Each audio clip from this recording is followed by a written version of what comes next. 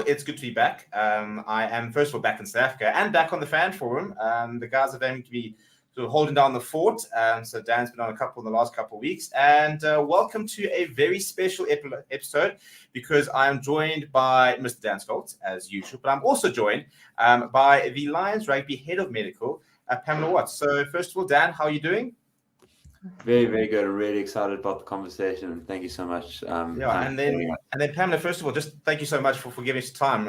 It's so exciting to be able to get somebody, especially as a Lions fan, to be able to get somebody out of the Lions and to get some more insight, because at the end of the day, we're also very casual fans, so any sort of insight we can get on what actually happens behind the scenes is fantastic. So thank you for giving up of your Thursday evening, and really looking forward to hearing what's going on.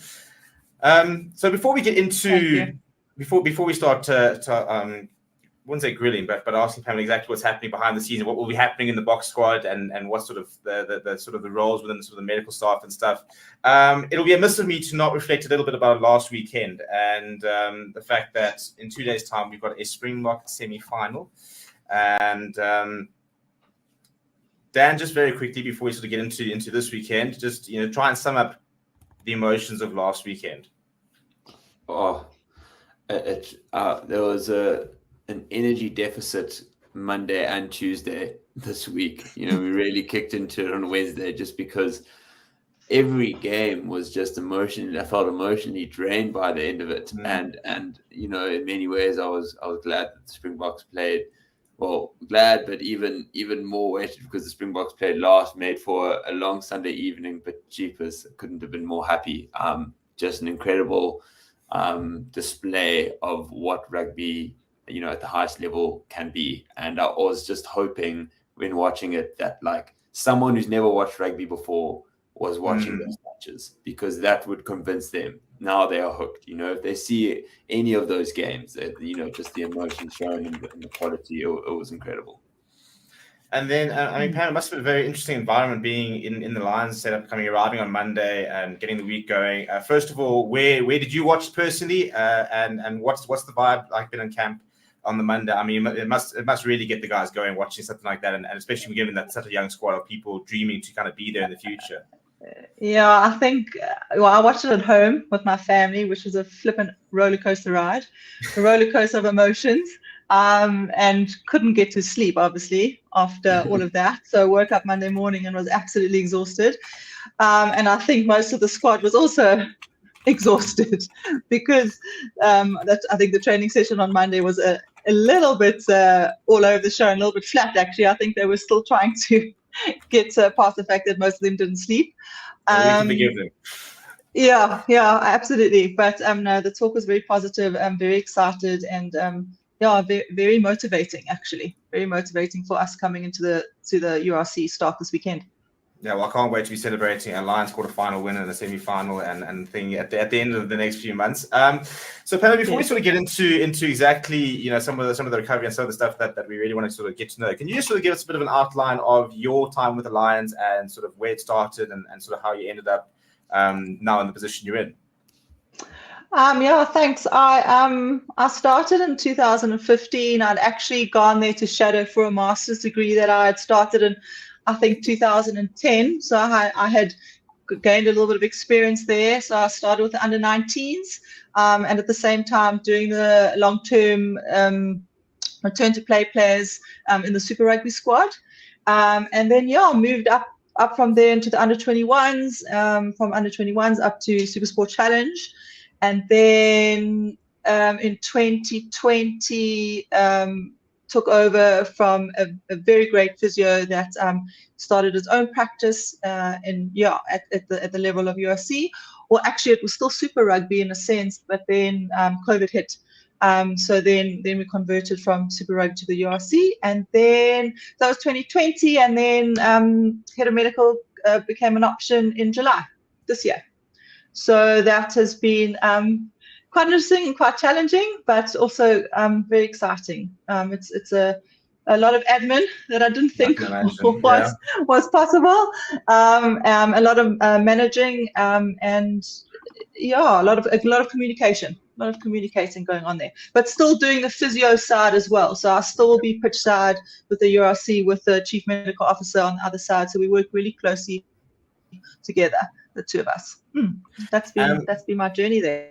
Okay, so the head of medical, can you sort of give us a bit of a breakdown? What does a typical, I mean, what does the Lions, for example, medical staff look like overall?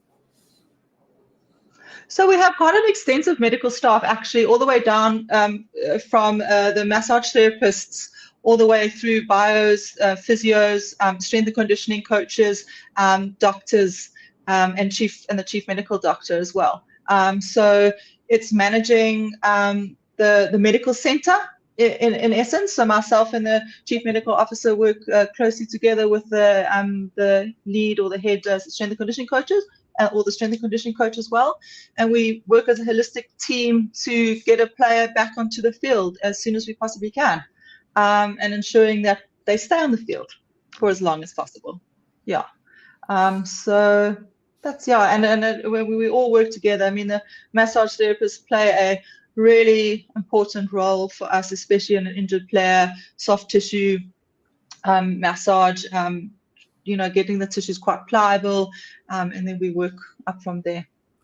Okay. Yeah. And so how big is that team? Because obviously, as you say, so we have 3 permanent massage therapists.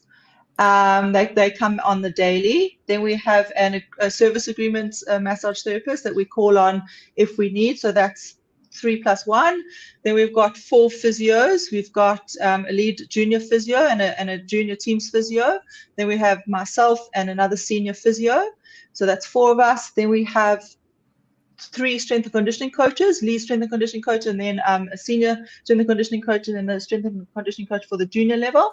Sorry, and then just to clarify, so you by senior and junior, so like for junior teams and then senior teams, hey? Yeah, sorry. Yeah. So when I mean senior, I mean the URC, and when I mean junior, I mean the under 21s, under 19s. Just so everyone understand. Yeah. And and then we have chief medical officer with the URC team, and then a sports physician for the under 21s and the Currie Cup.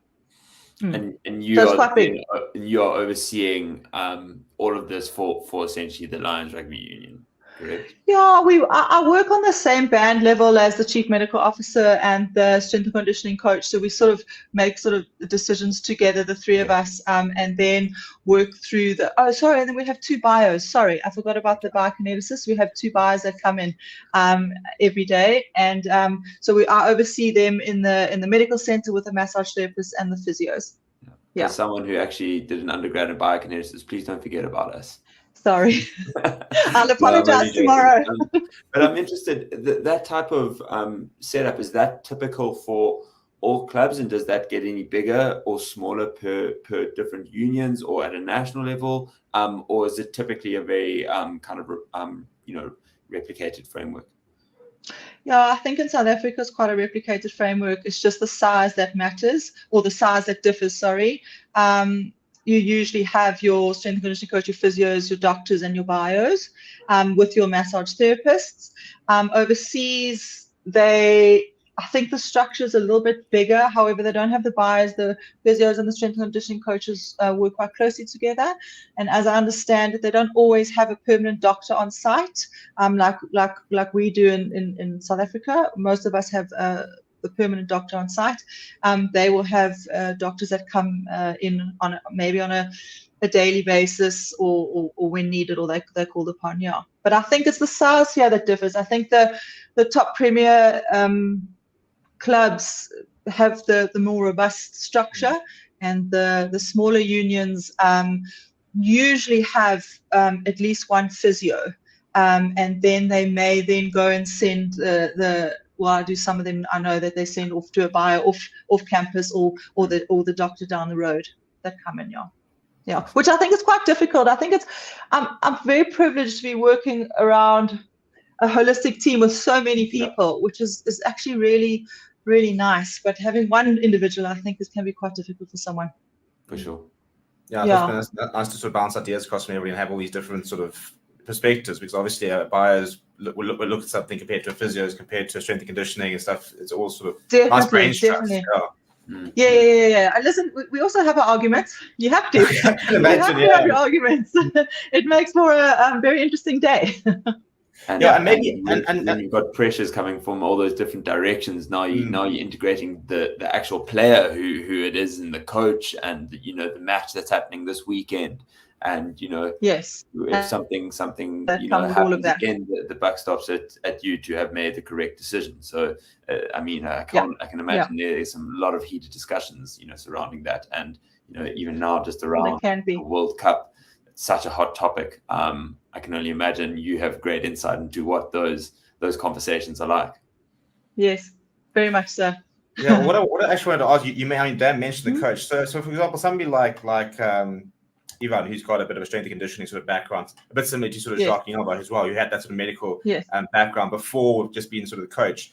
How much has that sort of helped with being able to understand your sort of position and stuff like that? Because I think obviously some coaches will come through and they can hear you say, listen, this player can't play for this reason or for this reason, or they're not fit enough for this reason, but they might not be able to understand. How much is it easier working with someone who's got that sort of background to be able to understand where you're coming from and not sort of be speaking to the layman all the time type thing? I think it can be yes and no. It can be easier and it can be more challenging because you can't sort of get something past him because he knows, he knows the structure. He was in the structure for so many years and he ran that system, so to his credit, we had a player that we were returning back to play, and we had put him on the field, and we came off, and he had actually challenged us on his biomechanics and his movement, and said he picked up something on that player. And we actually we all looked at it, and we pulled him from his return to play, and we pulled him off the field, and we got him off feet until we could correct that. He was battling with deceleration in different planes of movement, and Ivan actually picked it up more than we did. Yeah. So in that aspect, yes. Again, that's the whole brain trust. Yeah. And it's I think it's quite nice that we can have those conversations, that we can challenge each other and not take it personally and not have an ego, and actually turn around and say, sure, you know what, thank you very much. You're the one that picked that up, and we could hopefully get this guy back into play as soon as possible. Yeah. All right, cool. Yeah. And then Pam, just sort of the team environment. I mean, as somebody who's sort of been around the box quite a lot, and sort of the hallmarks of the entire team is how close they are as a squad, and it's more than just sort of the player relationship and the player and the coaches. That the entire sort of management team. Can you sort of give us a bit of insight? What is the environment like between coaches, your medical staff, your support staff, your managers, your players, and stuff like that? How does that whole sort of environment sort of work? Are there sort of, let's say, divisions, but is it sort of, do people sort of keep to themselves type thing, or is it just generally quite mixed up? I think it depends on the individuals that are within the coaching staff and within the different departments. I think if you are an individual that is open to communication and constructive feedback and criticism, I think then the communication channels are really good, and I think they flow quite nicely and quite easily.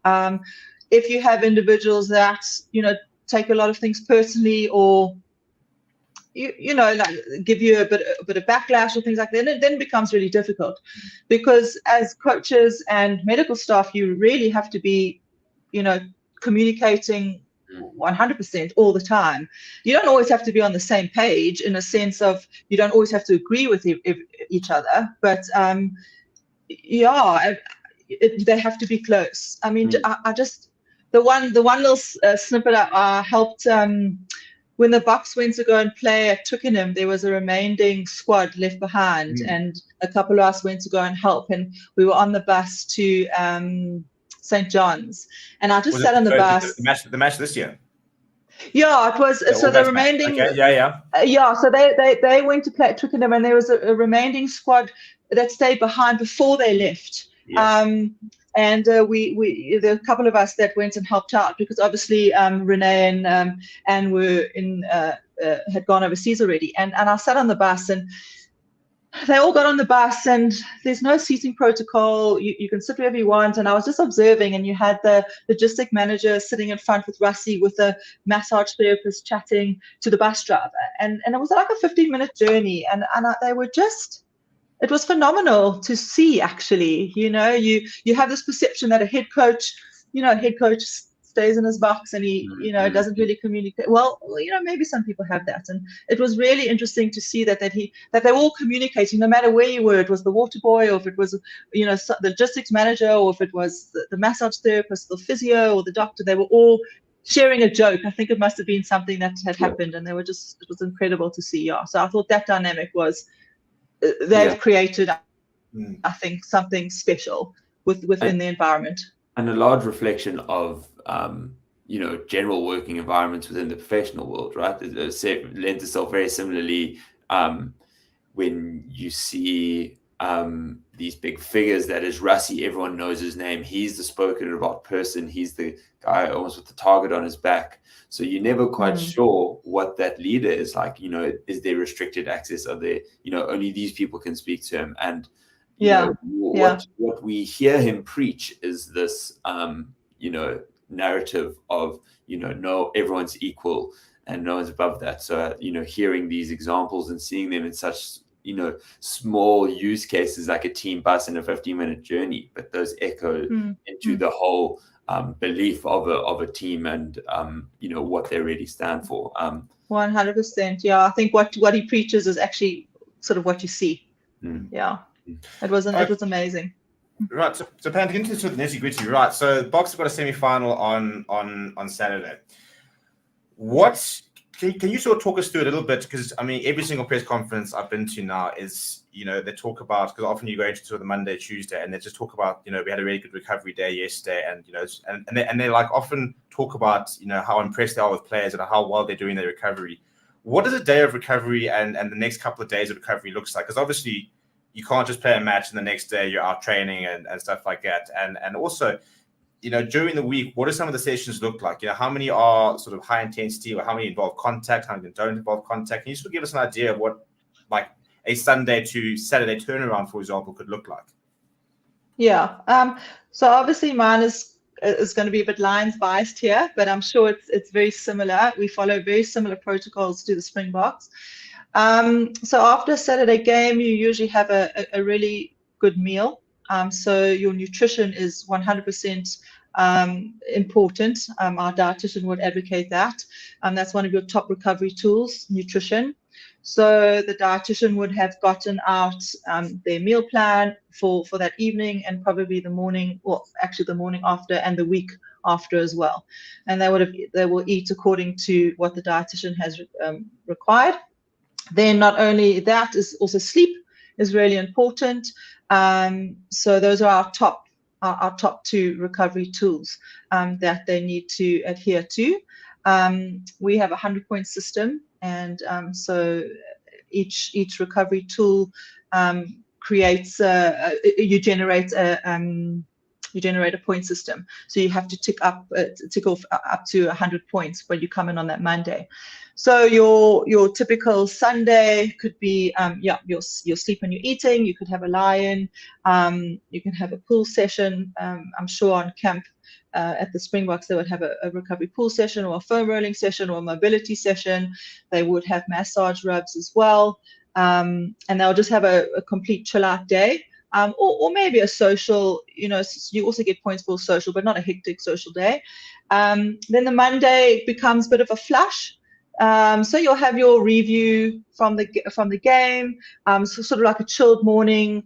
We do a recovery scoring in the morning, so they have to do a couple of tests that we then check to make sure that their scores are all okay.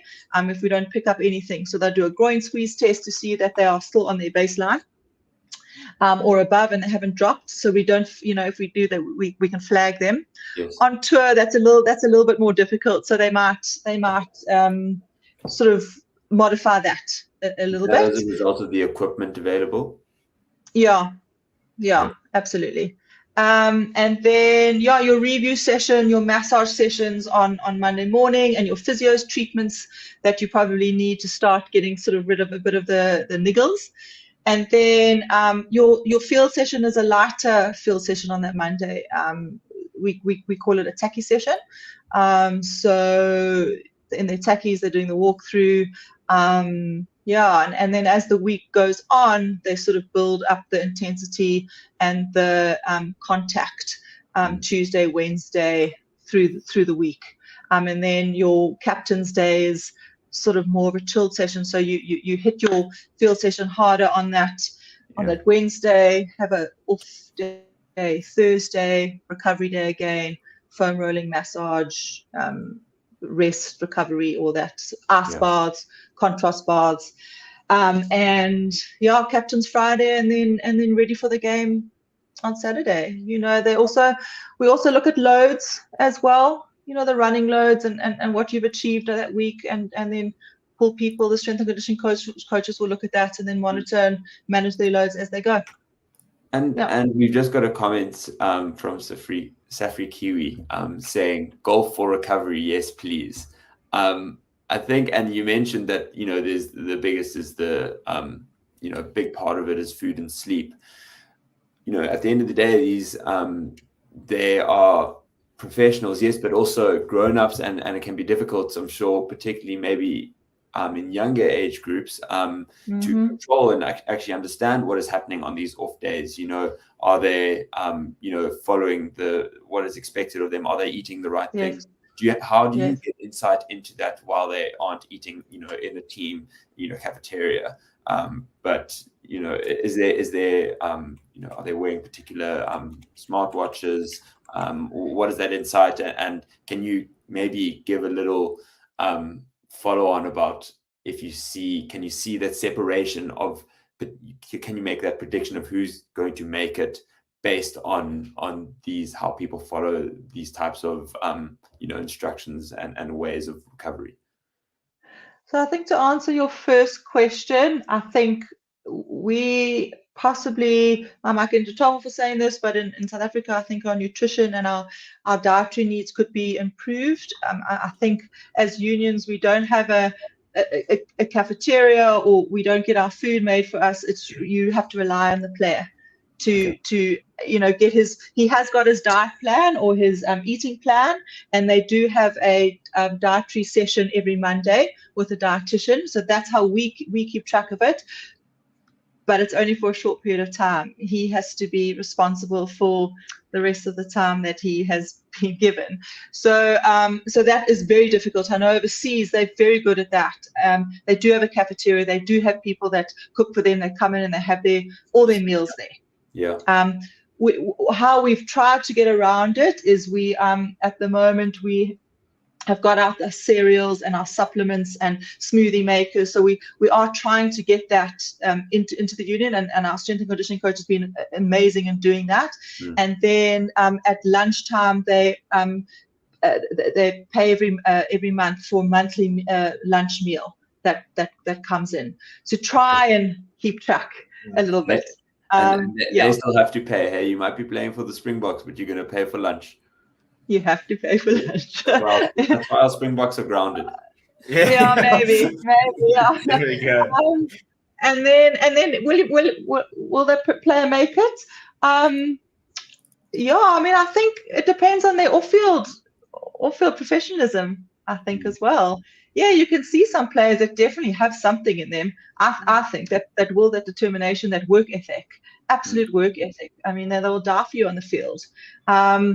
Whether that player becomes a Springbok, I think also luck has to do with it. Are they injury free? Do they suffer from a lot of injuries? That's a hard one. I love that idea of luck. I think people don't give that enough attention. We've had some of the best players ever who've had injuries and haven't. Then we've got some people as well who might not be, in the top 2 or 3 best players performing at the time, but there's suddenly a bit of an injury crisis, inverted commas. They get the chance, they take the chance, all of a sudden they become undroppable. So I think that element of luck is a very interesting one. Yes, definitely. We always say you've been granted this opportunity, you take it. And are there certain players that, sort of almost kind of arrive, and within the first month you kind of sit back going, here's a player, the way they conduct themselves, the way they train, the way they perform. Are there certain individuals where you go, yeah, that kid's really special? Yes.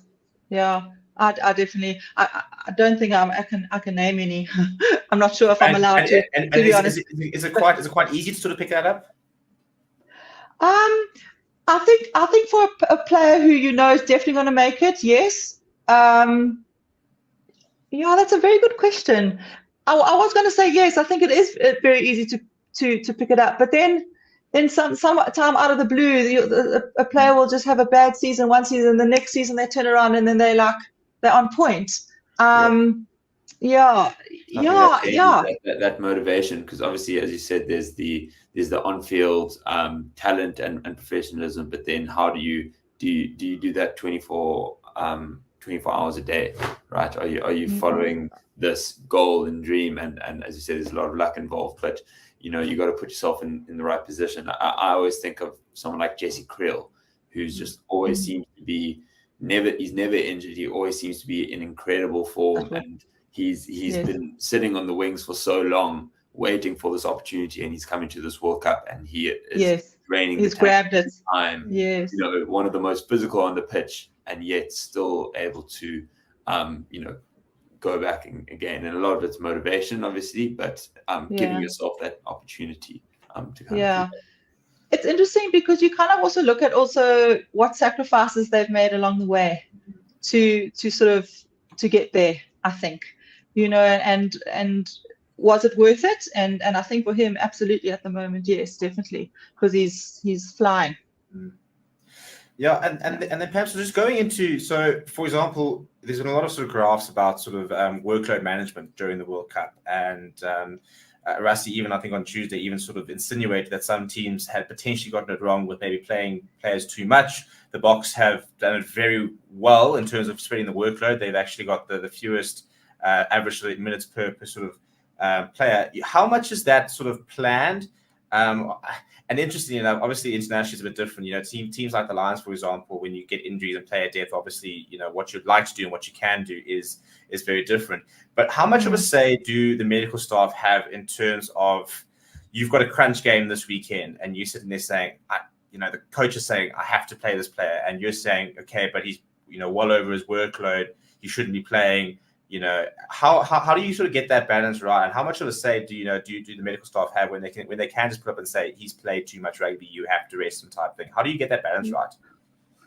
I think the best way to answer that is quite simple, as I feel is risk versus reward.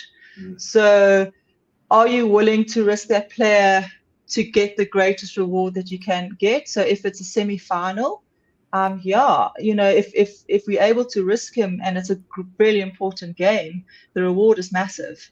If it's a preseason game, then you're not going to risk that player as much. So, sorry, you were going to say something. No, it's super interesting, and I mean, off the back of unlikely recoveries made, not just from Sia in he was at least given a bit of a runway, but was incredibly quick in that. But more specifically, Pollard and Lukhanyo both real question marks and weren't picked for the squad, so actually relied on an injury happening for them to come back in. They couldn't just integrate as we wished. Do you see that as one of those examples where it is the reward is big enough? If they, what is the assessment going into that? And do you think that they could play 80 minutes of rugby if need be, and at what level? That's a difficult question to answer, not being sort of privy completely into the system. But I think with Sia, that's a hot topic to debate. I'm not 100% sure if he had an ACL repair or reconstruction. The reconstruction time frame that we use is 9 months, and his obviously was 4, which is incredible. So you're sort of holding your breath in the first game, that he played, just to say, oh goodness, I hope he gets okay. But I think that maybe could have been a risk versus reward in a sense, because he's such a great leader. He's such a great influence on the field and within play. I think that could be it. I mean, I think you'd probably have to ask Jerome and Renee exactly the sort of thoughts process behind it. But he looks good, doesn't he? I mean, that was the biggest thing. That first game looked like he'd never been away.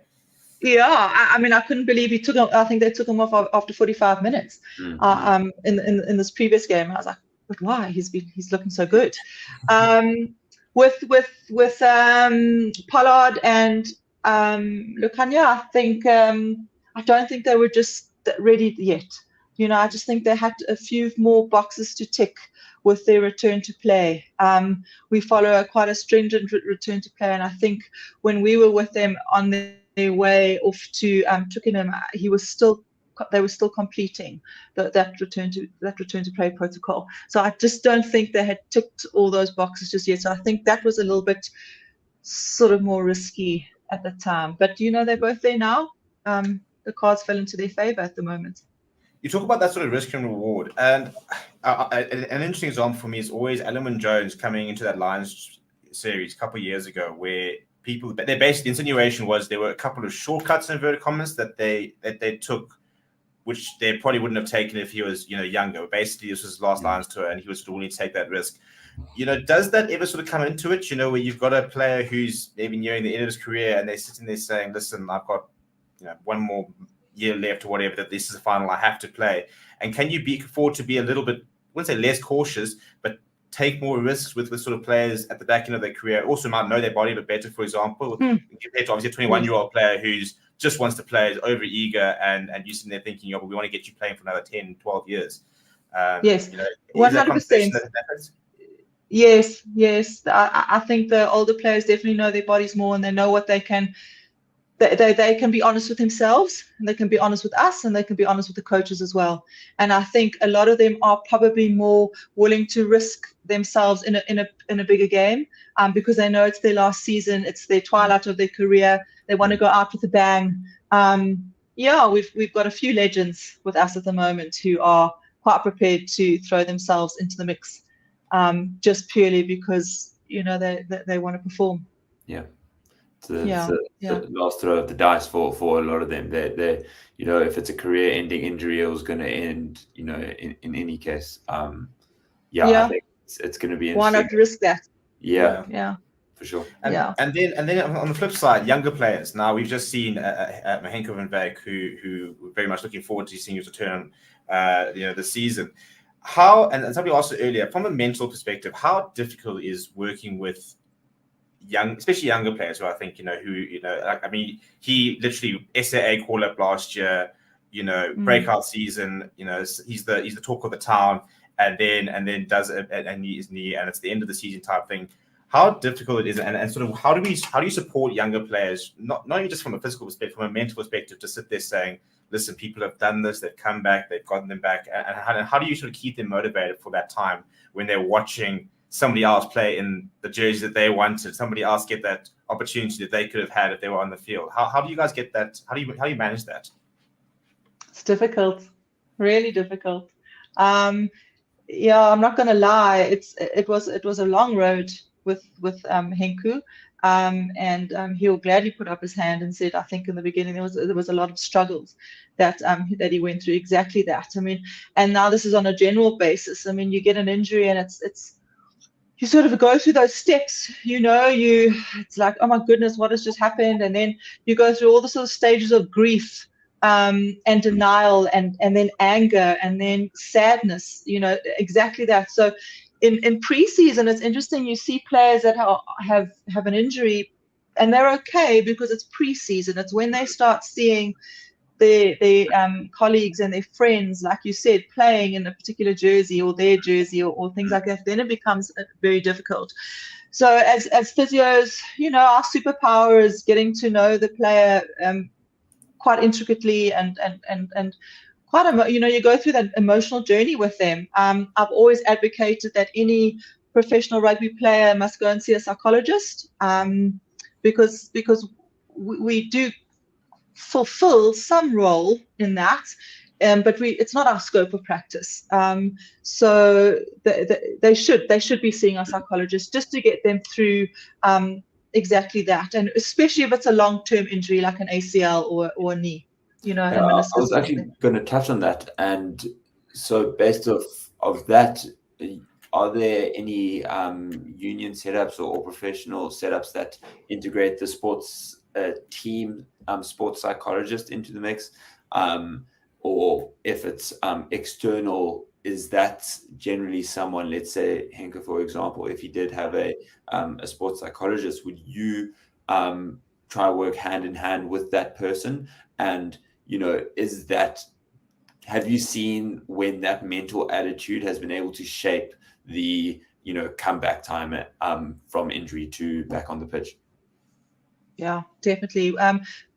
Pre-COVID, we used to have a psychologist, Trevor Hall, that was with us in-house, and it was phenomenal. He used to run an ACL group on a weekly or bi-weekly basis, and you could see the change in the players, sort of the emotional support. It was someone that who wasn't associated with the brand, that they could just speak freely with, and he still sees some of our players. So after COVID, sort of things sort of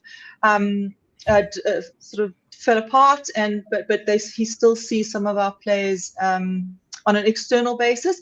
It's a little bit more difficult to then integrate between the physios and the psychologists then, but when they're in-house, I think you again also have to work really well together, especially knowing, not necessarily knowing the intricate details, because I think that's between the psychologist and the player. That Right. doesn't, you don't need to know exactly that, but I think you kind of need to know sort of maybe the coping mechanisms, how to spur them on, how to calm them down, how to lift them up, how rational or irrational they can become, and we can help them in that aspect. Yeah, it's vital, absolutely vital. And my players actually have a psychologist that they also make available to the players as well. So lots of players use them as well.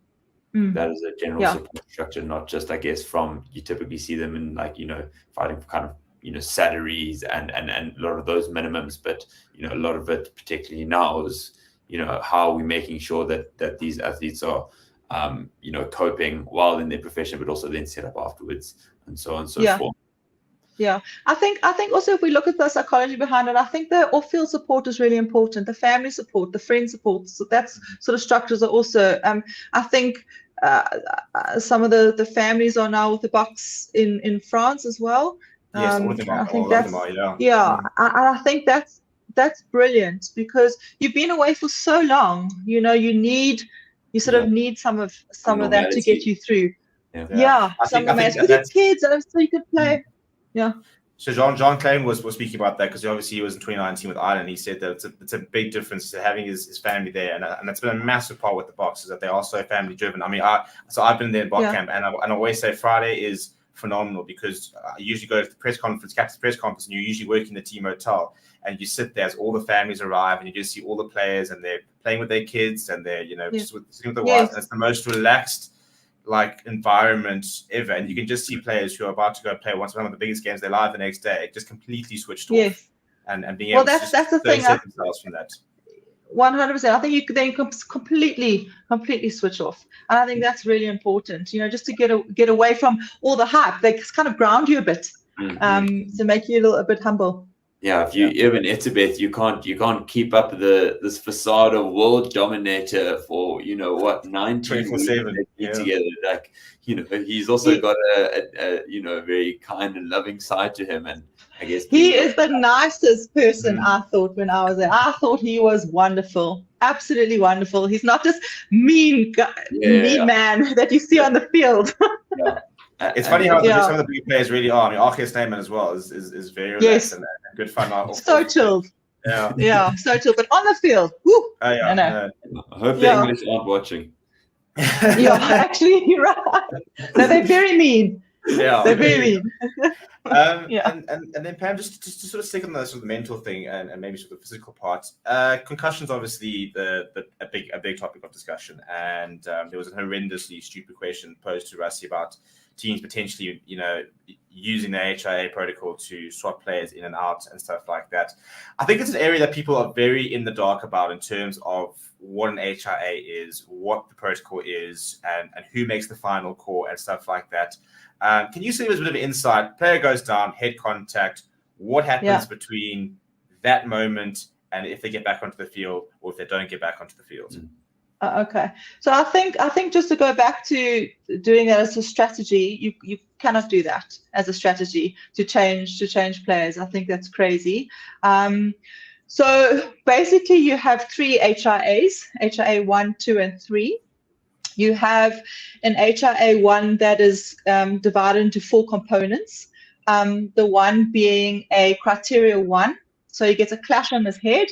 And has he sustained a criteria 1 symptom, being loss of consciousness, definitely passed out? Is he dazed and confused? Is he walking? Is he stumbling around? Is he slow to get up? So there's nothing suspicious about that. You don't suspect anything. You know for definite that he is concussed or a head injury. That's criteria 1. Then not only that is that there's a video review process as well on the side of the field with a match day doctor. There's also a clinical evaluation with the doctor as well. And then you go through all of those steps, And is that match day doctor a neutral, or is that the Lions doctors doing that and the Bok doctor? No, he's a neutral. So we have the so we have the physio on the one side, the team doctor on the other side with the match day doctor, and he is this sort of he's the neutral guy. So he those are the 4 criterias, or the 4 steps. So if it's a criteria 1, he's removed completely, and he's not allowed to come back onto the field. If you suspect that he may have a concussion, like you're not actually quite sure, then he is taken off for an HI. So then he's taken off for concussion, the first one. Yeah. If you suspect that he may have concussion, then he is then taken off for an HIA1. Now that is then completed by the match day doctor, not the team doctor, because the team doctor will have a particular bias, I assume, to that. So then they go and they do the assessment and all of that in the review. That is a 12 minutes. 12 minutes. You can't get back. Even if you're symptom free, you cannot get back. If you pass that, you cannot get back within 12 minutes. You have to sit out for that 12-minute period. If obviously you're suspected and you fail that HIA1, then you can't come back to that field. Then that replacement becomes a permanent replacement. Yeah. Then what happens? So let's say he failed his HIA1. He then the game finishes. He has to complete a HIA2 within 3 hours. Of the game completion. Now that HIA2 is an early concussion tool. So remember, concussion doesn't always come, or the symptoms don't always come straight away. You then have, they may come later. So your HIA2 then picks up an early concussion. Then you have the HIA3 that has to be done within 36 to 48 hours post-game. So that usually happens for us, usually on the Monday morning. And then that would pick up or disregard a late concussion. So it's quite a strict head injury or concussion protocol. And then what's interesting, so if then there's now a game within 7 to 10 days usually, and that player had a confirmed concussion, but he's asymptomatic, you're not allowed to put that player onto the field unless he goes to see an independent concussion specialist, so a consultant, yeah. So we are not allowed to put that player on the field. He has to go and see someone independently. Yeah. So it's really evolved over the last, over the last few years, the concussion protocol, yeah. And those sort of tests, I mean, it's been a long time since I played rugby, but back in school we used to have to do like baseline tests as a thing. Is it those sort of things where you do a baseline, then you go and do those in the tests and sort of see how are those sort of some of the sort of tests that are doing? What do sort of the tests look like? Yeah, so everything in the beginning is computerized, and you do your baseline testing. So every player, and I think from school now still, that you have to do it. You have a baseline concussion test, and also there's now loads of studies. So there's a large base of normative data out there. So you can't remember. I think back in the day you could try and cheat the system, and you could try and fail that baseline concussion test. So when you redid the concussion test, you look smarter. But you can't do that. You can't do that anymore because there's so much normative data. So it's computer based on an iPad. The doctor will sit there in a SCAT5 sheet. You have components. You have a memory. You have a balance. You have numerical. You have to recite various words forwards and backwards and things like that, and then they score that. It's sent straight through to the database with all the results, and then it comes back to say whether he's sharp or not sharp. So not quite just what's your date of birth and what's your dog's name type thing. No, not anymore. Not anymore. Yeah. It's quite extensive. Yeah, it's really I think it's really changed any problems that happen later on.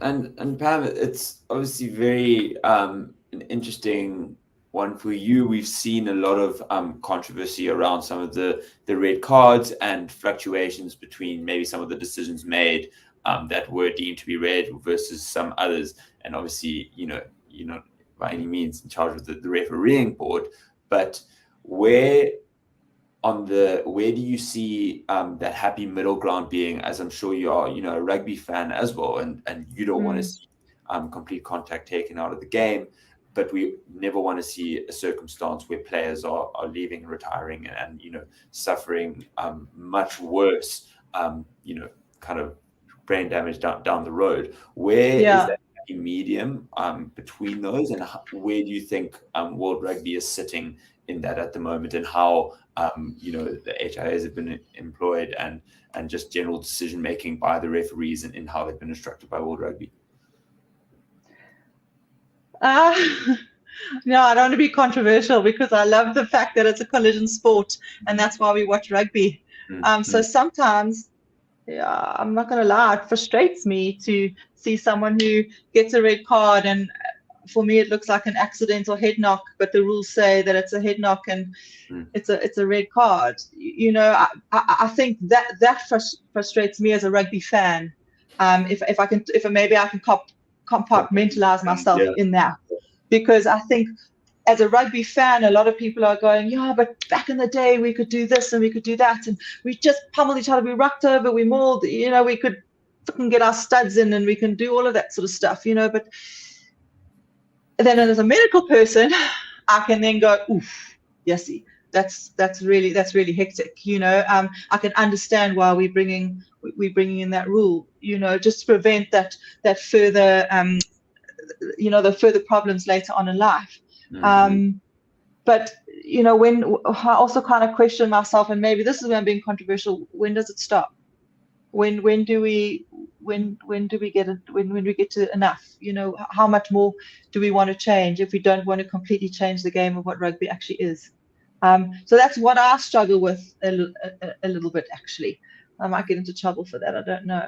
But as a medical staff, are you sitting there when you guys watch the game? How much is it? Do you pick up and place on sort of aspects that you're sitting there thinking, like when they bring in rule changes and all of a sudden, maybe there's like certain injuries maybe aren't as prevalent or whatever, or if there is a change in sort of the amount of concussion, stuff like that. Have you noticed is there a point where sometimes there might be a rule change, or there might be, even though the team plays a bit differently, and all of a sudden there's a bit of a difference from a player welfare point of view? Have you seen those kind of situations before?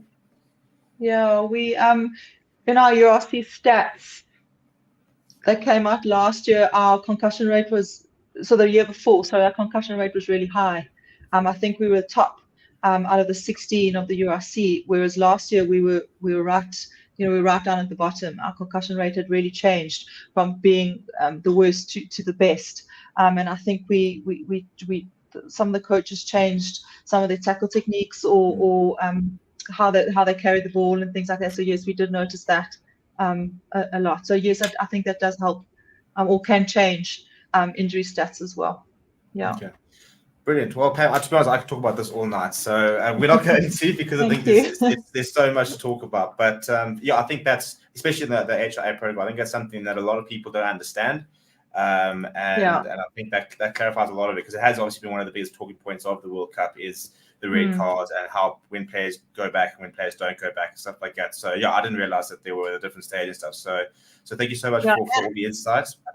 You're welcome. Now I was about to say also there's also a graded return to play as well post concussion. So they have to go through a whole graded return before they can get back onto the field. So it's quite a elaborate. And does that depend on like sort of, I don't know, so the level of concussed that they are, or is it sort of like regardless of the extent of the injury, it's the same sort of return to play type thing? It's well, remember I said if they were asymptomatic, they go and see the independent guy, and if they see the independent guy and he says that's great, then they go straight back into the field. But if they are concussed, they're out for 12 days, and they have to go through stage 1 or day 1, 2, 3, 4, and that operates, and doesn't matter how sort of concussed you actually are, you can't really. There's no real scale, I guess. Exactly, but there's a whole index, the inventory. There's a headache scale. There's a headache dizziness inventory, and all that sort of stuff. But so you do get lots of symptoms, I guess, in that, and you have to be symptomatic. I mean, you have to be asymptomatic to be able to complete that HIA3, and then you can start your return to play, and then that's a light jog for 20 minutes, and then you don't get symptoms after that. Then you can progress the next day. Only 24 hours. You can then go to a gym program, and only after that 24 hours you move on to something else. So it's essentially it's like really a tick box extensive exercise. You can there are it's a bit like with the box mentioned that there are certain targets you have to meet these, whether it takes you 20 days, 30 days. You have to meet these, and you will not play until you do. Absolutely. And if you get symptoms on day 2, but you didn't get symptoms back on day 1, then you go back to day 1, and then you have to start it again. That's interesting. Yeah. So it can take a very long time, and then it's a very long time. It becomes a bit more complex, a little bit more of a complex concussion, and that's sort of post-concussion syndrome. That's a talk for another day, I think. But Cool. Well, I think we're going to have another day based on this. I think there's so many more questions that a lot of people were asking. So, Pam, we won't take up any more of your time. Thank you very much. You've got a URC finalist in the Stormers to beat this weekend. Yes. So hopefully the preparation as well. I'm looking forward to getting to Ayers Park and seeing the Lions this weekend. Just very quickly, are you going to be there? I won't be there this weekend, but I'm hoping to get. I actually haven't been to the park since COVID because I've started doing all the working and stuff like that. So it's my goal this year is to get there before the end of the year. Okay, come say hi. Come say hi. Tell me that you come in, and I'll organize something. All right, brilliant. Yeah. In the HIA room. Yes, you can see what happens behind scenes. HIA. Yeah. I mean, I'll make sure to do an HIA test. Yeah. Those HIAs were hard at school. I remember doing those baselines and not knowing what was going on, and that was when I think you should do one now, because I can't even do them now either. So they've got even harder. Brilliant. Yeah. And then, just very quickly, do you run your own practice and stuff like that, or is it just? I don't. I used to. It's just got too much, so I don't. Yeah, I'm full time there at the Lions. Yeah. All right, cool. Well, then perfect. Right. So then everybody, when we see Henker make his return, then thank you for all the work you put on him, and please keep our Lions safe, because we need to see a lot more of them at the World Cup in 2027. And then Dan, thanks for joining us. To everybody else, don't go away. We're going to hand over to Chris and Wes. So they're going to be taking you guys through this weekend's fixtures. Chris is going to talk about the fact that the Stormers are going to lose the Lions. Wes is going to give us a bit of analysis on where England are going to go wrong this weekend. And we'll then obviously be live over the weekend. So Dan, thank you very much. Pam, thank you again. Have a fantastic evening further. Thank you. Thank you, you too, guys. And we will see you guys all very, very soon. Cheers.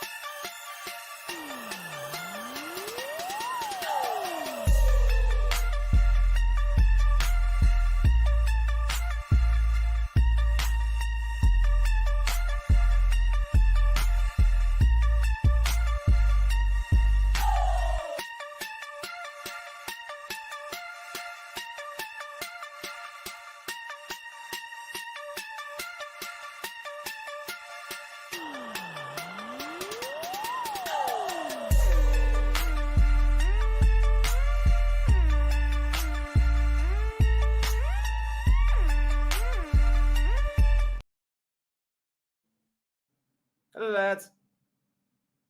TV.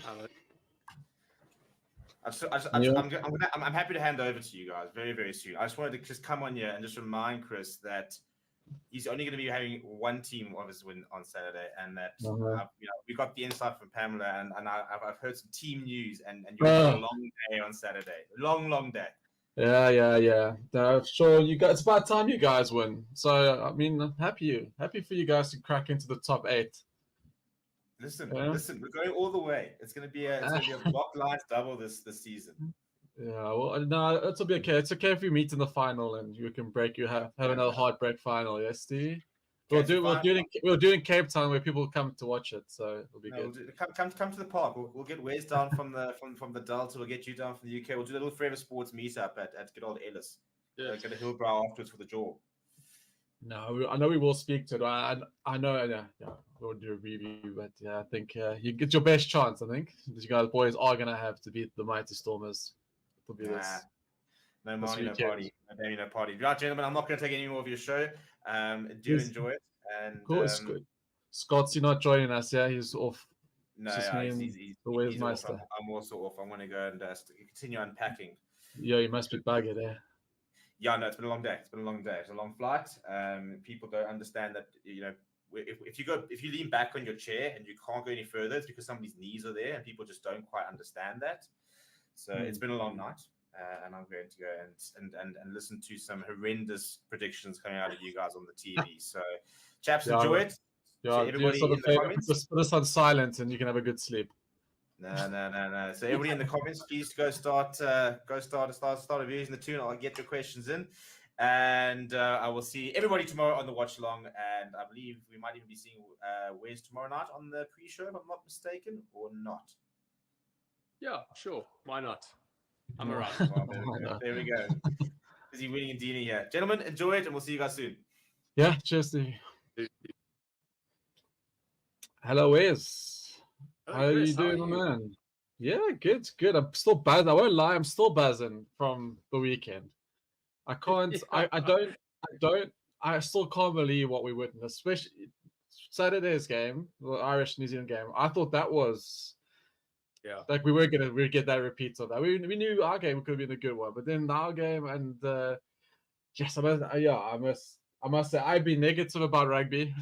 I had a few things to say about the Boks, and now I'm feeling like the 16-year-old Chris that loved rugby and going to Newlands and just reinvigorated. This is something that's been, I think, the biggest challenge for the Boks and probably New Zealand as well. Is exactly this is overcoming this feeling that we're feeling. I mean, imagine we're feeling this way now. So can you imagine how the Boks and the All Blacks are feeling? This elation, excitement, this absolute, like they're so pumped, but they have to come back down and they've got to reset and they've got to do it again and find that hunger because everyone points to England in 2019 against the All Blacks playing their final in that game. And it's a real thing, and both these teams, you feel like New Zealand, and I say this lightly, and I hate the word should. I hate the word should when it comes to sports, and I hate the word should when it comes to World Cups. But New Zealand should beat Argentina, and South Africa should beat England. But it's that sort of mindset that potentially that if they've not come down and they've got themselves back up to the right levels, could be in for a very rude awakening. Yeah.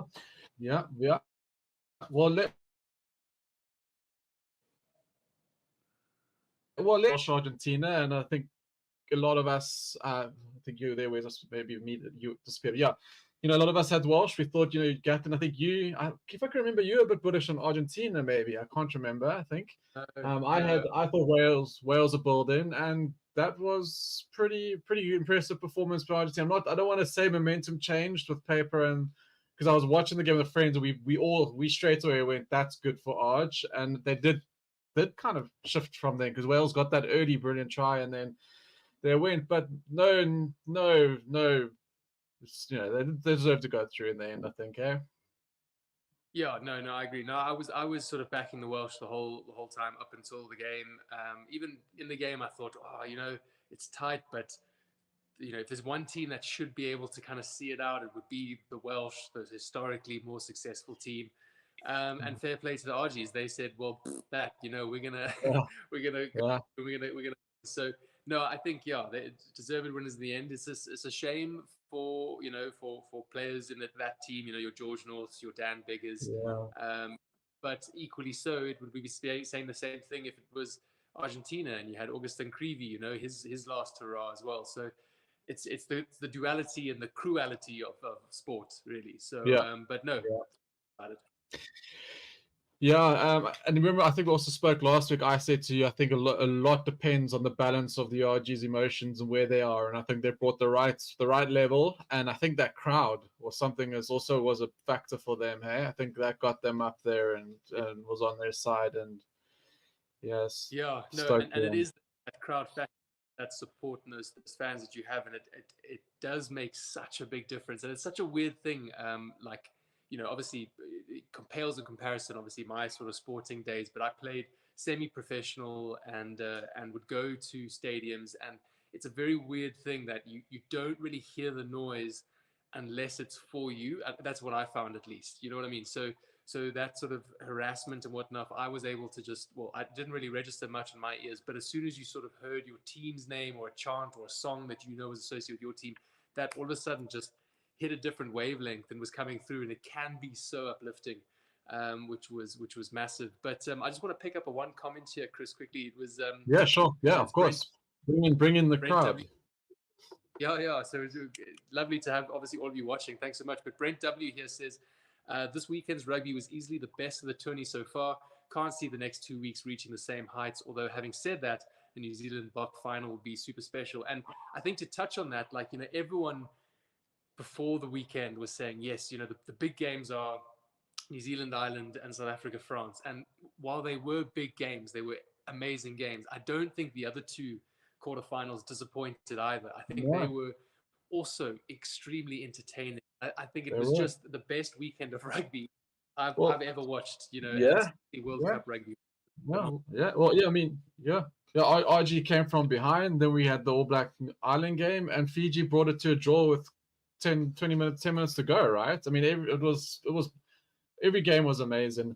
I mean, yeah, look, as buzzing as we are, and I don't want to take any away from Argentina and how England we did think England could sneak into a semi-final, but how buzzing would we have been if those were semis and now we're straight into the final? This week we'll be but we're gonna have a little bit of this. It's going to be a good weekend of rugby as well. And so the weather's coming in, so we might see different stuff.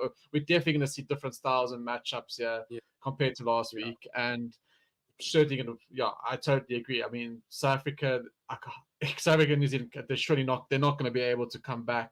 But we'll discuss that in the previews. But they get onto the New Zealand Ireland game.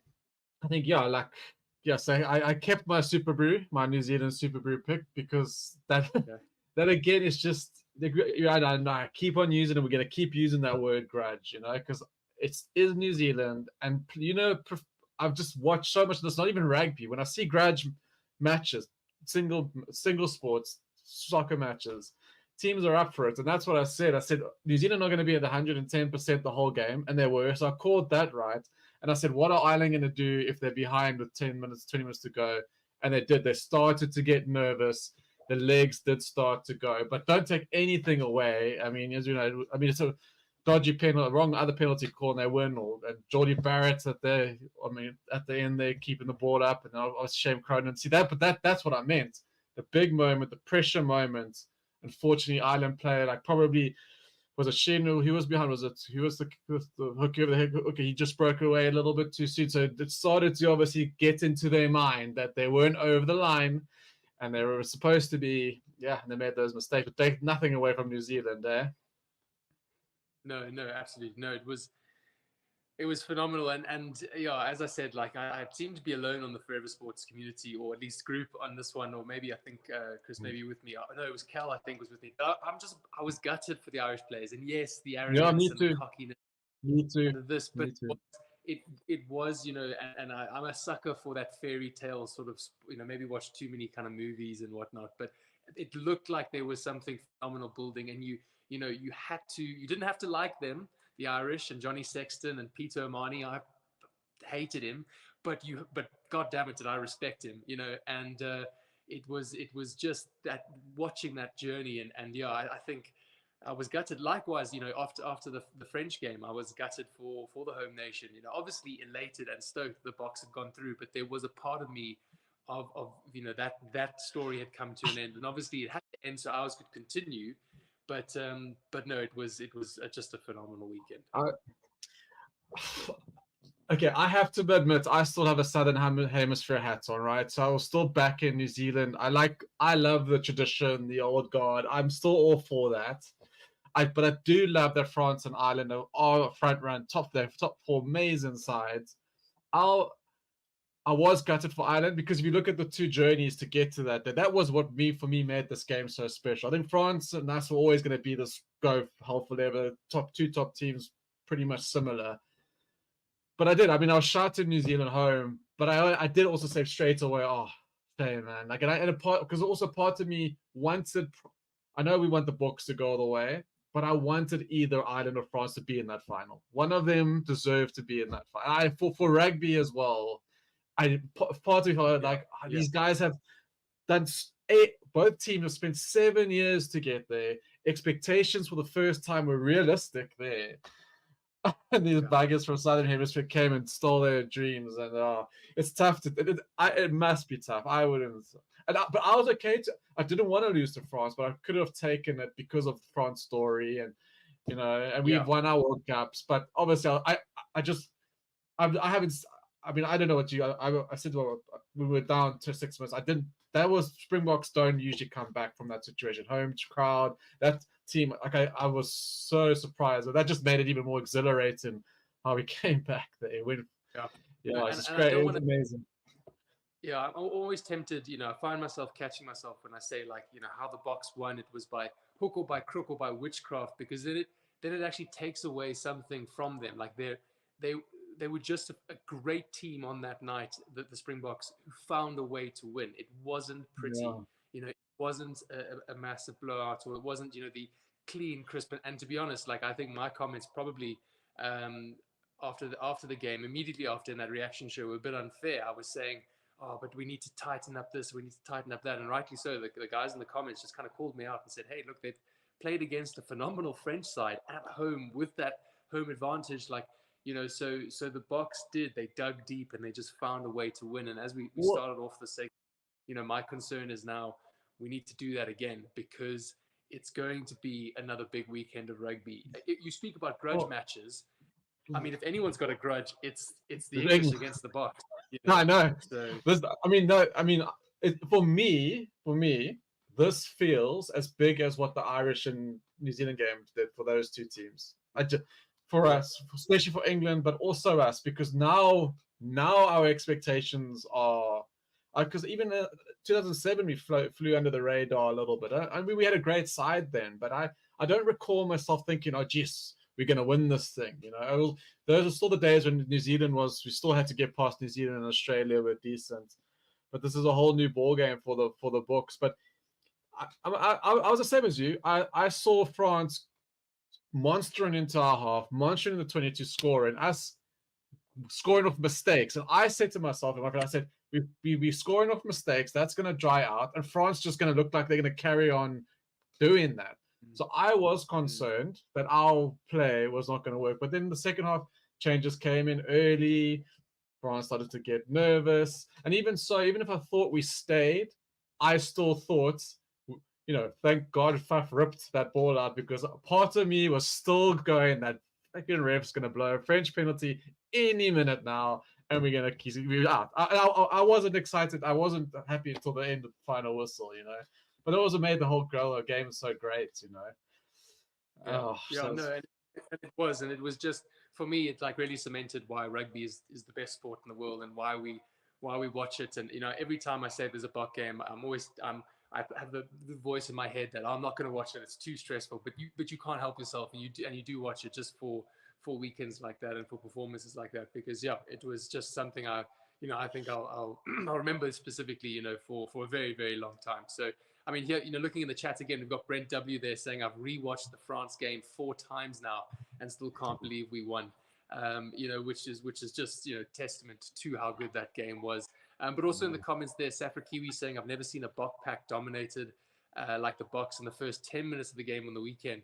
Yeah, so and that was something that was quite different, where the forwards didn't really seem to be doing what we expected them to do, and it was almost a bit reminiscent of the Ireland game where they called them the bomb diffusers, which is a term that really annoys me, but fair enough. They did the job. They came on and they spoiled things. So it was a bit a little bit concerned. But as I said, they dug deep, and then Eben Etzebeth putting on an absolute performance. And I've seen lots of different pundits and shows and whatnot talking about he might be one of the best forwards to play, and maybe even potential nomination for Player of the Year. Yeah. Well, this is the thing. What I noticed in our game, you could see the attention to detail of the Springboks. Like Eben, he deliberately, you could see he tried to push it back, like to think on that spot, because usually the hand comes out, it goes forward. To take that scrum off a mark. I mean, there's just Colby's charge down. All of these, you could see the Springboks are so hyper focused on the small. You could see that it's almost like they are trained for that. They're making the small margins count for themselves, and then the whole one team, one dream of getting back to it, getting back. And I must say, going for that try, I think it was 67 minutes, right? 6 minutes behind, you got Pollard on the field. That was a penalty. We go back for some more, right? The fact that South Africa went for that try was also South Africa just being completely they're just keeping everyone on their toes all the time, and I think that's great tactics, and that's probably what, besides this whole goal that these guys want to win this World Cup together.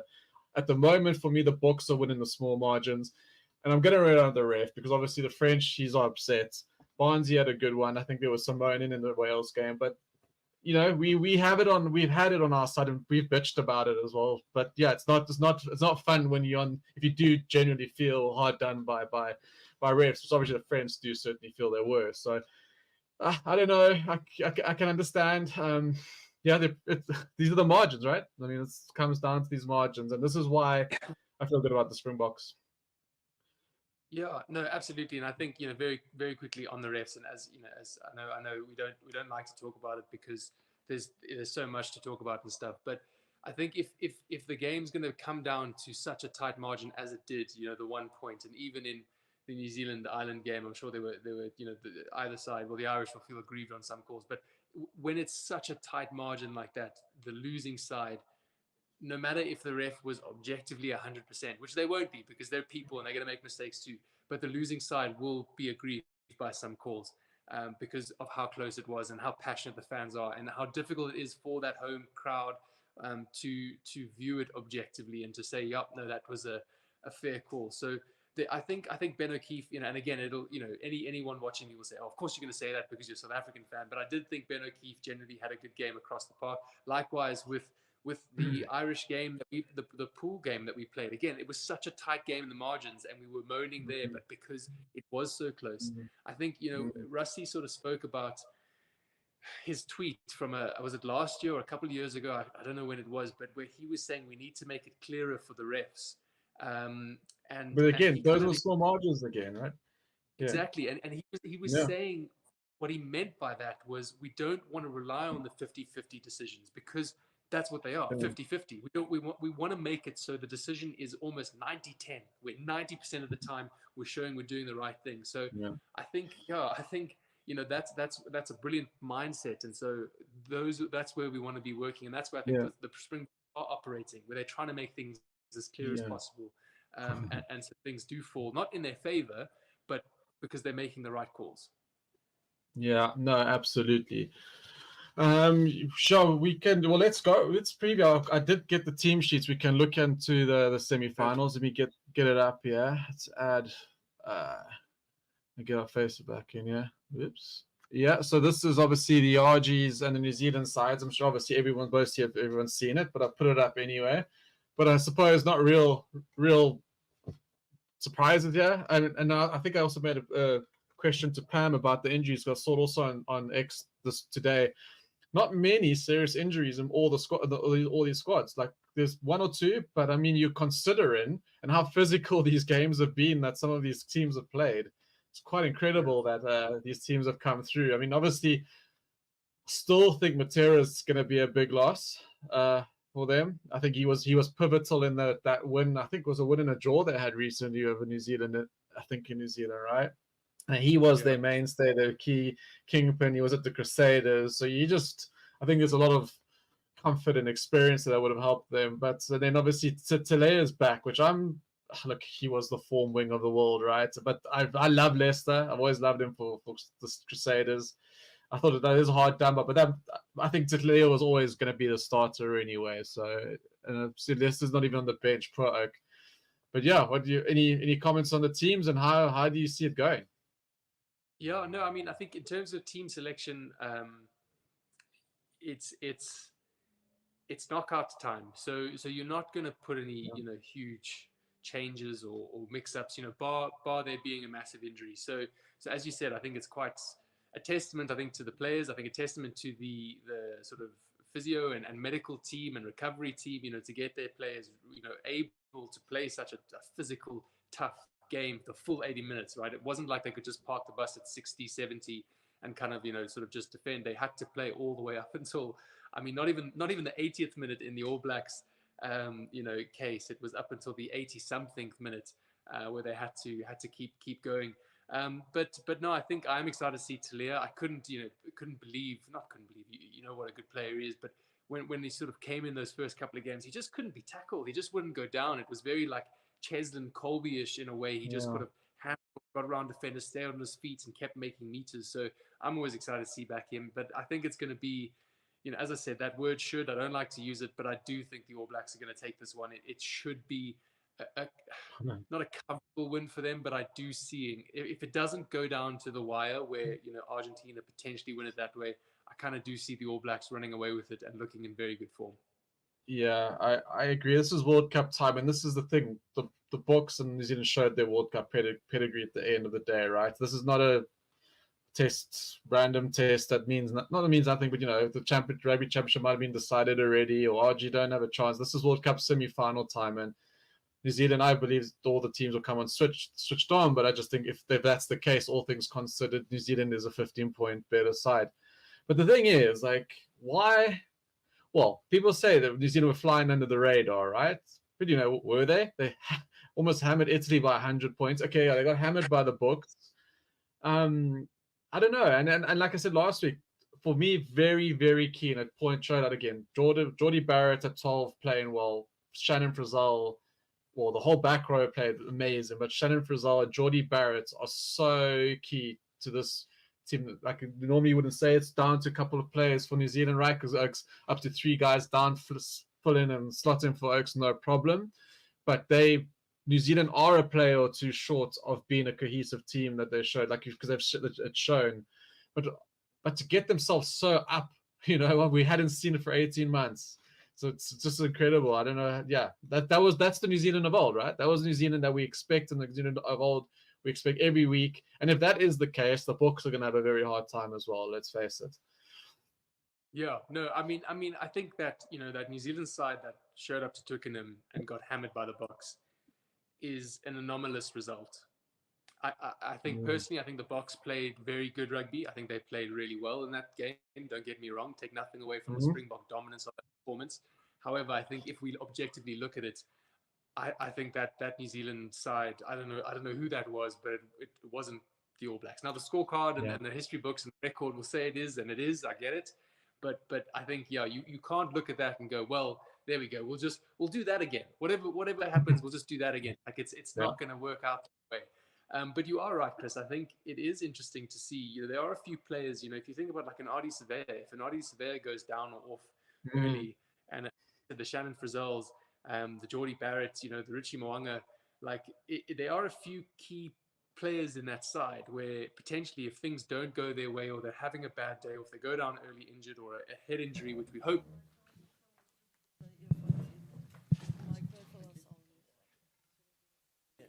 Sure. Morning. Bonjour. Ja, so wat van even... Is it earphones?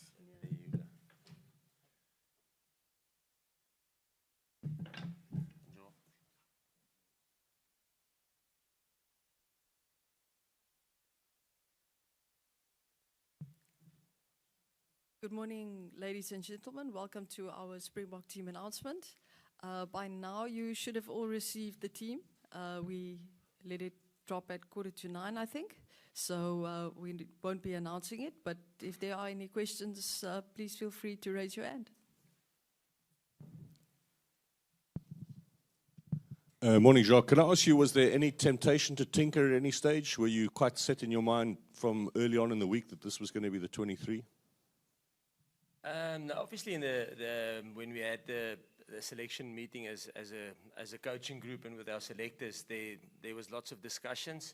But at the end of the day, we felt that there was everybody that played on Sunday had a proper performance. You know, as an individual and as a team, they played quite well together. So, looking at that, we decided to just go for continuity. And there was no injuries from a medical point of view. There was no injuries to anyone. So from a performance point of view, there wasn't any reason to change, and from a medical point of view, there wasn't any reason to change. So we decided to keep it the same.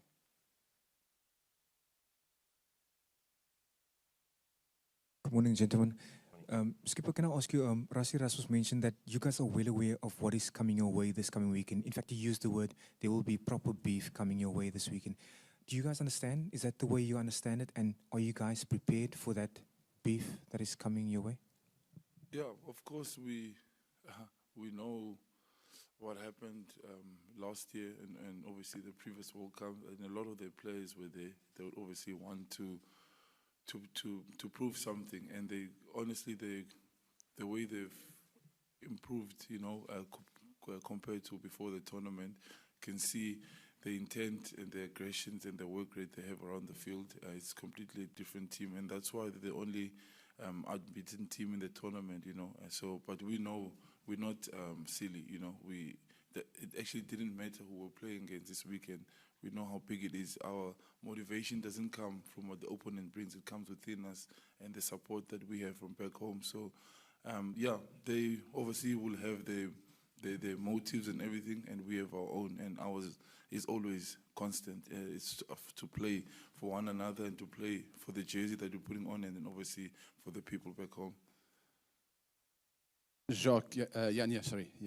It's a two-part question. The first part is, you've had some really physical games, Ireland and France. How will that impact on this game? Do you think it'll have impact? Are you comfortable with your team? And the second part, in what aspects will England challenge you that Ireland and France didn't challenge you? What aspects of the game? Yeah, in terms of the physicality, like I've mentioned last week, the World Cup's actually, the duration of the World Cup is actually a long tournament. So that's why we went with the mentality of rotating. So if you think about it, the majority of the group that played in the quarterfinal played against Ireland. So, and if you talk about physicality, I think that Tonga game was probably one of the most physical games that our players told us they played in.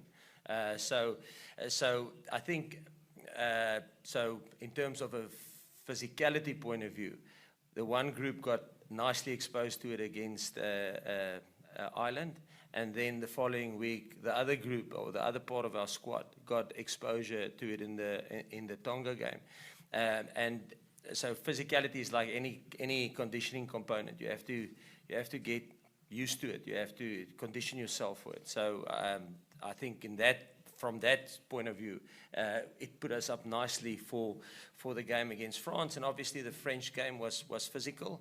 But like I said, listen, there wasn't, we went out, you know, our policy in terms of training. If you can't train on Monday, you can't play.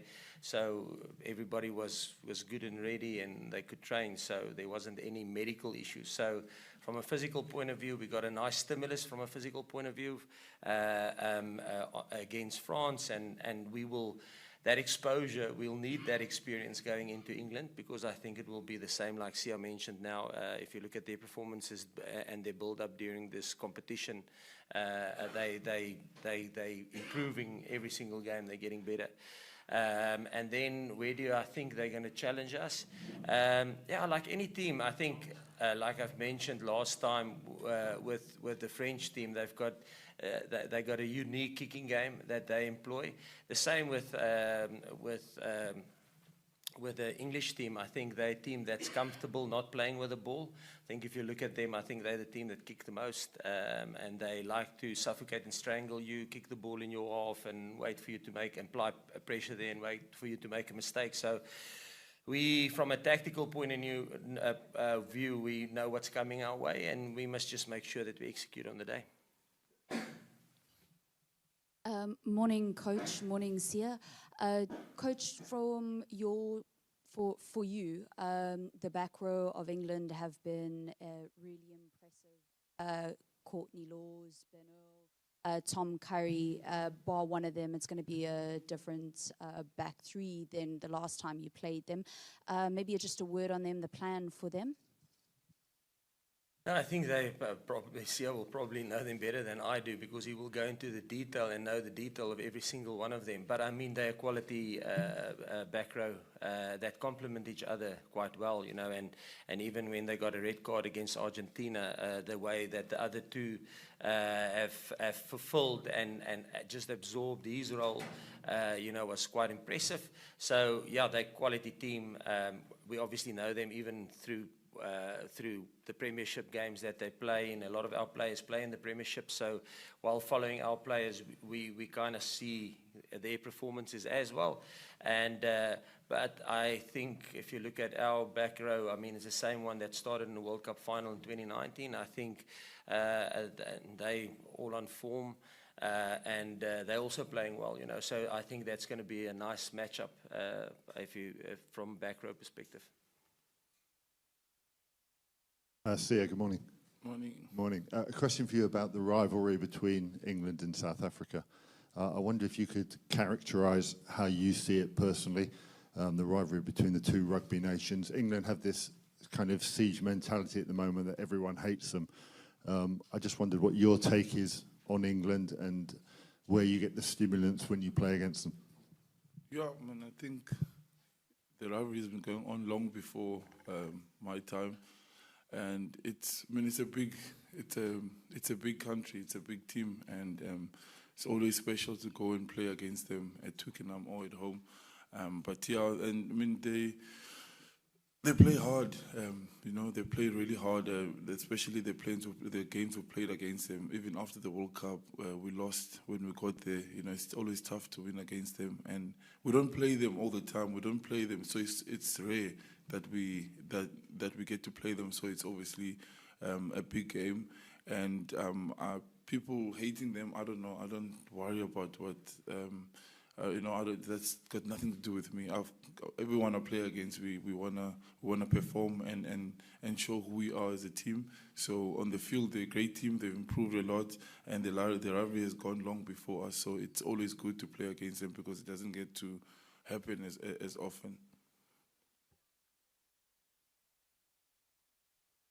Jacques, if I can just ask you, how have England improved since the last time you encountered them in November last year?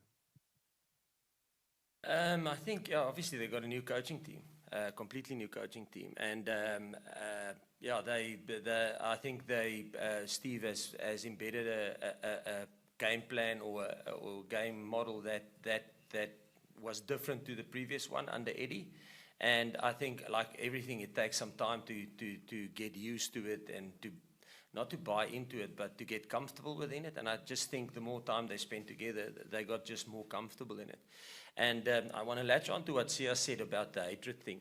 I must say, with us having players there, so we obviously go and visit our players like Andre Esterhuizen at Harlequins, like Vincent Koch when he was still at Saracens. And I must say, we've always been met with open arms. When we went to Sale to see the De Pre brothers and Foff and Luat when they were still there, I mean, there hasn't been one club that we've wanted to visit that showed us a way. They always open it up to us, so they are really, really good with us. So from a hatred point of view, definitely not from our side. The relationship and working relationship within the regulations of Regulation 9, they really are open and honest. No, obviously not giving any secrets away, but I mean they don't deny us access if we are within the regulations of world rugby. So yeah, we certainly don't hate them. Hi Jacques, Derek Foley from Ireland here. Could you just you've won a World Cup, you've won a World Cup without the URC, and now you're trying to win a World Cup with the URC. Could you just tell us what the difference between the Six Nations teams you've noticed and the Rugby Championship teams? What is the melding into Europe given you? I think the big difference is obviously probably from a how can I put it? There's multiple factors, but the first one is obviously the weather. So in the Southern Hemisphere, I think the game has the tendency to be a little bit quicker because we always play our games, a majority of the times, in good fair weather, hard pitches, where when you play in the URC and you play over December, January, February, I mean, and you go and play at Connacht, or you go, I mean, it can be treacherous. So you have to adapt your style of rugby to get a result. Where I think in the Southern Hemisphere, you pretty much it's the odd game that you will have to adapt your style of play to fit in with the weather conditions. And then the other thing is from a coaching point of view, because you play a Welsh team and you play a Scottish team and you play an Irish team and you play a South African team and an Italian team, every country has its own unique style of play that you have to coach against. So you get exposure to a lot of different coaching styles and methods, and can I put it? Every team country has his own little soul, how they see rugby and how they play rugby. So you have to adapt to that. And then obviously refereeing, you have to adapt. This week you'll get a Scottish referee, the next week you'll get an English referee, the next week is a Welsh referee. So, and then I don't even talk about the playing surfaces. Then it's a 4G pitch, then it's grass. So I think that you have to be a lot more adaptive. In the Southern Hemisphere, probably altitude is the one thing, and the time zones, the travel that you have to adapt to, which is something in the Northern Hemisphere. I mean, if you at Munster and you play in Treviso, that's probably the longest journey you'll face, which is a couple of hours. It's literally in and out, where if you're in the Southern Hemisphere, it's 2-3 week tours that you have to get used to in different time zones. So I would say that's probably the difference in the two competitions.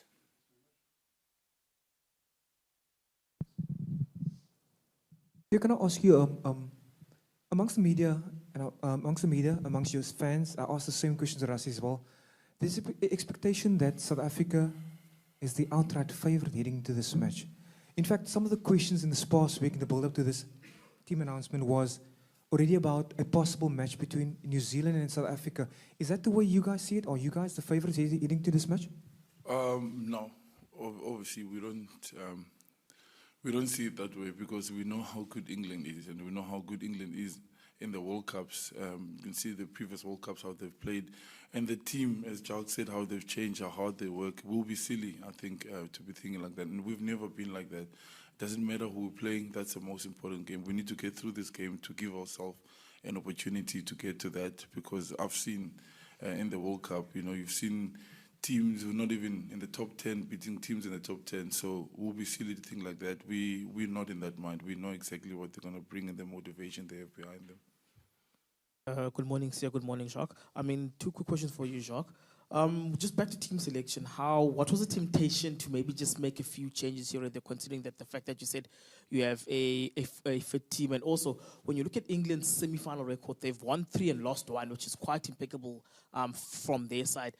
You're not a person who likes to delve into history, but what do you also make of that? I think I'll probably latch on to what Sia said now in the previous question, where I think probably it was, would we underestimate them and already start thinking about the final? And I think if you do that, I think England went into the previous World Cup semi-final against New Zealand probably being the underdogs as well. So I think, that, like Sia said, to stay in the moment, stay in the reality. The reality is we're facing England and a good England side.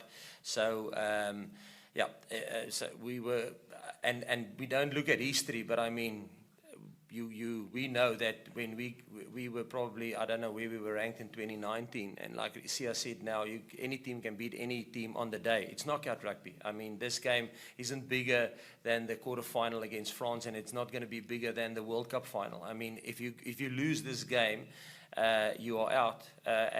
So it's everything to gain. You play for everything to gain, if I can put it like that. So, and then your second part, actually your first question was how to change.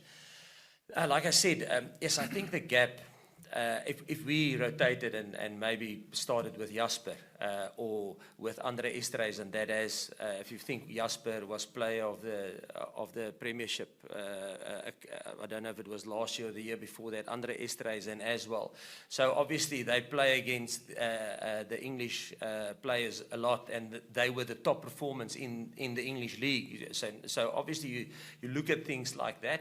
And that's why I think the gap is very small, and Andre and them know it. We're open and honest with him like that.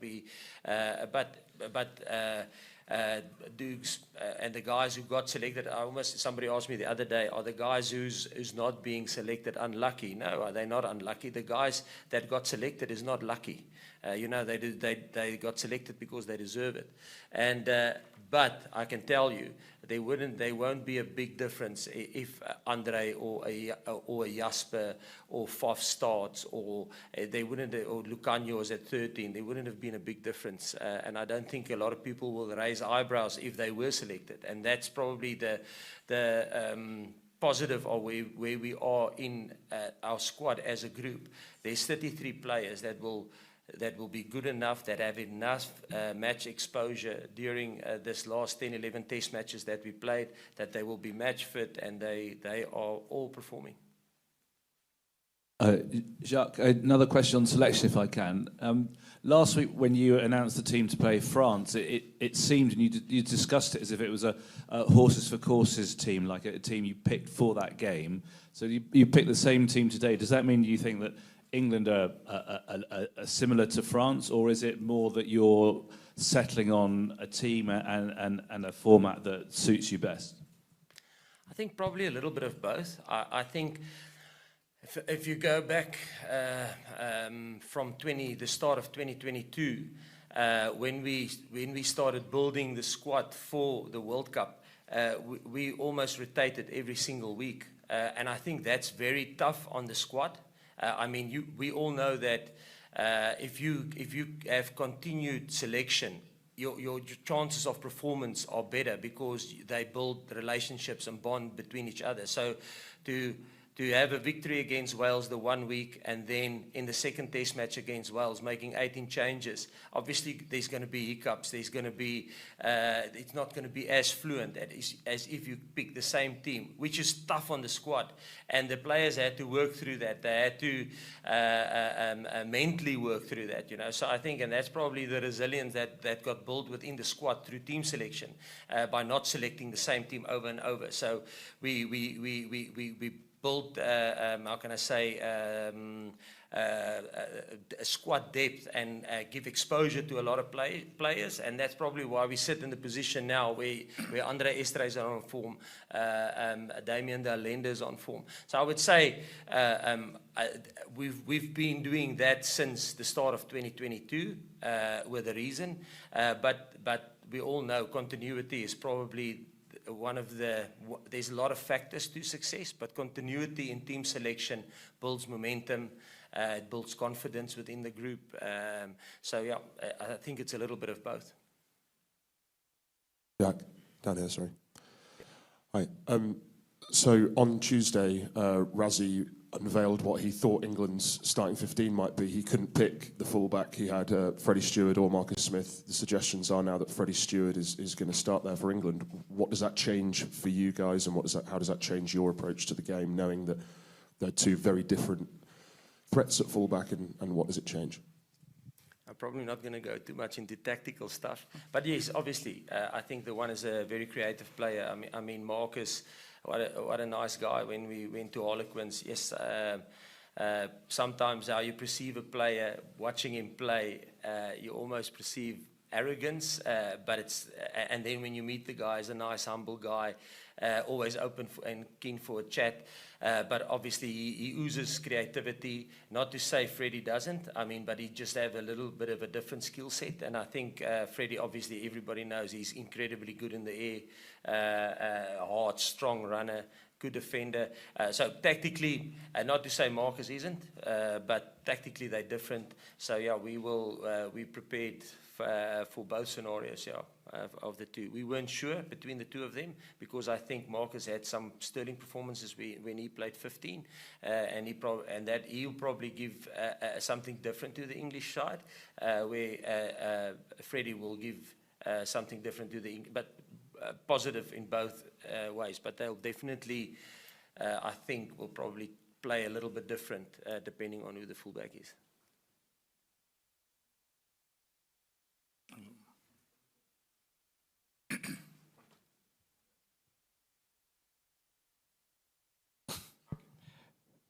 Hello, Jacques. Hello, Sia. Sia, this one is for you. It's a question about Eben. Last Sunday against France, he was everywhere on the pitch.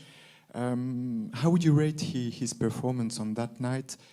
Given that all he's been going through this year with a shoulder injury, with the loss of his father as well, it seems it's been a difficult year for him.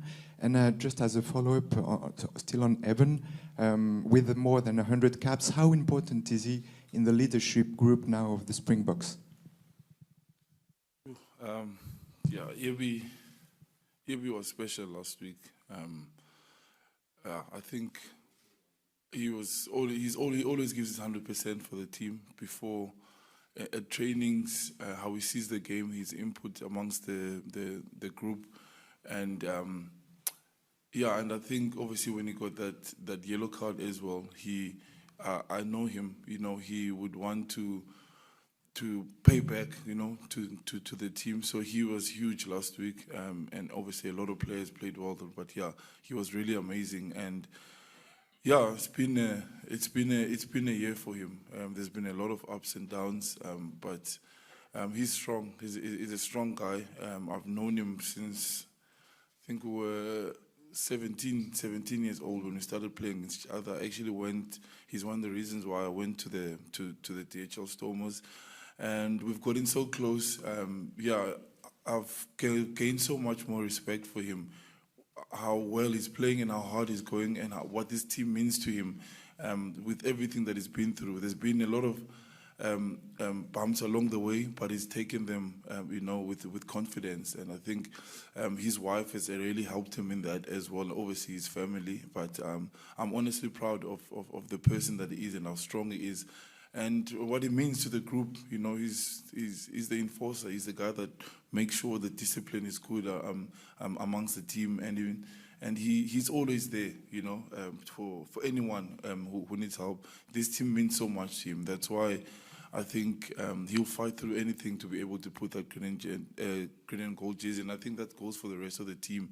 But him being the most experienced guy in the team, to see him fight through injuries and get back and to play the team, it just gives all of us, it inspires all of us, and it gets us going. And that really embodies what a Springbok player should be. So honestly, proud of him, and yeah, I'm looking forward to see him playing again this weekend. Hi, Jacques, over here. Yep. Daniel. Hi. Just in terms of the team selection again, the same team, you talked about continuity. Is this what you imagined your team for a World Cup semi-final would look like a year ago? Have you got the 15-23 that you envisaged a while ago? I think before I answer that, on your question, I think I was thinking now in Afrikaans, talking in English. But to sum up your question about Stewart and Marcus Smith, in a nutshell, I think I waffled a bit. In a nutshell, world-class players with different skill sets. That will probably influence the way England plays. Sorry, I was thinking that's a shorter answer. In terms of did we think our team will look like this in a semi-final? like we're 4 years older, we're not 100% sure. You know, that's the thing that you get with a little bit of an older team. You gain experience, but you also sometimes lose continuity through injury because they are a little bit older. Their bodies have had a couple of knocks more. So we weren't 100% sure. I think if you asked us in the start of 2022 what our 33 would look like, I think we were pretty much, I would say 23, let's make a percentage, 66 to 70%. We were pretty sure on who we would go with. But then it was, the one consistent was, and the players knew that, you have to perform well. Your roadmaps must show that you are working and you're getting better at your fundamentals.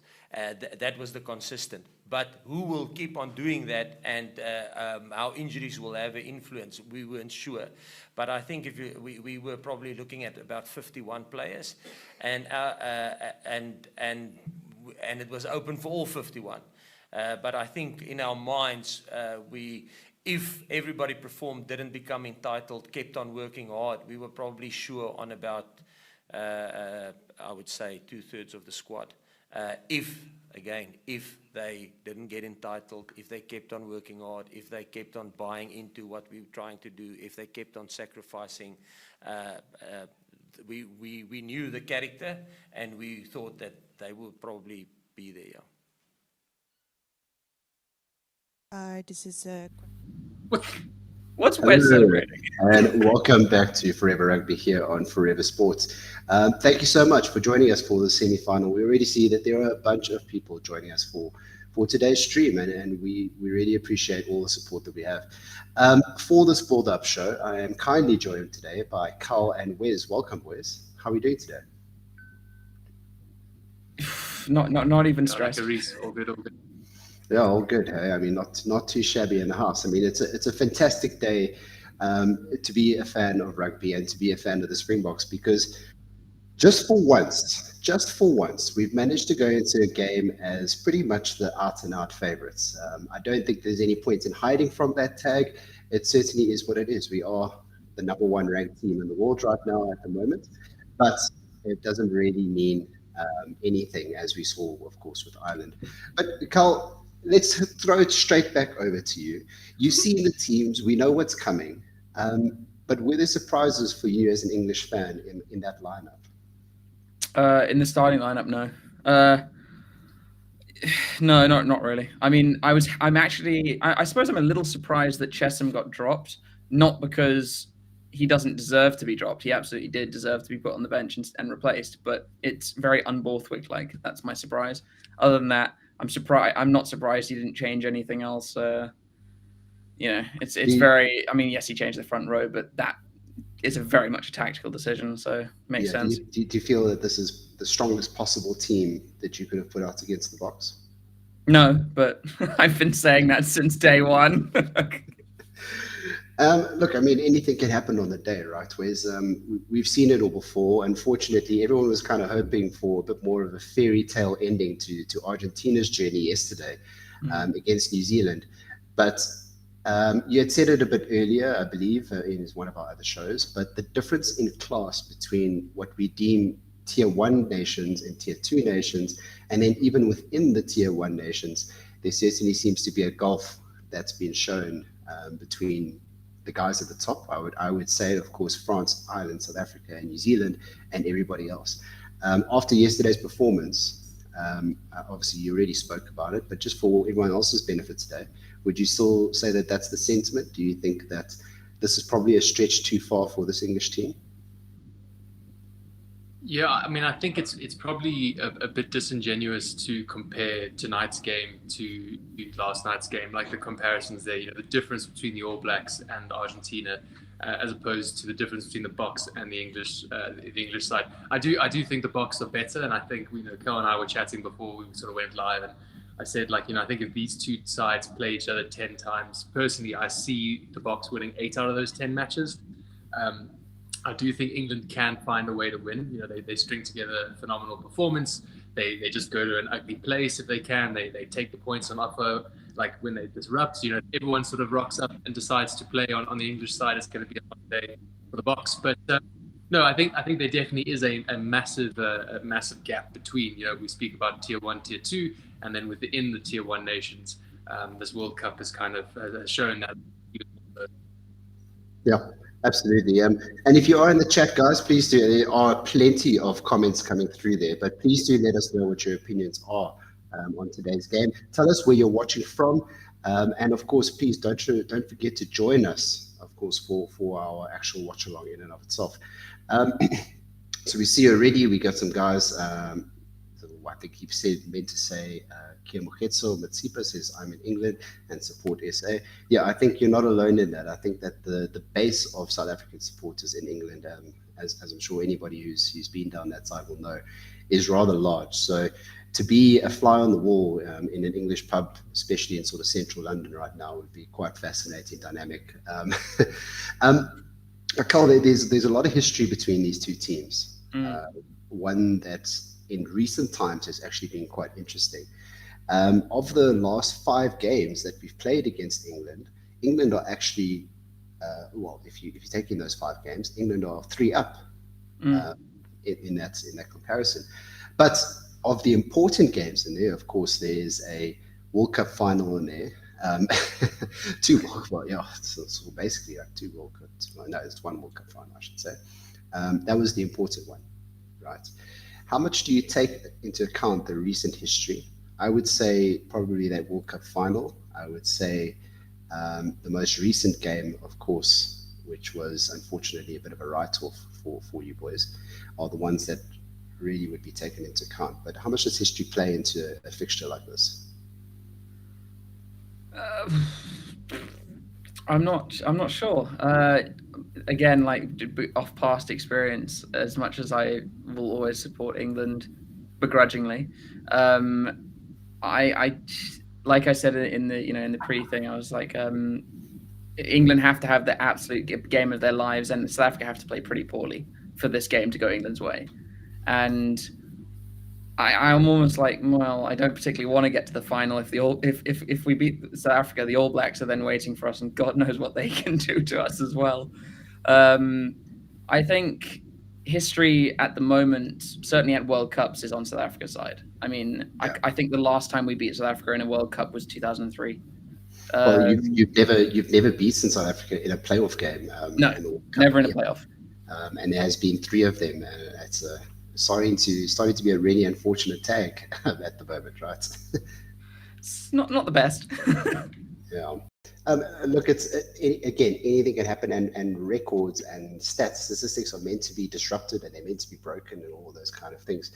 Wes, I want to throw something a little bit different over to you. Of course, as South African fans, we had a different kind of fixture that came across today.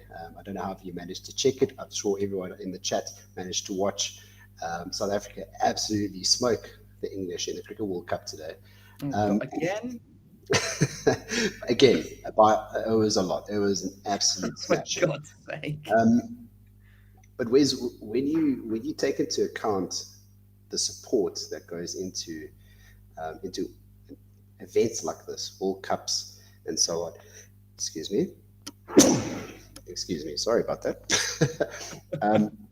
But I guess what I'm trying to ask is, how much does patriotism play a part in these kind of situations? How much would the other results have played a part in the psyche of the entire English support base?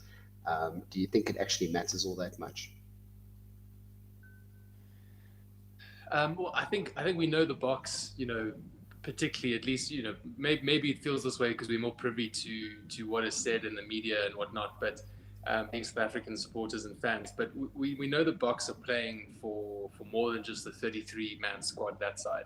And I only need to point to Umanami's sort of comment to Andre Pollard when he was lining up that kick from the 50-odd meter line, and he said for South Africa, and there's been lots of chat about these Boks playing, and I think Sia made a comment as well. I can't exactly remember the exact quote, but he was saying we are playing for everyone back home, and we've seen that in 2019 as well. They were playing for the country. So no, I think they'll be very galvanized by the support they got. I think Bavuma wished them well after the English win there in the Cricket World Cup, and it'll just boost their spirits a little bit extra, I think, which is fantastic. And yeah, it's great to see. And just looking at the chat here, we've got fantastic sort of comments and support, and everyone saying go Bokke, and cricket fan but supporting South Africa always. That's coming from sort of Master Koya. Romy Allen saying come on South Africa. There was one for you, Kel. I think it was it's old good old Dan Skoltzy, a familiar face on Forever Sports, saying Pom's getting clapped, Kel. Sorry. So no, fantastic guys in the chat here. We really appreciate it. Yeah, absolutely. We appreciate all the support, guys, and please do pose us your questions. Let us know what your thoughts are. This is a nervous time for everyone leading up to kickoff time, and sometimes it just helps to lay in and get an opinion from your fellow rugby supporters and know what they're all thinking as well, and share the nervousness around a little bit. Carl, I'm so sorry to keep doing this to you, but I want to hit you with another really damning kind of statistic.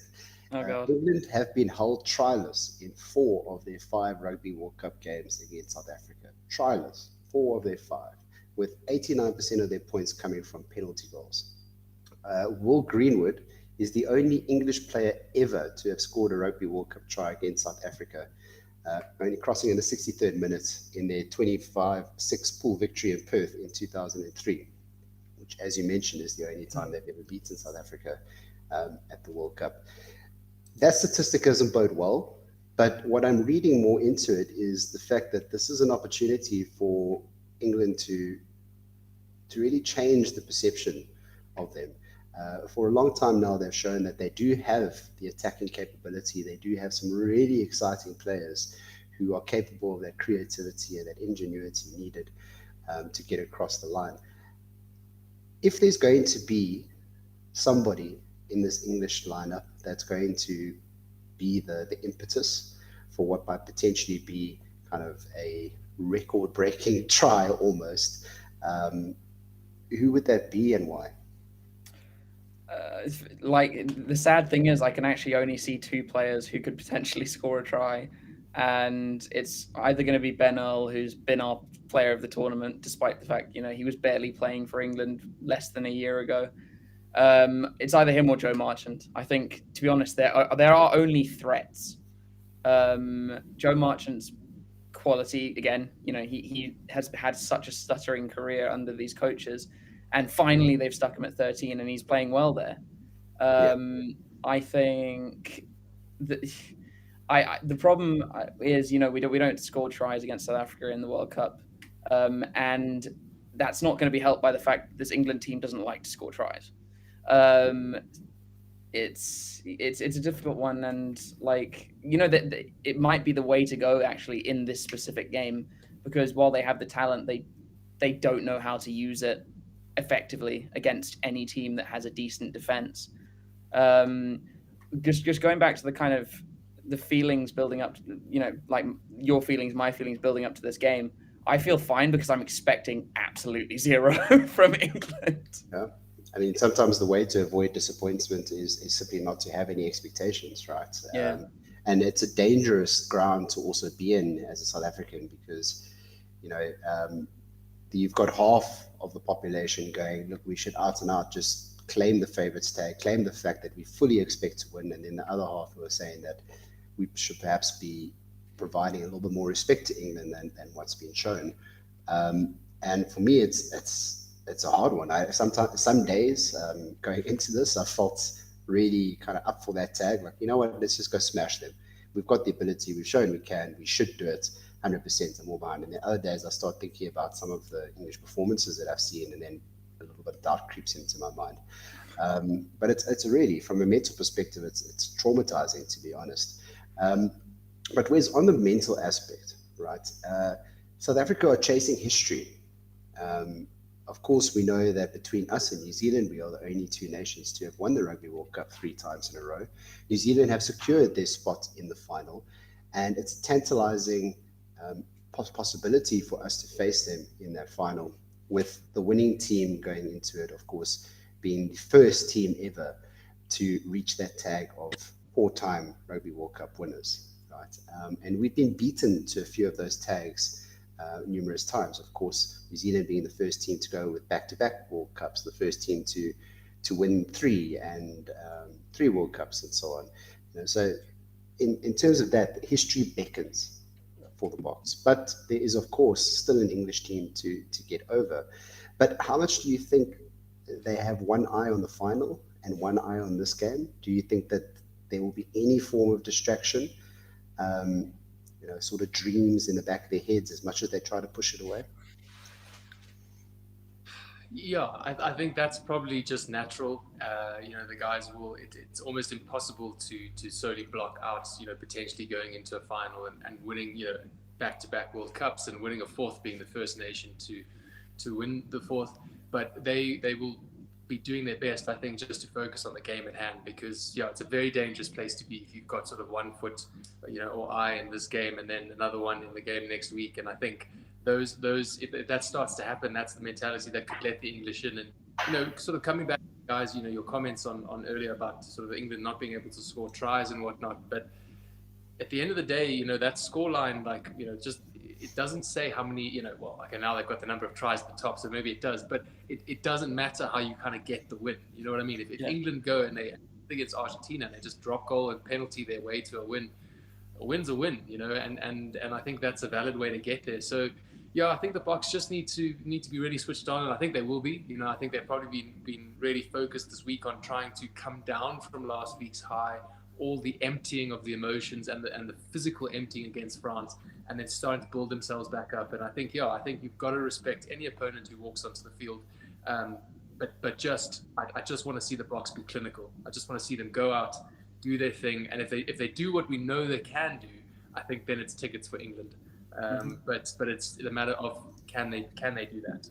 Yeah, absolutely. Look, I've said this before and I'll say it again. They have huge teams around them focusing on their mental ability and making sure that they focus on the task at hand.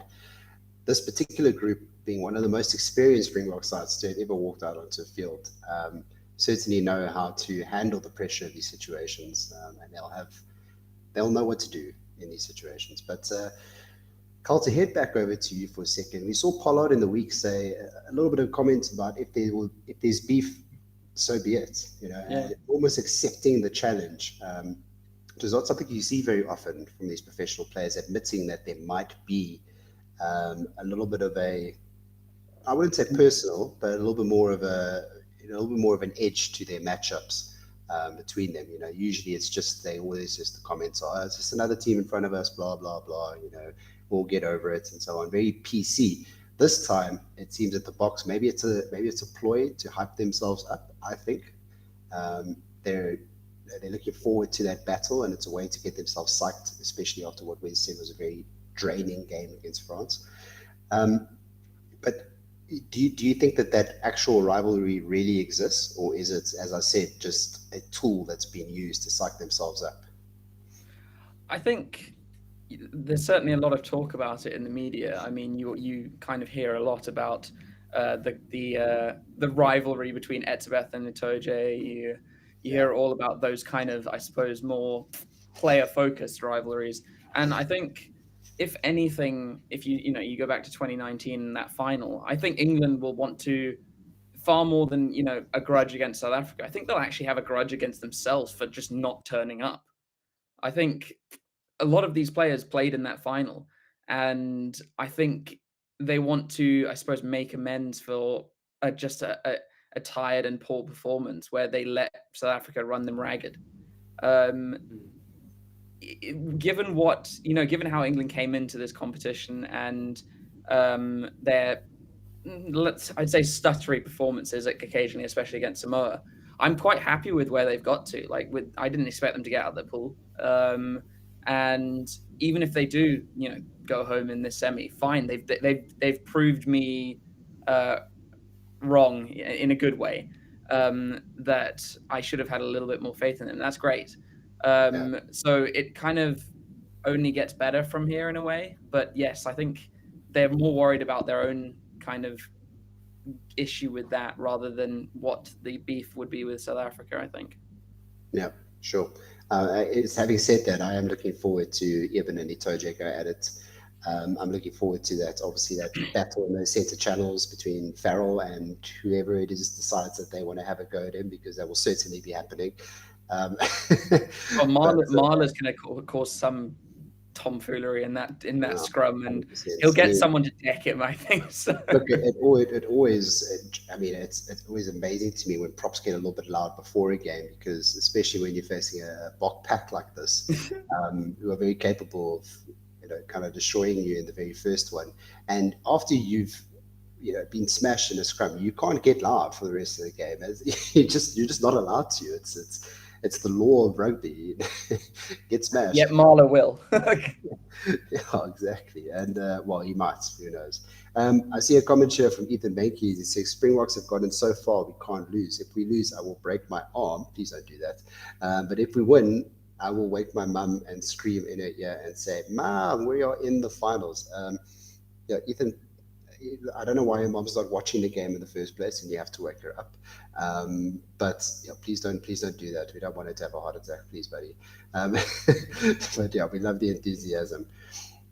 Okay, I see. Luigi says, why are we asking the Northern Hemisphere about rugby? I assume that's directed at Carl. Carl, we're asking you not about rugby, but just about you.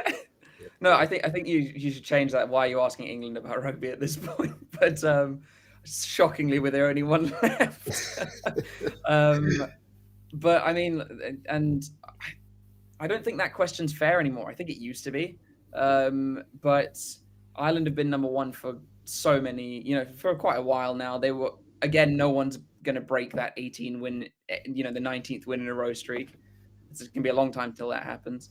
But this is my whole argument, especially about the whole thing of, New Zealand are nowhere near as good as they used to be. They are, just everyone's caught up to them and making it harder for them to be their best. I fully agree with that. Yeah. Yeah, absolutely. Yeah, certainly. I mean, that's the sentiment I've said from start to finish. Sorry, Wes, go ahead.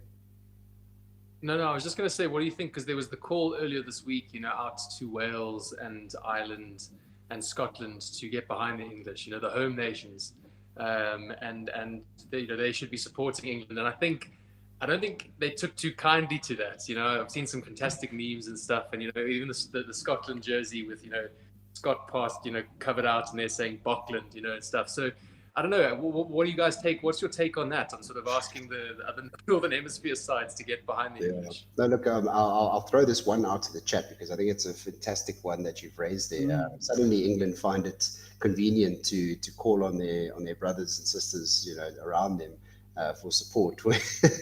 It's when they just clearly have no interest in supporting them at any other time. But what I will say is, I open this up to the chat. If you are in the Northern Hemisphere, or if you are from any of those nations, Ireland, Scotland, Wales, whatever, and you've heard about that call to come and support England against their fight against the Boks and so on in their World Cup campaign, what do you think about that? I mean, I find it a little disingenuous, but anyway, Carl, I suppose you're the correct person to ask on the topic. The problem with it is I understand whichever this way they go, because let's be honest, and this team, they're very triggering in opposition supporter, like a fan mentality. Like Farrell, no one likes him. Marla, no one likes him. He's funny, but no one likes him. But at the same time, I'm like, okay, well, we get together for every 4 years to play together, the exact shirt I'm wearing now. And it's easy to see either way. Like, I get it. Everyone hates England. That's probably going to be our mantle for the rest of time. Probably warranted. But in this case, it's like, okay, Scotland lost to South Africa. So I know Scotland will never, ever support England. That's never going to happen. Yeah. Wales, maybe. Ireland, they might just want us to beat everyone who knew it. They might want us to beat South Africa so we can. They just don't want New Zealand to win, I reckon. Because then if South Africa win, they can say, oh, well, we beat South Africa, so we're still number one. Oh, maybe. But anyway, let's get back to the rugby for a second. And Wes, I throw this out here. I'm going back to a comment from Slack. It says rule 1, make it clear that you're in charge. Rule 2, confrontation is healthy. And rule 3, identify small goals and hit them. Srak, I'm sure you have certainly been involved in some sort of sport in some way, because it's exactly how we break it down most of the time. I mean, Wes, that's a great way to look at it, right? Make it clear you're in charge from the off, which is something that the Boks have done regularly.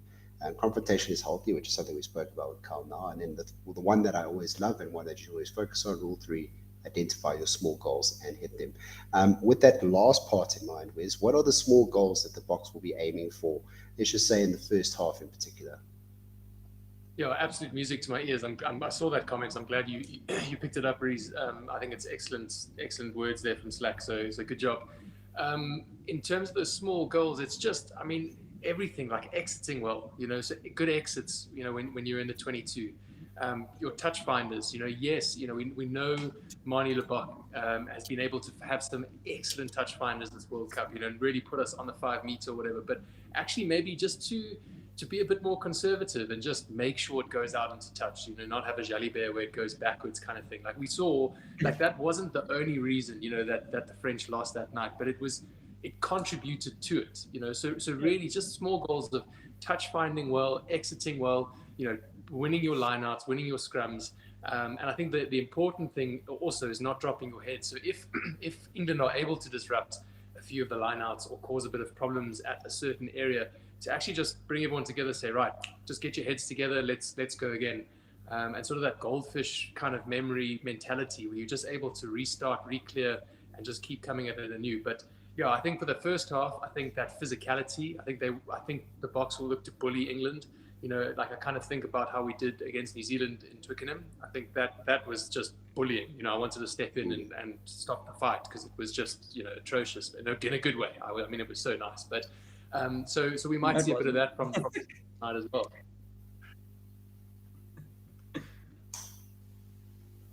Oh, is he still there?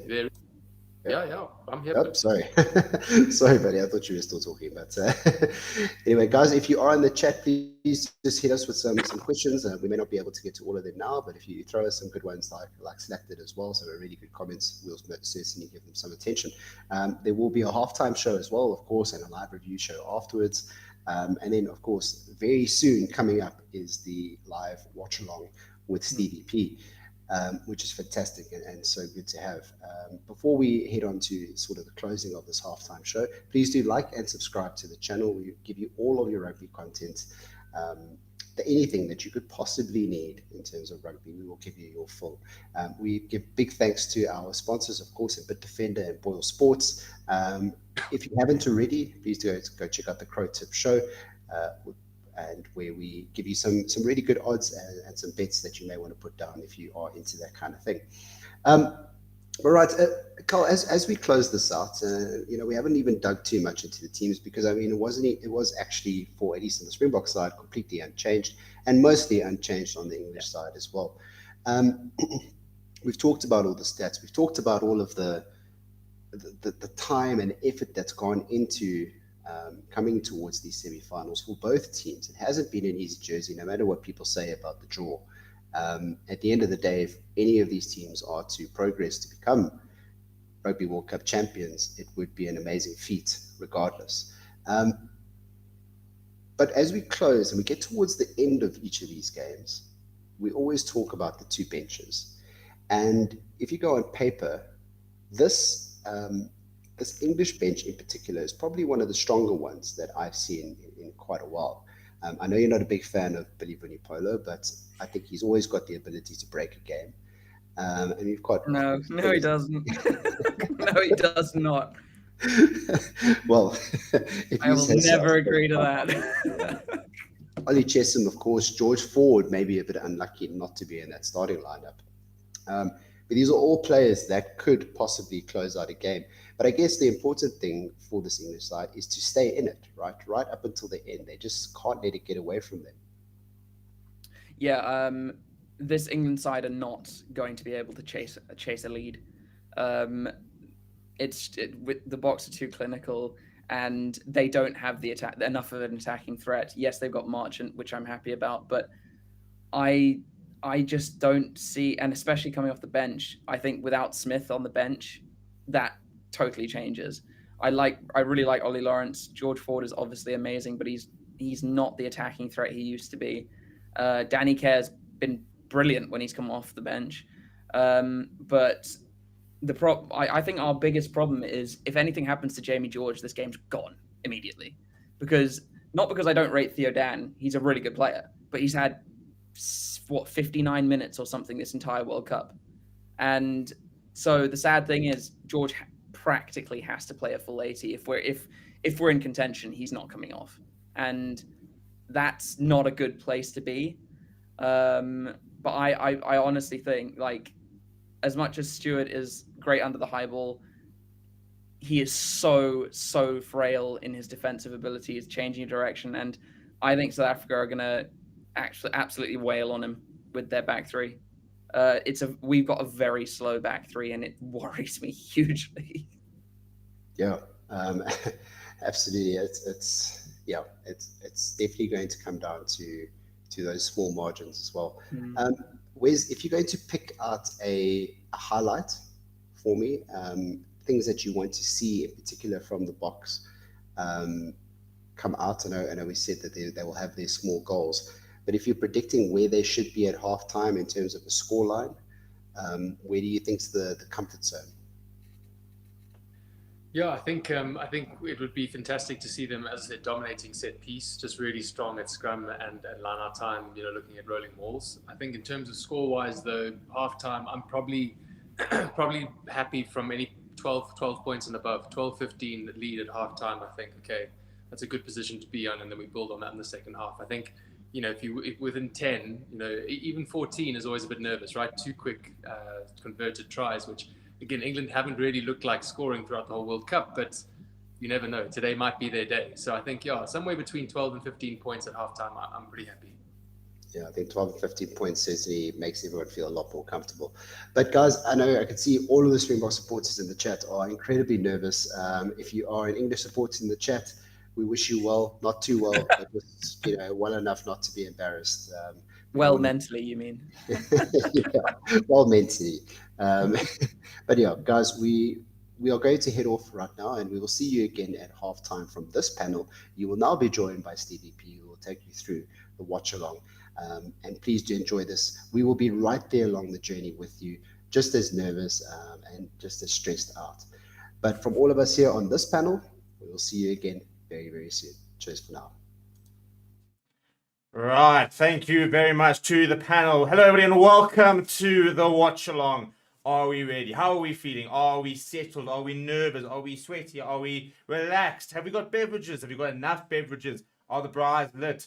Is the boss good? These are all the essential questions that need to be answered in the next 26 minutes as we build up to the second and final semi-final of the 2023 Rugby World Cup. It is South Africa versus England, a repeat of the 2019 Rugby World Cup final. The question is, will the Boks be able to produce another dominant performance and get themselves into back-to-back World Cup finals? It's never been done before by the Boks. They've never gone back-to-back in the World Cup. And I'll tell you what, it'll be something very special if this team does it. The good news is, by the way, is that we all settled at this side. Rassi is back here from France, as you can see, and he's going to join me on the desk today. But this is what we're looking for. This is what we're playing for. This is the Webber Trophy. That is what is up for grabs in a week's time. And what stands between us and an opportunity to go for a record 4th Webber Ellis Trophy are an English side that have not lost a game so far this World Cup. So you'll be doing very well not to underestimate them, to be honest. So if you are nervous, you've got every right to be nervous. This is final or playoff rugby. It's a second final almost. That's basically been a lot of the chat, that you basically got 3 finals to win. Yes, it's a quarterfinal, semi-final, and a final. But, one mistake, one bad moment, one bad game, and you're on your way home, so to speak. Because you won't actually head over if we lose this game, but you'll have to go and prepare for a 3rd and 4th playoff, which in the words of Dan Coles, not myself, is a shit week. So we don't want to have a shit week. We need to make sure that we're going to have a great week as we prepare for another World Cup final. People, how are we feeling? I've got my beer ready. And I'm ready. I think I'm ready. I've been nervous all day. We were on the watch along earlier for Lions versus Stormers. What a cracking game that was. We saw a bit of a one-sided semi-final last night, which I didn't enjoy as a neutral. I would love to see a one-sided semi-final tonight. I'd love to see the Boks come out tonight and just dominate from the get-go, put England away and let me just rest and not be sweating at the 78th minute like I was a little under a week ago. Right, this is what I need from you in the next few minutes. We're going to be looking at the two teams and the lineups. It's the same lineup really that the Boks have named, and for England, not too many changes either, but a couple of interesting ones which we'll talk about in a little bit. What I want to know though is I want to know where you guys are watching from. Let's do a check-in. We have got a little over 20 minutes before kickoff, so let's do a bit of a check-in, find out where everybody's watching from, who everybody's supporting, and also we've got almost up to 5,000 people watching. So I've got two things I'd like to get done before we get to kickoff. That is, the first is I want to get to 500 likes.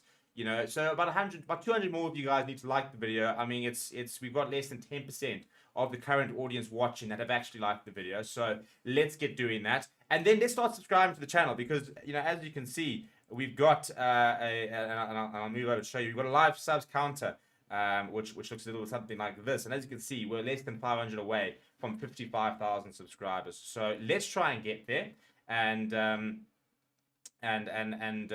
before the kickoff, that'll be fantastic if we do. We're on the road to 60,000 subscribers, which is incredibly exciting. So a big shout out to everybody who has been part of the channel and has contributed towards us getting to those numbers. But whilst I'm going to show you the English team, which has been named, I want you guys to see. I'm seeing a couple of guys from Dubai. I'm seeing an Englishman in Perth, Australia. I'm seeing Canada. I'm seeing South Africa. I'm seeing what other countries? I'm seeing a couple of other South Africas. I'm seeing Kylie saying, in England, I support SA. So I want you guys to do a bit of a check-in in the comments. Let me know where you're watching from and who you are supporting. And I'll come to those comments once again. We like to try and play a bit of a worldwide bingo, where we basically try and tick off countries, continents, and see exactly how far the community in the chat is reaching at the moment. So while you guys are doing that, let's have a look at the England team that Steve Borthwick has named and see where the potential problems could be, as well as the potential opportunities with regards to combinations and the line that has been named. So without any further ado, this is the England 23 that will run out in just over 20 minutes.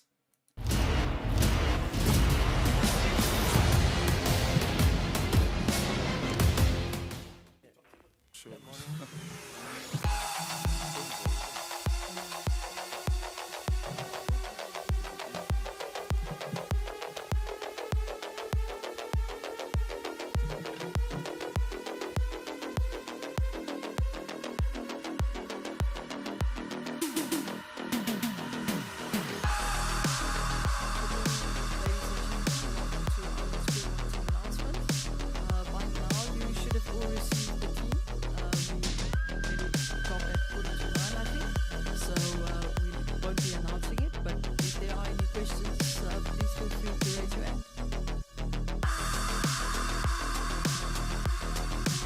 Morning, Jacques. Can I ask you, was there any temptation to tinker at any stage? Were you quite set in your mind from early on in the week that this was going to be the 23? Obviously, when we had the selection meeting as a coach, there was lots of discussion. But at the end of the day, we felt that everybody that played on Sunday had a top performance, as an individual and as a team. They played quite well together. So, looking at that, we decided to just there was no injury from a medical point of view. There was no injury to anyone. So from a performance point of view, there wasn't really any change in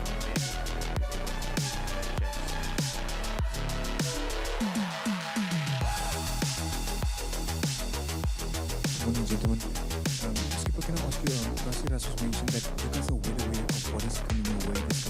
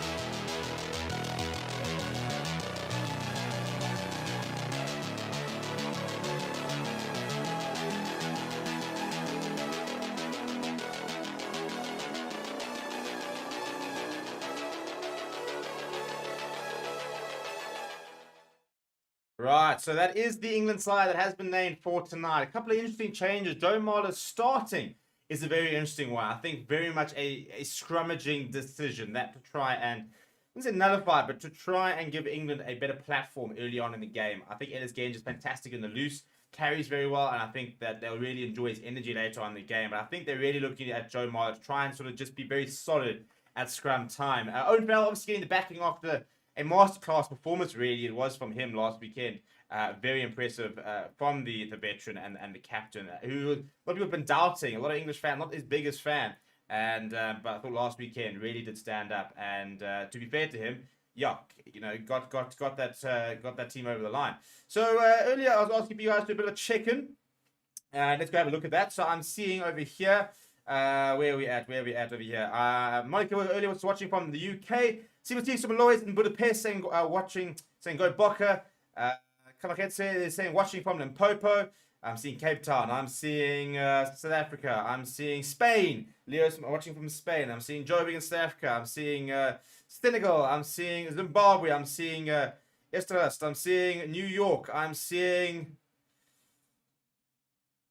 where else am I seeing? I'm seeing Canada, Cape Town, New Zealand. I'm seeing London, UK. I'm seeing Johannesburg. I'm seeing Cyprus.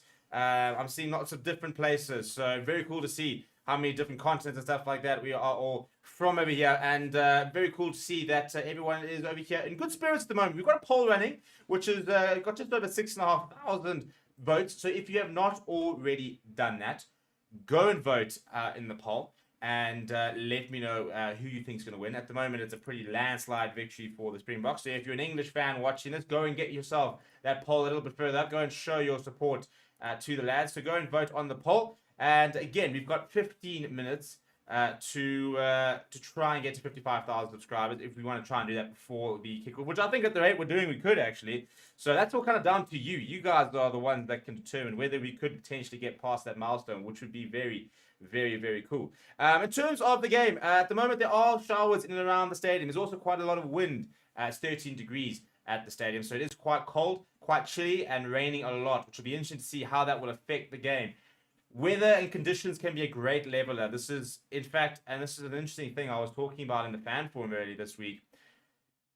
For the first time, maybe almost ever, this is going to really not suit the Boks to be wet. You know, it's a side that has actually really enjoyed ball in hand, that have enjoyed, you know, enterprising rugby, and so having, you know, a potential 10-man game, you know, I wouldn't say it wouldn't suit the Boks, you know, because I just do think we've got a superior pack, but for once, I think it's a case of for once, you know, I think that we actually probably would have preferred dry conditions, which shows you that that we have progressed since 2019. You know, I think in 2019 a rainy day would have been perfect for us, and now I think, you know, we're seeing the same. We want the nice, you know, we want the wet, I mean the dry conditions. We want to be able to have ball in hand and throw the ball around a little bit and stuff like that. So funny how things do change. And in terms of who wants to have dry conditions, it's time to have a look at the South African side, and that has been named by Jacques Naba. And if you watched last weekend, it is the same side. So, you know, you don't need to actually have it's a bit of a refresher really than seeing it from new. So it's a solid 23. There are World Cup winners littered amongst the side. It is the most experienced pack that's ever been named for a Springbok side. There are, you know, an average of 50 to 60 caps per player across the entire 15 and 23. So a ridiculous amount of experience. And ironically, some of the least experience in terms of caps is somebody like a Dion Fourie, who's sitting at 38 years old and has played everywhere and anywhere and been in any sort of situation ever. So there is so much experience in this side, and I think that's going to be so important come to these big playoff moments. So without any further ado, let's have a look at the Bok team. When I get back, I'm going to start doing some score predictions and see what you guys have to say about that. And before I do show you the team, a very quick shout out to our two sponsors, BOYLESPORTS, where you can get 100% first deposit match up to R1,000 if you go and sign up with BOYLESPORTS. Go and check the description. Chris, our betting expert's on a bit of a roll with his fan forum bets. So yeah, go and back him to get the job done. And also a big shout out to BITDEFENDER, who've got world-class cybersecurity as well as a world-class VPN, which not only protects your devices, but make sure that you can access content from all around the world. which is very cool. So, yeah, in terms of the team that will be taken to the field from a Bok perspective, unless there are any late changes, then this is the Bok team that will run out in a few minutes. We are 12 minutes away from kickoff. We will have the anthems very, very soon, and then it will be time to put all the talking aside, time to put everything behind you. Form, everything goes out the window. It is player of rugby, and this is the team that is vying for a place in the final.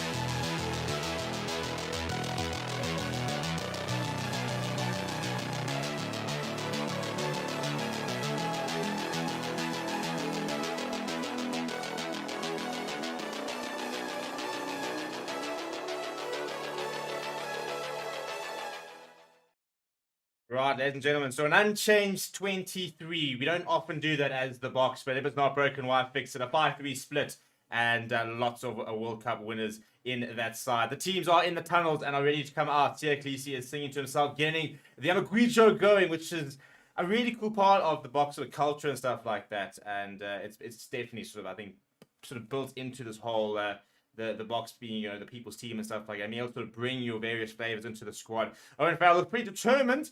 But yeah, hopefully we're going to be able to knock them back quite quickly and make sure that any confidence that they have goes out very, very quickly. Please, people, final request now. We've got just over 100 people to get 55,000. We've got 6 minutes left. We can do this. So please do continue to subscribe to the channel. I need score predictions. And ready, set, go. Score predictions, let me know. I want to start reading them out here. I want to see how big are we going? As they are walking out, ladies and gentlemen, they are walking out into the stadium. The Stade de France, a packed Stade de France, is receiving the world champions and England as well. They do run out ahead of the anthems and, yeah, some big names coming out there. Courtney Laws, what a game he had last weekend, and he'll need a big game again this weekend if England are to get the job done. Tia Khaleesi, out he comes, and everybody comes out to meet him. And I think maybe you sort of read too much into things, but I think it's such a big thing when, you know, those Boks run out and they're there, and Tia Khaleesi runs out first, turns around and kind of waits for them to come, you know, to him. And it's just such a close team, and it's such like a, it sounds so cliche to say it's a family, but I think it really is a sort of vibe of people running out and playing for the person next to you. I think it's such a good vibe, and I think, you know, we are being led by a man, a leader that the team will run through walls for him, and why not? He's such an inspiring person. And I'm seeing a lot of team predictions coming, score predictions coming in here. Let's go over and see what we have, shall we? I am seeing 31-12. I'm seeing 17-9. I'm seeing 35-15. I'm seeing 70-20. Interesting. I'm seeing a lot of people bringing back the 32-12 scoreline from 2019. I'm seeing Ahmed saying 55-35. I'm seeing Hadiwa saying 75-65. I'll be very surprised. Chase Panzel going 30-40 points. 10-9, 38 points to 12, 48-42, says Tadiwa now. 12-43, says Pierre. 35-15, 29-32. Right, then the English national anthem is currently echoing around Stade de France. God Save the King. Last time they were singing it back in 2019 was God Save the Queen. So a bit of a difference there. But now that is finished, we will be having Nkosi Kalele. And what an anthem it is to really rile up the team, the fans, the nation, really. And on that note, I'm getting very nervous. So I'm going to just shush. Ah, hope you guys heard that. That is the pop of a beer as the national anthem starts to echo around the Stade de France. Steve is going to have a sip of beer. Good Castle double malt, South African beer for a South African, hopefully a South African win. Cheers to the box. Cheers to the game. Cheers to you guys. Salute the community, which is now over 55,000 people strong. You people are absolutely amazing. Are you ready? Are you ready for the biggest game since the 2019 World Cup final? Are you ready for what could be the biggest watch-along in rugby history? You guys are making history by being part of this video. Louisa saying South Africa 37, England 2019. Noma Basso saying 37-29. Clark says, I just wish we go through to the finals and defend our cup. Ndumelelo saying, we are behind you, boys. Go. 45-20, says Just Marco. SA. Vanessa Costa saying 60 points to 12. Bruce and Cat saying Castle on game day is tradition, honestly. I know. And I've been doing all the games for the past month with French beer and Belgian beer and Heineken. Now I'm back in the land of the South with my South African beer, with the South African heat. I'm sweating in here in the studio. It's fun out here. It's great to be back. It is absolutely sensational to be back. And sensational to have you guys with me. So welcome if you are new to the community. Let's try and see if we can get to 1,000 likes, by the way. Let's see where our poll is sitting at, by the way. Almost 10,000 votes. So let's go get those votes up, see if we can get to 10,000 votes, and we'll then close that poll and see what the final numbers are. I'm seeing a couple more score predictions coming in here. I'm seeing a 62-32. There it is. The anthem is underway. 2 minutes to go to kickoff. Come on, the lads.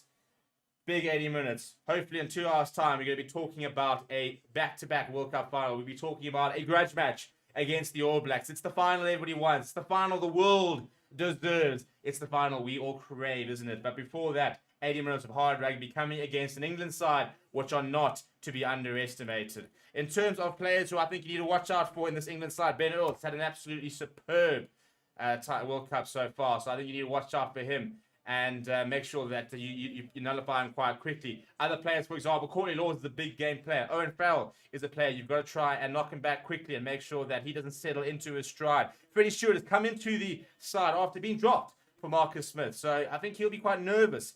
And therefore, I think, try and get under pressure nice and early. Mario Toje is a player as well. He kind of thrives for the occasion. Knock him back. And then the props. For me, you got to get these props moving. Jamie George is a huge player for South Africa. So, again, I think he's somebody, try and target, try and get him off his game. Let's disrupt the lineouts. Although, I do think that England have had one of the most functional lineouts in the World Cup so far.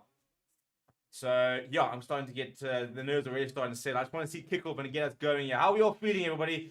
Somebody's saying butterflies in my belly. Louis says first time here with the match play live, so we'll have all the trackers, the scoreboard, the entire thing over here for you starting very, very shortly. So that will be receiving kickoff, by the way. England will be playing right to left. Sia Khaleesi standing next to BITDEFENDER. Those two, as well as BITDEFENDER, are one of the most capped loose shirts in South African history. I think they will equal the record next weekend if they do start together. Right, last opportunity here, people, to vote in the poll to get your score predictions in. Owen Farrell has ball in hand. We are almost ready. 13,000 people watching. Welcome to the watch-along. Please do smash like on the video. Subscribe if you are new. Buckle up, ladies and gentlemen. We have got a big game coming. Ben O'Keefe in the middle. It was raining earlier. It doesn't seem to be. I'm trying to see if it's raining now. Yep, it's not raining as hard, but still is rain in the air. So let's start strong. Let's keep the ball tight. And let's get this game going. Ben O'Keefe is getting ready to blow the whistle. Matthew Reynolds, a late call-up next to Paul Williams as well, is the assistant referees there. And, yeah, big game ahead for those two. Hopefully, we don't really talk about the referees. Hopefully, got nothing too hectic for us to talk about in terms of refereeing decisions. Let's go out and just win the game outright. Let's not leave anything to chance. Let's make sure we do this. And we do have kickoff. And Owen Farrell has gone short and down the middle. And it's come forward of England into the hands of Evan Etzebeth. So South Africa didn't deal with that particularly well, but we do have possession as well as a knock-on advantage. Kobus Reinhardt taking a while there, popping it up to Franco Mostert. Solid carry for him first up here. Kobus Reinhardt now taking a while. Yeah, I think he's going to go to the butcher very early. He's got Dave Muir in there as a blocker. Important that Reinhardt is nice and accurate. He does lift into the air. Cheslin Colby is off this. It will be a tester for Freddie Stewart. He takes it well. Runs into Stephen Kitsoff. England on the halfway line now. Alex Mitchell popping up to Mario Toje. Met hard in the tackle by Dwayne Vermeulen and Bongi Manambi. England on the halfway line. Mitchell taking a while. You're asking for a few blockers. He's going to go to the air here. Remember, it is wet, so you do expect to see this quite a lot in the early stages. He does go to the air. It is pretty well positioned just outside 22. This will be a test for Mine Liebach. It comes backwards off of Freddie Stewart, and it goes back to England's side. Joe Marler with ball in hand. However, Peter Steph the Toy getting his hands on that ball there. And the ball's come across. And that's a penalty right in front of the poles.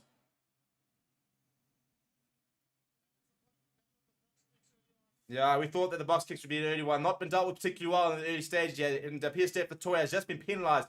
This is pretty much right in front of the pole. So Owen Farrell will inevitably call for his kicking tee. This should be 3-0.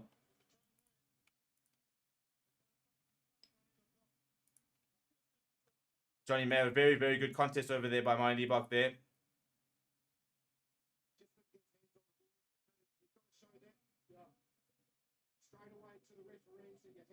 You can see that Johnny May getting ahead of Mine Liebach and just tapping it backwards. It was a good contest by him. Now PSF Troy just missing. They couldn't really get his hands on the ball. They had one hand on the ball and one hand on the ground. So Owen Farrell had his first kick of the match. He kicked pretty flawlessly last weekend. He is a great goal kicker, if nothing else. So this will probably be the first points of the game.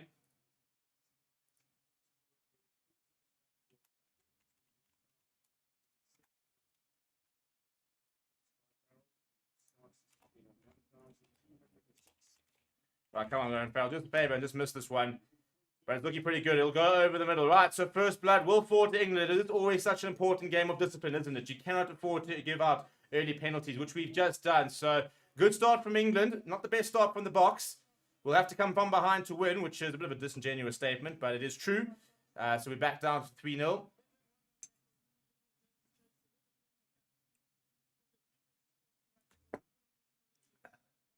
Steve Walter looking on pretty sternly.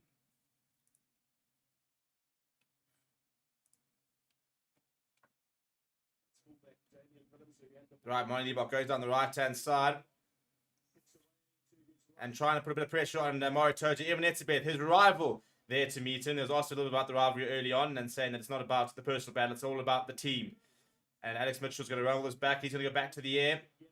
And we know this is going to be a tactic all night, so we need to make sure we block out and get Damian Willemse into the game. It comes off, I think, Johnny May and out, so it should be a South African line-out.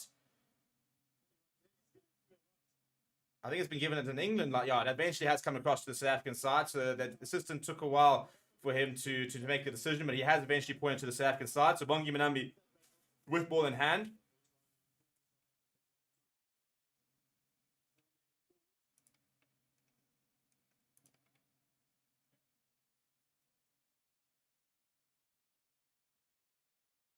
Right, four-man line out for the box. Early set piece. And it's been stolen by Mario Toja. So ball back to Joe Marler. PSF Victoria is there early. Slips the tackle, but eventually Francois Malherbe is there. So a very good start at set piece for England. Shaky start for South Africa. Owen Farrell now goes to the boot. That's not gone particularly far up towards the touchline there. Johnny May is there. Comes off the chase and Colby, I think it is. So I'm trying to work out whose line this is going to be. I think this will be an England line out.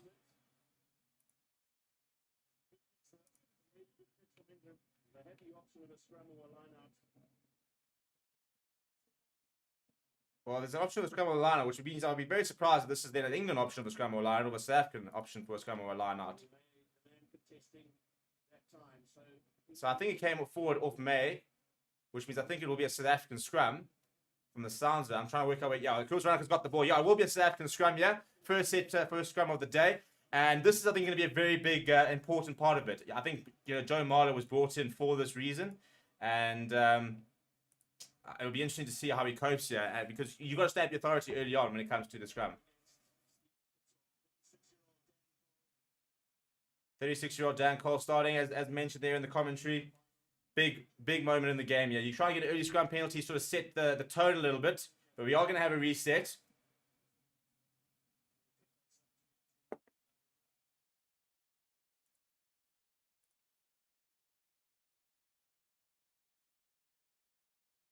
Well, it's a pretty good start for the first 5 minutes here from England. They're going into the air very quickly, very much winning the aerial battle as well.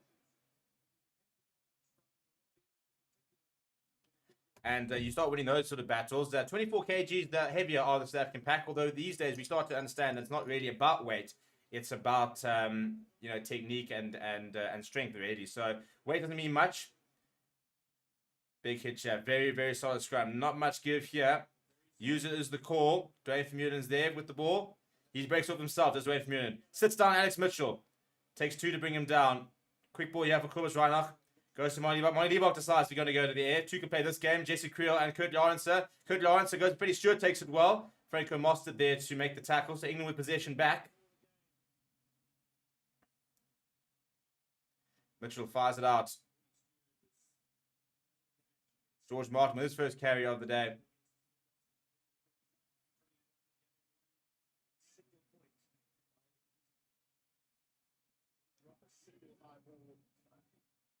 Right, Alex Mitchell once again goes to the boots. Elliot Daly chasing. Willemse comes off Willemse. Falls back to Courtney Laws, though.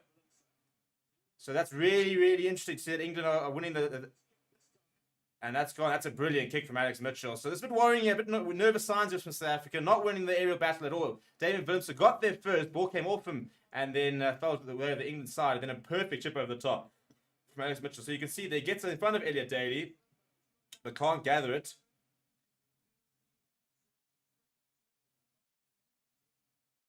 So need to try and show up that under the high ball very quickly here.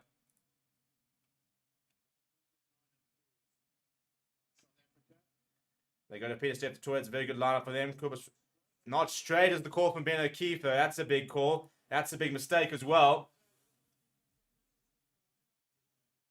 All of a sudden, Springboks with a bit of pressure at the line out.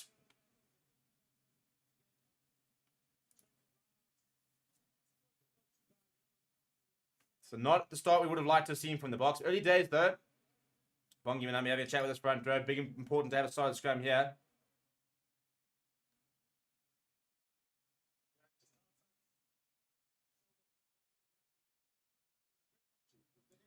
And England with their signatory celebration that every penalty, free kick, and any mini battle won that they have been doing around the entire tournament. We've got a bit of break and play here. I'm trying to work out who's down receiving treatment. I think it is an English player. It is Tom Curry's getting a bit of attention, so not quite sure what the issue is there for him.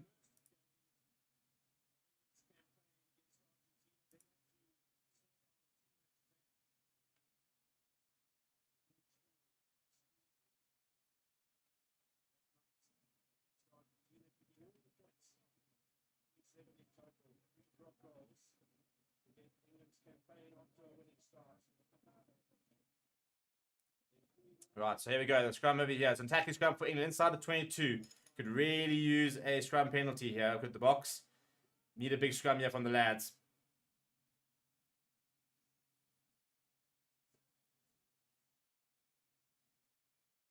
And it's gone down. We're going to have a reset here.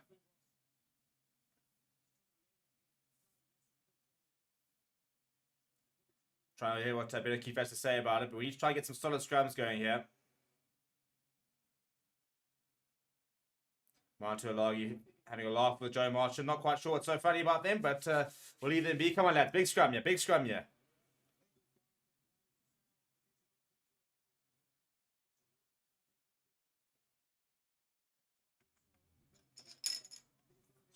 Right, come on, lads. Reset here. Let's get going. Let's get a nice hit.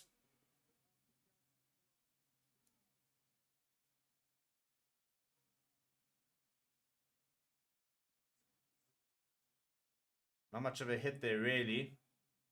Very solid scrum. Oh, breaks off the back.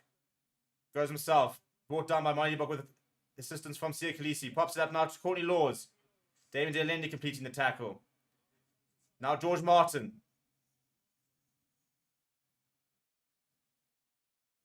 And it's turnover. Penalty. Come on, man!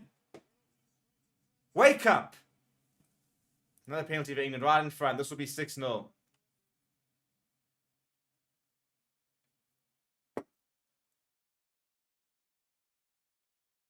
Yeah, see if he's not happy. Having a word with BITDEFENDER about it. I think he was the one that actually conceded the penalty.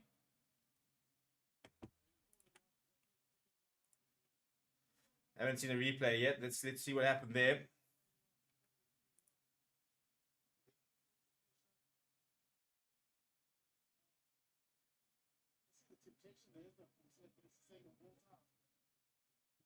So Sia Khaleesi is saying that the ball was out there.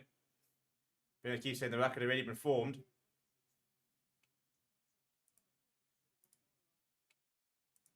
So a slow start for South Africa. Owen Farrell will take this to be 6 points to 0. So we have to come back from behind. Just need to settle into the game a little bit. A couple of small battles not really winning yet.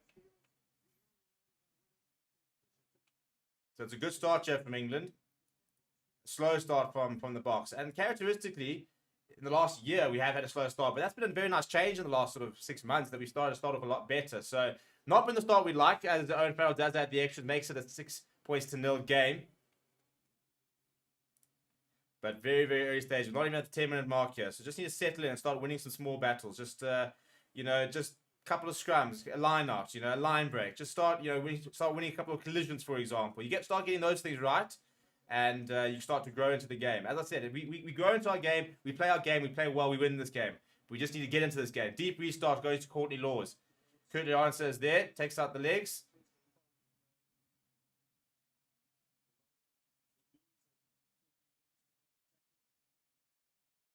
Right, Alex Mitchell rolling it back. He's going to go to the boot once again. It's a bit there to try and charge down. He has found touch, has Alex Mitchell. Should be just inside their half. So, an opportunity here from the line out. And then very important that we win this line out. Just need to, as I said, settle into this game. You know, not panic. I don't think these panics will, these players will panic. They've got so much experience off the bench as well. I think that's also a big thing, is to stay in the game. Stay in the game. Even if you're playing badly, you've got to stay in the game. As long as this game is in touch, take it as far as possible. Bongi Manambi was penalised, gave away a free kick, and it's gone straight to Ebenetz. It wasn't his best throw, I don't think, but it was uncontested. So they managed to bring it down. That's once is the call. Cobus Ryan's trying to get the ball out. He does get the ball out. He goes to Damien Delendi. His first carry of the day. Cobus Ryan is caught on the ball. So Moneybok has to come in. directs a couple of players. He wants a pod. It comes in the form of BITDEFENDER, the toy, Evan Etzebeth and France Moherba. Goes to BITDEFENDER, the toy, quick in defense. Right, now they get Kubas running from at the base of the rack there. He's going to go to the air now from the looks of it. Right, Reinach, he goes to the air. And that's going to be right on the edge of the 22, but it's not going to be contested. It's a good tackle, though, coming from Kurt Lawrence. England back inside their own 22. Good chase from Seacles and Kurt Lawrence to put pressure on him. Now they've got a Joe Marler.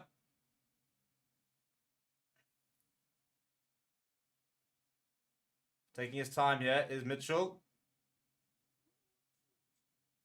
A long rack at the moment with a lot of players in front of him. Jeepers, I mean, how many years is he going to take to get this ball out the rack here? Even Etzebeth is lurking there for that charge down.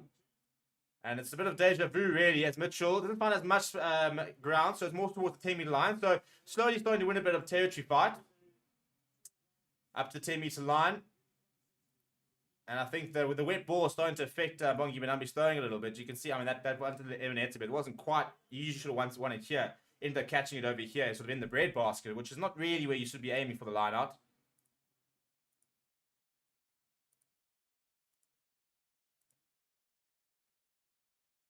Nice, nice chase there on Fresh. We haven't really been able to contest for the ball in the air, but we've done pretty well when we've like in that perspective. If you're not going to be able to get there to contest for it, at least get there to make the hit, driving back, puts them under pressure.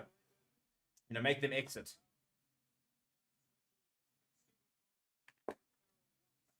Right, and interesting to see England kicking off 9 a lot at the moment. You can barely see Owen Farrell touch the ball. Right, Bongi Benambi with ball in hand on the 10-meter line here. Big opportunity here to start building a bit of a momentum. Just need to build into this game a little bit. And he's been told to wait as Bongi Benambi by the AR. Even it's a bit at the front of the lineup there. They go to Franco Master. That's a much better lineup. Really good lineup there from the box. Looking to try to set up their own more here as well. Bongi Benambi controlling things at the back. George Martin, it's going very laterally, but now starting to give it a bit of a run. That's a bit better. That's a bit better.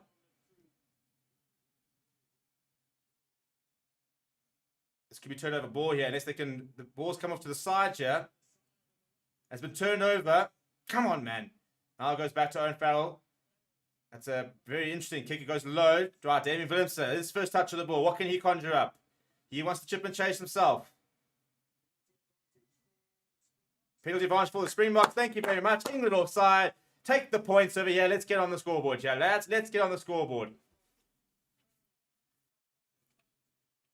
Interesting decision from Owen Farrell. I'm not sure it was the right one. He kind of shaped the kick. A couple of players went early, and then he eventually did kick. And by the time he did, a couple of players offside. So penalty here for the box on the right-hand side. It is very kickable. What are they going to do here? I'm sure I mean, it's a playoff game. You go for poles here. Whether we will. No, we're not. We're going for the line. Well, here we go.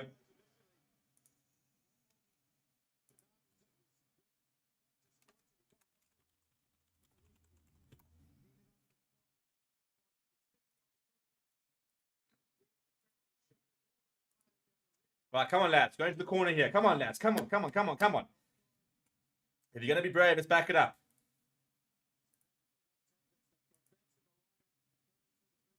They're going for the full ones here, lads. They don't want the 3. They want the 7. They got to Evan Etzebeth at the front of the line-out. Not convinced he managed to get down there. Big shove here from England. Yeah, Box trying to work their way down the left-hand corner. And this is absolute chaos. Not sure where that ball is. And it's turned over. I mean, this maul is a disaster. And now George Martin's going to get stuck into Kubas right up. George Martin, literally nobody knows who you are, dude. Please stop touching our World Cup winners. Walk back and understand where your lane is.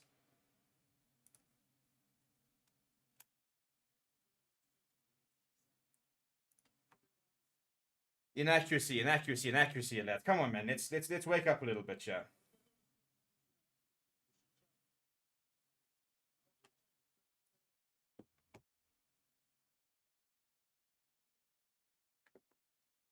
Right, we're gonna have a don't chat to the captains. Time Walker has been a key. Chat to George Martin. He's the one who was involved there.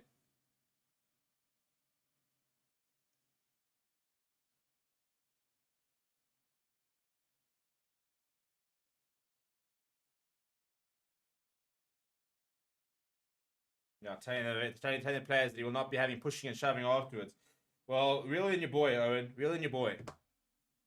Before Kuba's running us to get involved. Right, so it'll be a turnover ball here. It will be an England scrum.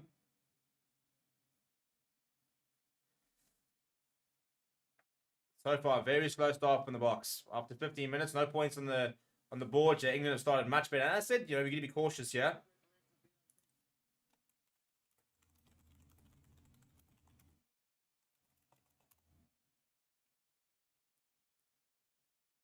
Right, come on, Ben.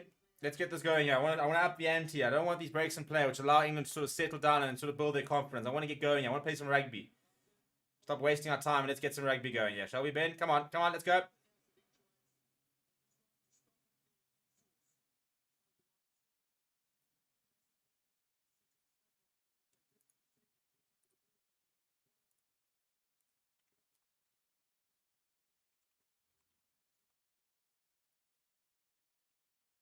Right, so there's a penalty here, actually. In fact, I must have missed that. Penalty over there for the box. Going for the corner once again, by the way. I apologize. Right, to the corner. Come on, lads. So they stopped the maul twice now.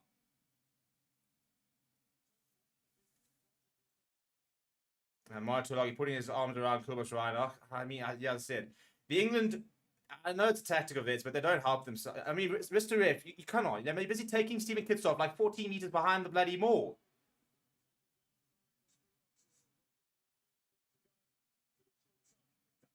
Franco Mosters, so okay from there. Knock on, but O'Keefe, you can't push somebody past the line. I mean, they just took out Stephen Kitsoff like 10 meters past the blooming maul.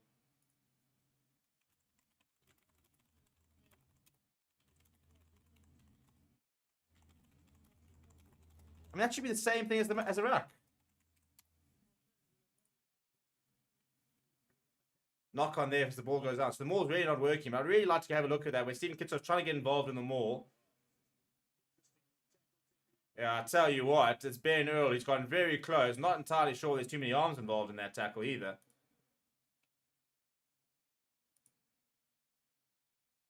So knock on here. Scrum here for England.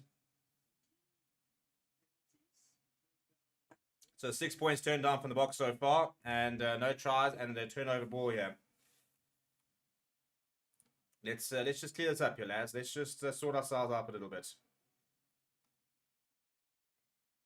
And our penalty at scrum time, free extra for England. Come on, man. Wake up.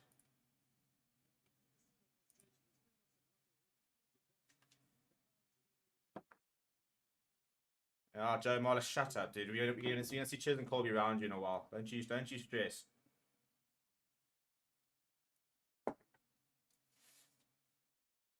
Right, so not the best kick there. So it'll be an England line just past 22, halfway between the 22 and the 10-meter line. Box really need to wake up a little bit, chap.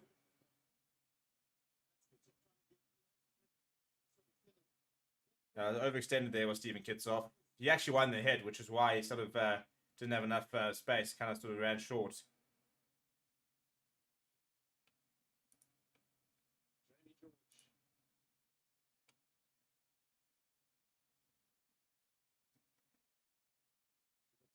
Right, goes pointing towards the back of the line. It's a good sack from South Africa.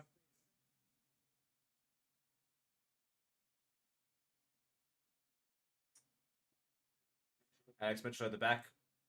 Towards the left-hand side, sends it high in the air. Elliot Daly after this once again. It'll be Kirtley Orenser. Kirtley Orenser, that's brilliantly taken from Kirtley Orenser. Really, really good work. First time we've really taken it cleanly in the air. They pierced it to a big hit on him. Towards round goes back to Monty Libok. Now Monty Libok goes to the boots. Ches and Colby is chasing Sean. Johnny May is going back. It's a good take in the air. I'm trying to work out who that is, actually. I don't think it's Freddie Stewart. Ball's available for England. Moves to the left-hand side of Tom Curry.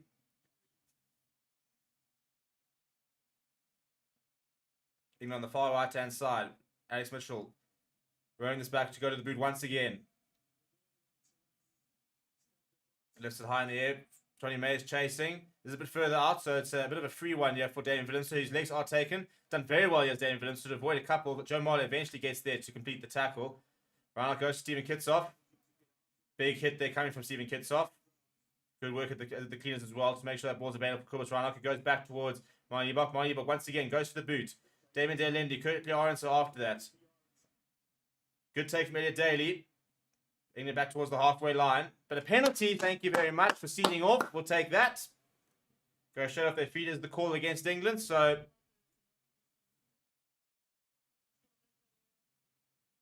oh, Felix Jones is off somewhere. And they're going to give, yeah, thank you very much. Thanks. Cheers, Owen. Yeah, thanks, Owen. Cheers. Cheers.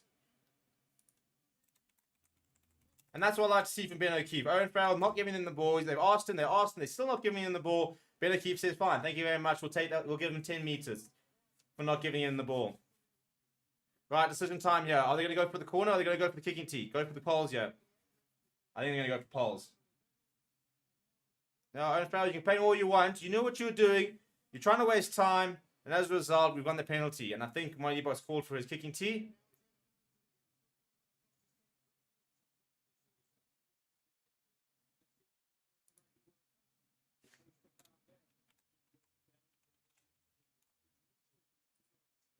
Right there, says Mitchell's got off his feet.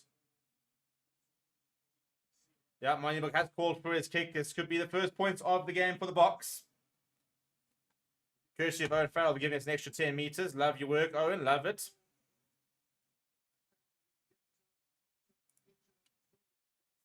Setler says, please don't miss. Well, we have left out 6 points out there. We've been down 6 points so far, so we need to try and get this 3. Also, perfect time for me to get a new beer.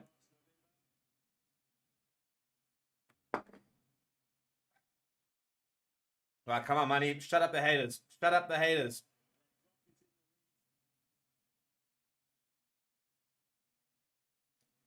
Straight. It could not be more center.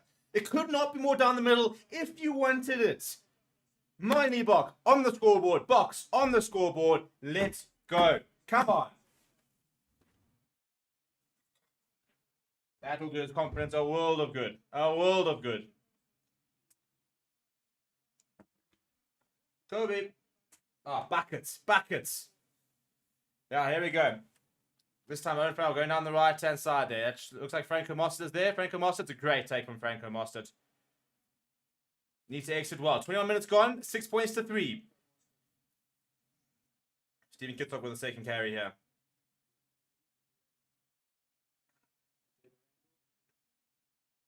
Chris Ryan taking a while. He's going to go to the box kick here. Lifts it high in the air. Sia Khaleesi. I tell you, he's on a man on the mission. He wants to get there first. Kubus Ryan get back to actually charge his own kick. Franco Mostert there to complete the tackle. Just past the halfway line here are England. They go back to Owen Farrell. Owen Farrell's going to go to the boot.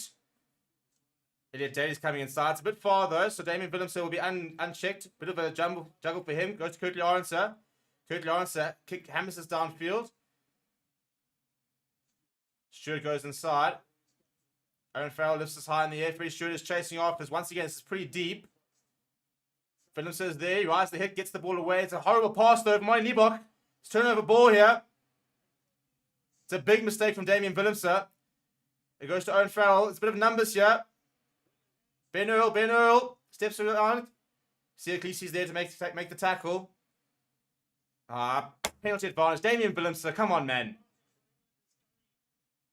Sia Khaleesi not managed to roll there. Penalty advantage here for England. Owen Farrell kick over the top towards Elliot Daly. It's too far. We'll go back for the penalty, and this should be 9 points to 3.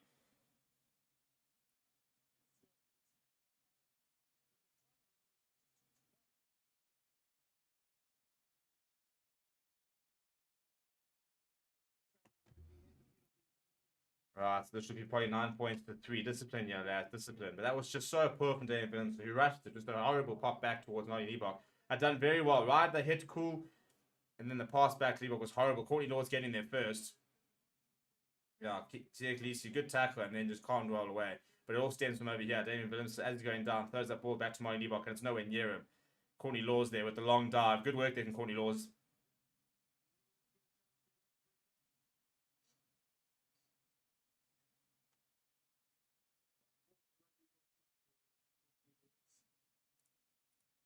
Courtney Law's trying to win this World Cup on his 4th attempt, by the way.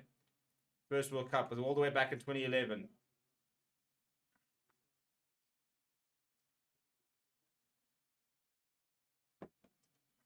Interesting enough, he actually played alongside Steve Borthwick, as was being mentioned on the broadcast commentary.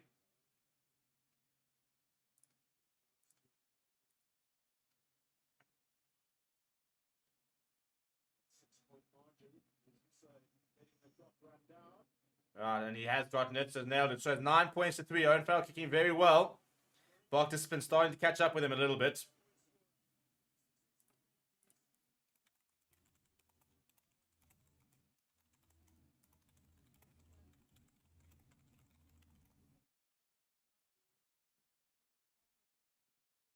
Right, restart here.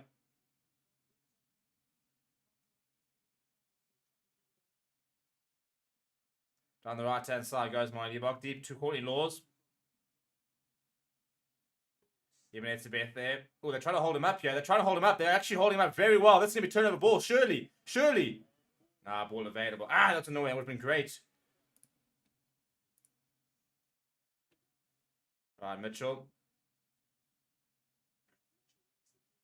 It's a very good clearance from Alex Mitchell. Back towards the halfway line.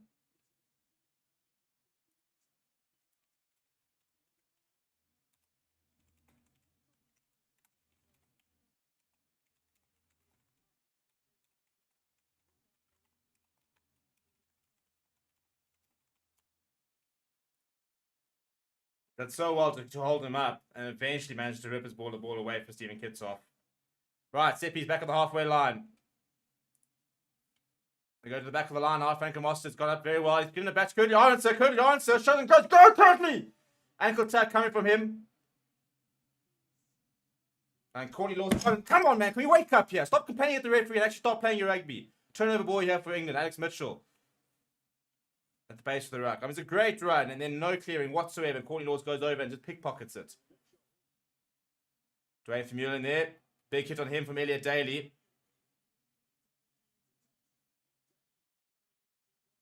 Right, Eben Etzebeth trying to get things on the back onto the front foot there. And penalty for the Boks there for not rolling away. Mario Toji had his hands on the ball, but it was allowed to play it.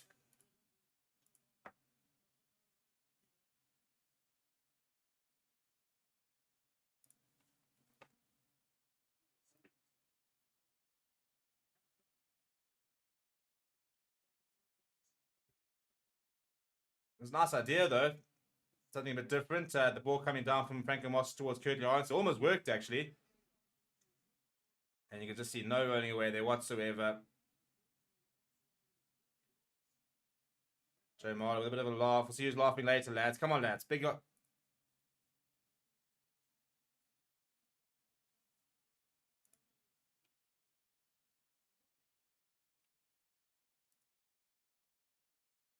Good line up there. Goes back to... and that's not straight again. Come on, Bongi.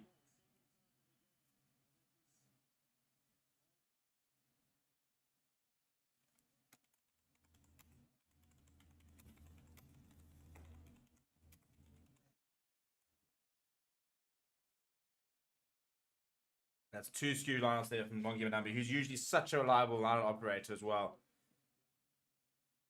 Far too many mistakes in this first half. Keeping England in the game here. Well, I mean, they're well ahead, in fact, but just not letting ourselves get into the game. But also, I mean, we need to talk about England slowing the game down here.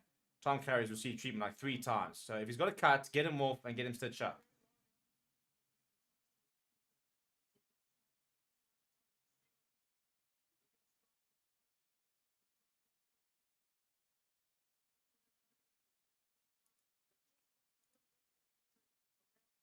Come on, lads. It's just, you just need to get to half time here.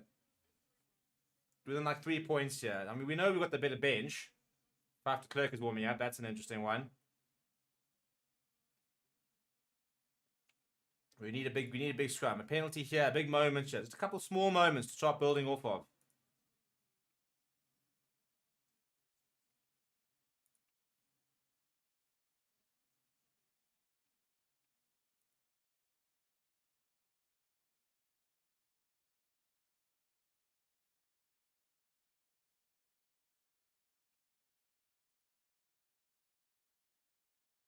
Right, scrum here for England, just outside their 10 meter, or just about past the 10-meter line. So inside their own half. A big hit here would be very much appreciated, Jeb.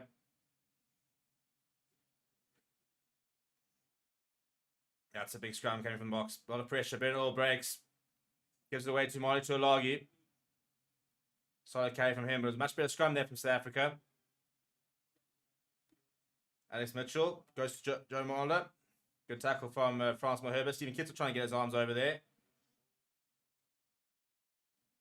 Once again, Mitchell's going to roll his back and go to the boot.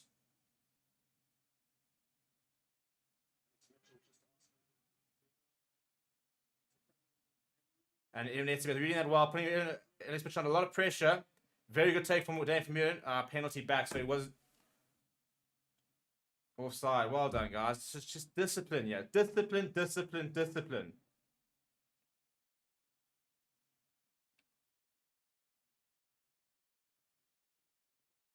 Yeah, Eben is on press. He's asking Ben O'Keefe.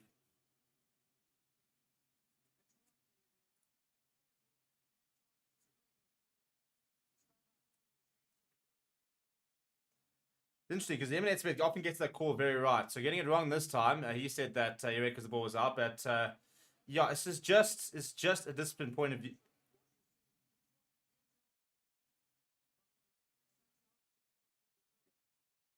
Yeah, look, I think they've got a point, because when the referees, when the scrum half moves, I mean, he rolled it back to grab, which means it was technically out. But again, you got to listen to the referee.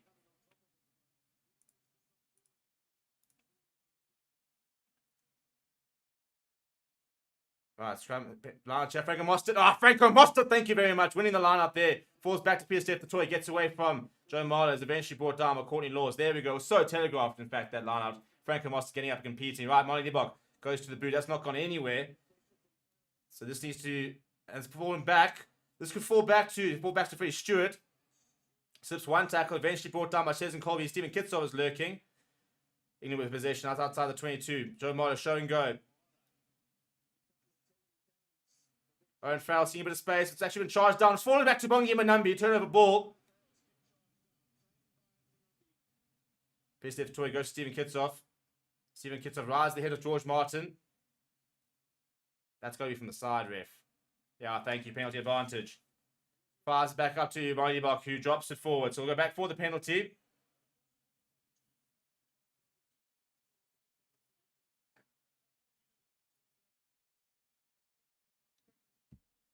Halfway mark. What a game this has been. What a game this has been so far. Tight. Scrappy. Not particularly free-flowing. Very much being influenced by the conditions so far.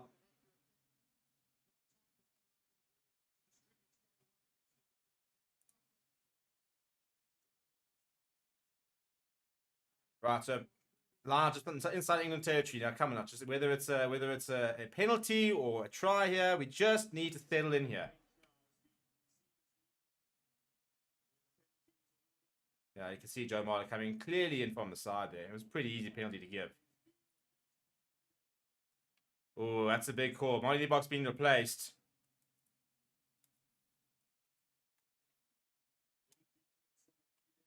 Right, so Andre Pollard has come onto the park. Big call that to be made by the coaching staff to bring on Pollard already. Look, I think that's a conditions related. At the end of the day, we're not getting front football. The pack's not giving them much to work with. It's wet and it's going to be very, very solid. So I think I don't think it's actually the worst call here. Bring on your not necessarily as exciting as Andre Pollard, but for the conditions, no options there for Kubos Rana. So he's hammered it ahead, and that'll be marked surely by Freddie Stewart. We've just got not much of a shape of an attack here. Almost feels a bit of a panic call that though. I'm not quite sure I agree with it.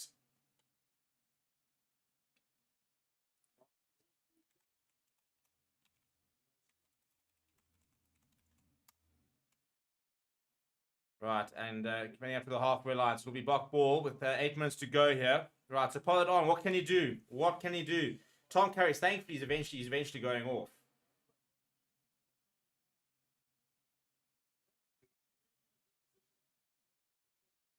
Dwayne Vermeulen reckons it was touched.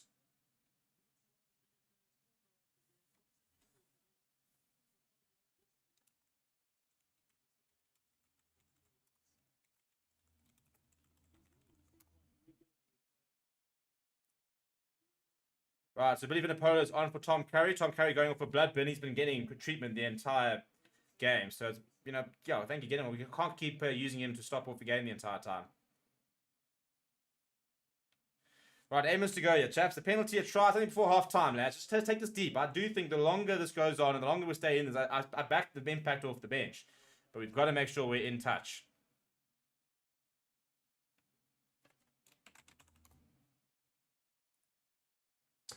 Right, time on. Bongi Benambi needs to hit the straight. I reckon they go to the front of the line, actually. I'd be very surprised if he go back to the back. There you go, Dwayne. Much better there. Big shove here from England. And now they break off a little bit. But once is the call. Use this, Reinach. Use this, Kubus. Use this, Kubus. Right. Reinach goes up in the air. Kurt Janssens is giving chase. And he's dropped this as Daly. Backwards is the call.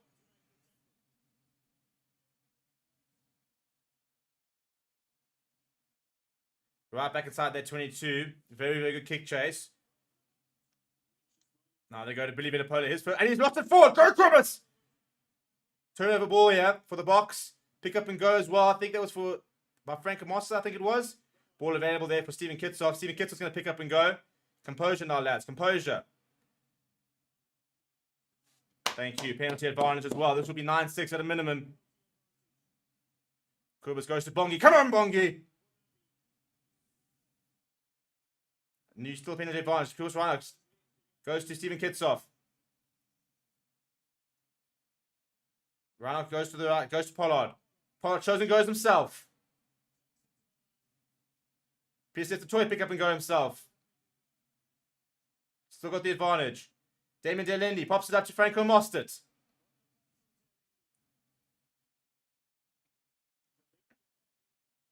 And they'll go through. Penalty right in front of the poles. Thank you very much. 9 points to 6. And let's move again. Offside is the call. Right, sorry, Ethan. First of all, thank you very much for the super chat. Really appreciate it. Saying, just go home. How have the Bok been playing so far? Sloppy. Very, very sloppy. We've not been good. 2 skew lineouts so far from Bongi Manambi, which hasn't been great. We've conceded a scrum penalty or 2. Dropped a couple of ball. We're really not winning the aerial battle. Starting to go into the game a little bit. Had a bit of a better last 5 minutes. A big call from the coaching staff has been putting on Andre Pollard for Springbok already in this first half.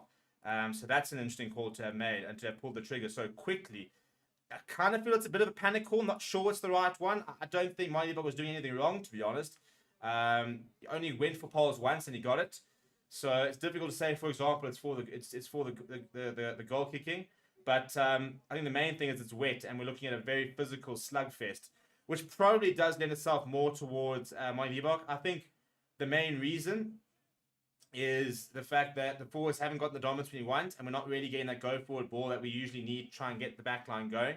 And as a result, as you know, fewer players get more involved and you don't have that platform to really sort of run the hands, Pollard's probably a better option for a tighter, less sort of expansive game, which I think is now kind of about to become the case, if that makes sort of any sense. So Pollard now to make his first kick of the match, to make this a 3-point game.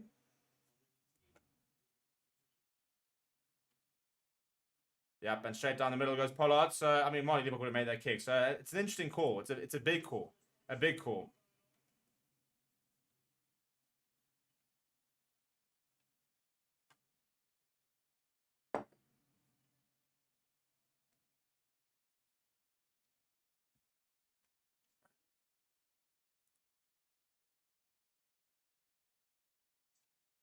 Right, so a 3-point game. I wouldn't mind if we got half-time with 3 points, to be honest. As I said, we're starting to go into this game a little bit better, which is the main thing. You know, when you start well, or you start badly, for example, just stay in the contest as much as you can. A deep restart there to Dwayne Vermeulen getting away from one, falling in front of a couple others. But some good clean-out work means it is available for Kubas Reinach with 5 minutes left on the clock for the first half. Reinach goes back to Pollard. And Pollard, that's very, very good touch final from Pollard. He drives in the back towards the halfway line. Nice exit from the box. That's better. As I said, when things are going badly, basics. Just do the basics right. Good restart. Good clearance. You know, solid lineouts. Just keep things a bit simple sometimes. Go back to the basics and almost go 1 for 1. 1 for 1 for 1 for 1. I'm going to play better. I'm going to outplay my counterpart. And just keep it nice and simple and start to outmuscle them a little bit.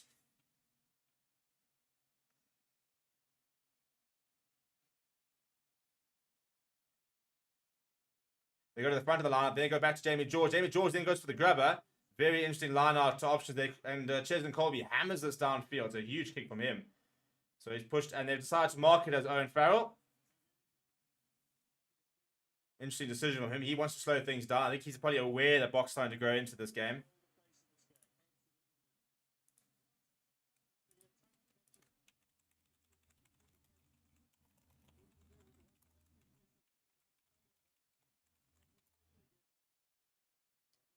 Dane Willemse from the... That's right, against touchline. And he's won it back. Brilliant work from David Willemse. But then puts it onto the boot, but was put into touch. So it'll be an England line out on the 22. Good take from him though, under the high ball. We need a bit more of that. And it's just right up against the touchline. It's just that one step really before he tried to kick it back inside. Really good take.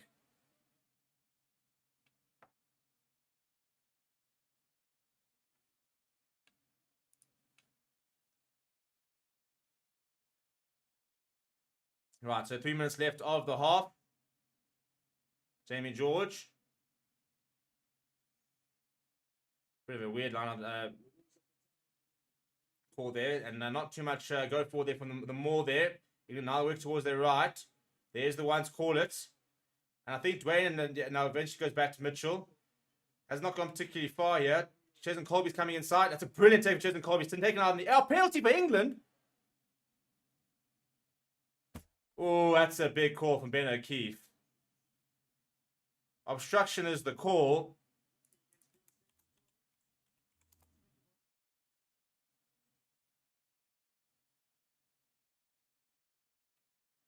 They're going to take the points here.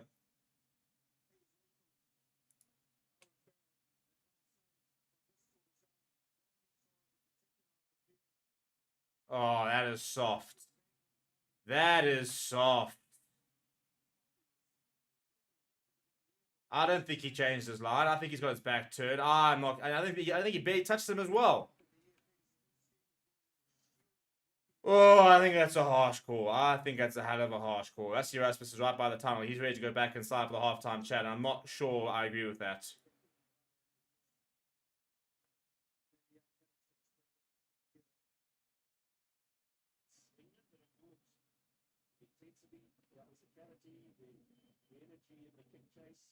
Controlling and dictating the game. But if they're playing the game they want, not allowing the Springboks to get their game going. Owen Farrell's toughest attempt of the evening so far. And Owen Farrell's made no mistake there. He stores that 6-point lead. Just trying in time for half time, so need a big start.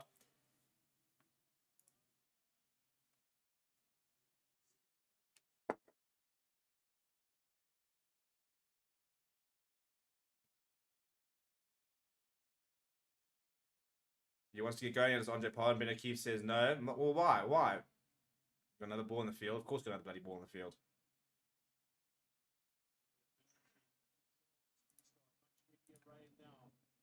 Deep restart to Courtney Laws.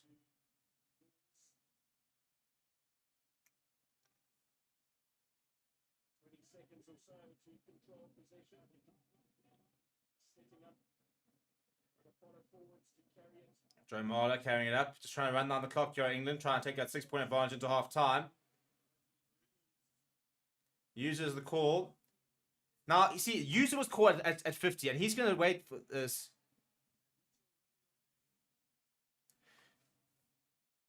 Yeah, you see, and Syracuse needs to have a word about how long it's taking to get out of the ruck. There's supposed to be a time limit. I don't know if it's like 3 seconds, but I'd love to see the average rucks to be at time there, because the time it takes for them to get that ball out is absolutely mental. In fact, it's a joke.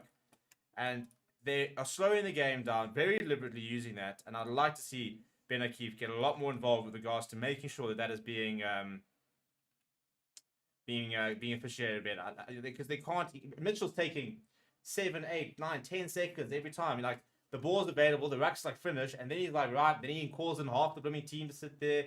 And then it takes a while to look around, and then he brings it back and stuff like that. It's far too easy for them to just use up that time. So I think that's something that I think Sia needs to just whisper to the ear of Ben O'Keefe at half time and just say, listen, we need to look at this. We need to see how they're slowing the ball game down.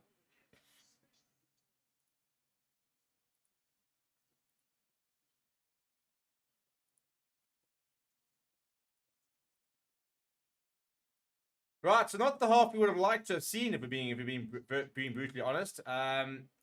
Need to get a lot better. There's no doubt about that. Still very far from over. 6 points is the game, is the margin at the moment. So, yeah, I think at the end of the day, it's about making sure that at half time we talk about what's going wrong, try and fix a few things. But in terms of what to do in the second half, we're going to hand over to our panel very shortly. Riza, Wes, and Carl are on standby, and they'll be sort of talking you through that half and stuff. In the meantime, please do smash like on the video. Please do subscribe to the channel as well. Let's try and see if we can get up to 57,000 subscribers, which would be absolutely amazing. So I'll see you guys in a little bit. Go and get your beers and stuff like that. And in the meantime, let's hear from the panel, which is Riza, Carl, and Wes. Over to you, chaps.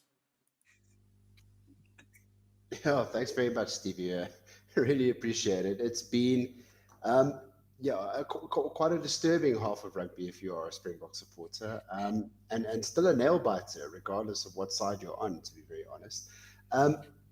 Wes, let's start with you, because everything we feared would have to go wrong for the Springboks seems to have gone wrong. We talked a little bit before about the goals that we wanted to see the Springboks achieve in the first half. They didn't achieve that, did they? No, not at all. And absolutely, let me first say, like, absolute credit to England. I mean, this is the best rugby I think we've seen them play in a long time, and it's probably some of the worst rugby we've seen the Boks play in a long time. But taking nothing away from the English, yeah, they've completely diffused anything that South Africa's tried to put together. The Boks also just making a few silly mistakes. You know, we said those small wins. I think it was Slack earlier in the chat just saying, you know, win those small battles, and the Boks have not been able to do that. Losing a few lineouts early on, silly penalties here and there. I think we've been pretty good with ball in hand when we've had ball in hand. Not that we've had much of it, but absolute credit to the English for drawing us in, and we've sort of fallen into their game plan, which is not where we want to be playing.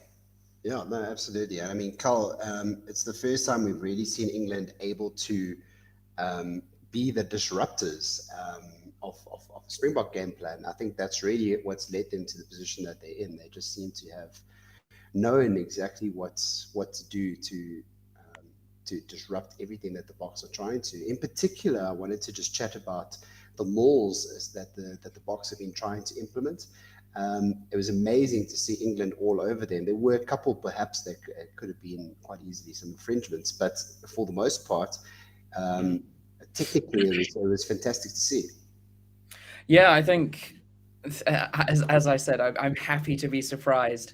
And, you know, England have come out playing. They're certainly, and the annoying thing for me is that they're doing the game plan, which I hate the most, and it's working. But yeah, I mean, the one thing South Africa looked like they're playing the same game England was playing 8 months ago, like trying to do what England's doing now, but failing at it. And it's a strange one. I also am not so sure why. Like, I know why Marnie Libbok was taken off, but I'm not sure it was the right call. But England have come out and, you know, shown a lot more than I expected them to. So I'm happy for that. Yeah, I mean, look, we talked about the fact that England have never led against the Springboks in a playoff game at halftime. And I think that's a really crucial stat, because if we were talking about the things that they would have wanted to achieve, this is certainly one of them. So they are definitely on track. And whereas for the Boks, we are not out of it. We are absolutely still in this game. But something needs to change, right? And it seems that the management, in particular, Carl had already spoken on it, the Marnie change, it was a bit of a shock to the system, I'm not going to lie. We all know what Pollard is capable of, but man, that's to pull him off like that when it was a team performance, in my view, that was so bad. I'm not entirely sure what they saw in his performance that they felt that he was the one that needed to come off.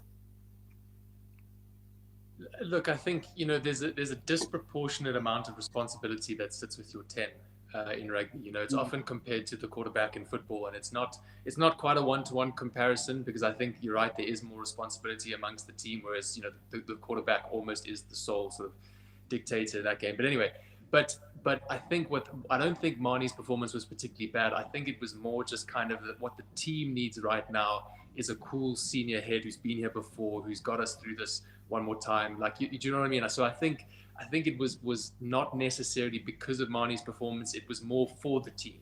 You know, we go back to that comment that Dwayne Vermeulen made about when he wasn't picked to start or wasn't picked to play at all for Ireland. And he just kind of said one team, one vision. And so, you know, hopefully Marnie understands that as well, and understands that it's for the betterment of the team ultimately, you know.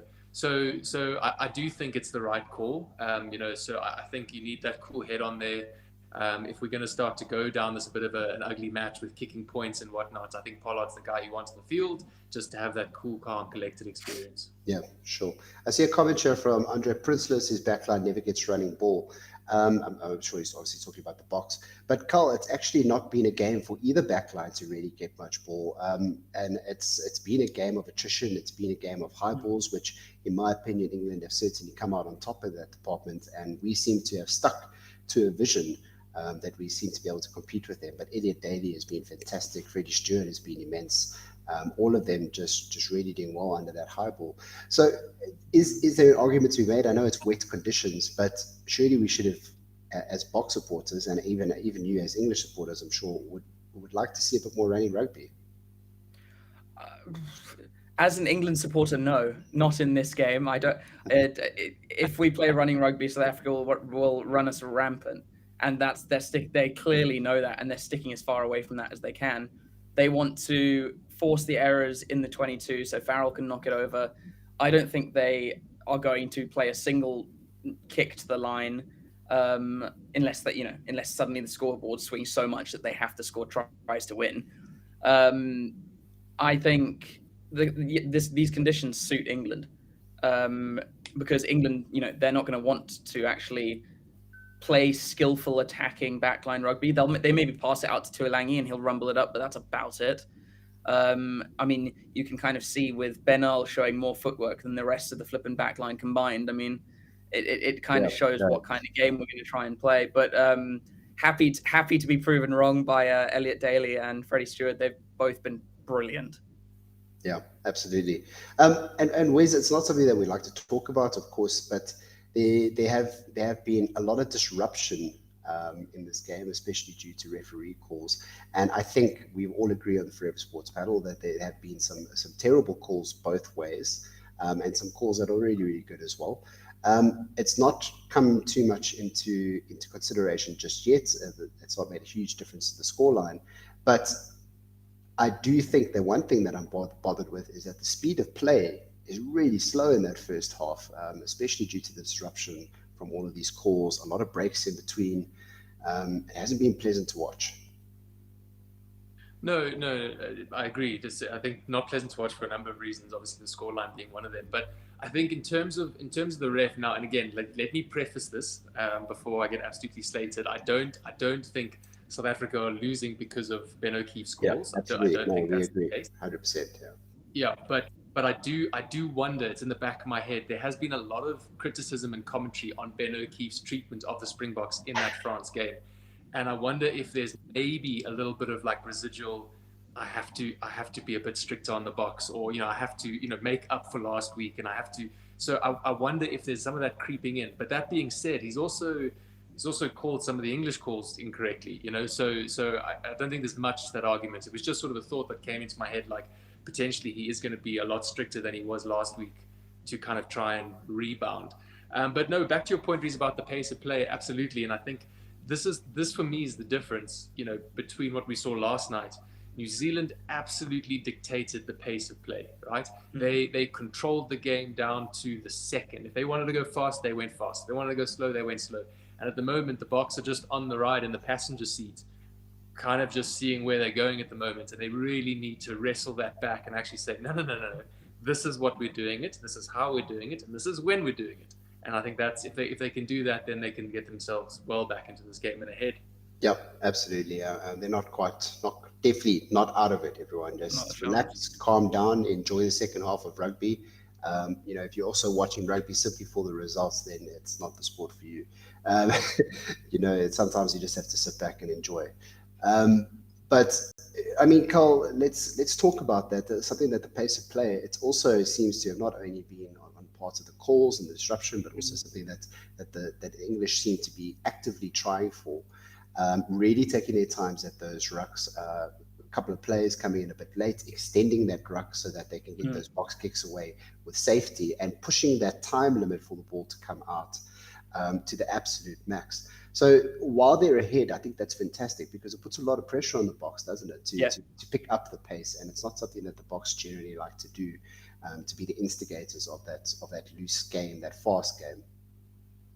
Yeah, and I think I can't remember if I said it in the last, in the pre-game or the last week, that the box, from what I can remember from my recent memory, don't chase games well. They do, like if they're behind by a bit more than 6 points, like they'll be fine with a 6-point margin. But I can't remember the last time the Springboks had a comeback win. And I don't think it'll get to that point because England are not going to be playing for tries. So it now comes to, if South Africa are disciplined, South Africa probably will win this game because that's what we're trying to feed off penalties. Then we might try to go for drop goals. We've shown that we're willing to do that if we're in the right position for it. But yeah, South Africa are going to be coming out of the tunnel thinking, we've got to change everything now and we have to play better. And I'm sure they will. And they score a converted try, they're ahead. So they're not out by a long mile. Absolutely. And Wes, we see a couple of comments. I see Council of One Music says Box look exhausted. I don't know if that's correct, but also by the way that we seem to be able to get towards our breakdowns, we've had a couple that have just gone awry, including at our set piece time. But in particular, the rucks, we're not really securing our own ball. We're not seem to be able to disrupt their rucks either. Is that a sign of exhaustion, or is that simply just something else?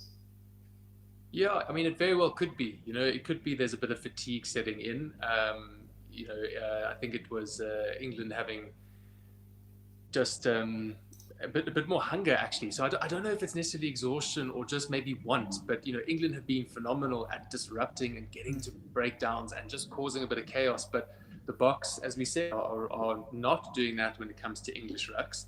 And then, really struggling to secure our own ball. So there were a couple times where there were a few pick and goes, isolated players running and going themselves. And I just thought, jeepers, it's like, where's your support? Like, if we need to slow it down, I know they probably want to play it a bit quicker, but don't play it quick at the expense of turning over a ball then. Do you know what I mean? Like, fantastic. You picked and went in 2.2 whatever, but you lost the ball.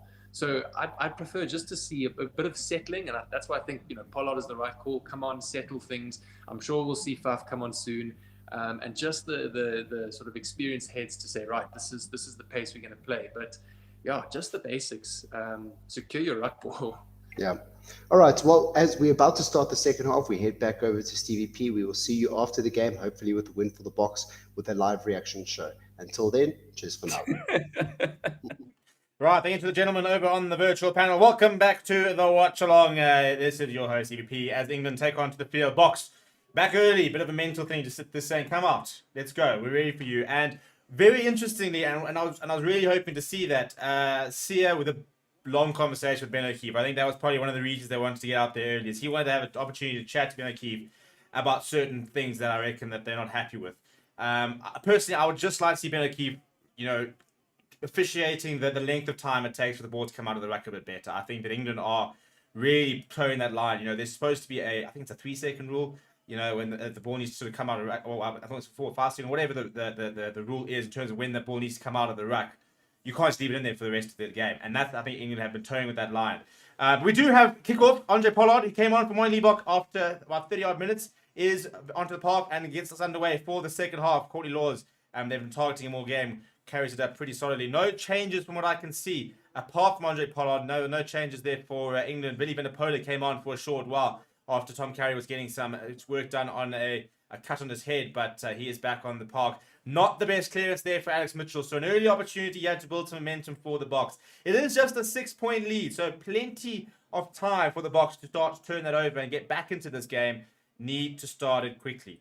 We need to start it nice and solidly. You need to try and get some points because at the moment, England are on a high. They're running on a high. and you go and score quickly and early on, you start to force that panic. You start to sit there going, oh, hang on. Oh, and that's a messy line out. And Siya Kolisi dived on it. Thankfully, good work from him. But yeah, you start off nicely and you can score a try, for example. England might start to panic to a certain degree, or at least start to think, oh, sure, but here we go. Whereas if England score first, even if it's a penalty or a try, then they start to think, actually, this could be our game. This could be our day. And that's not a good kick from Kobus Reinach, and it's fallen back towards Tom Curry. So accuracy there, in fact, I wouldn't be surprised if, almost based on that kick, if Faf de Klerk comes on pretty quickly. Owen Farrell goes to the boot down the right-hand side. Chesney Colby is there with Johnny May. And that comes balls back towards the England half, but it's right up against the touchline. And Joe Martin goes over it. And Damien Phillips is over that ball. Surely you're going to reward him. Better keep surely. What? I don't understand that call. He gets there quickly. He gets over the ball. He takes like 14 minutes.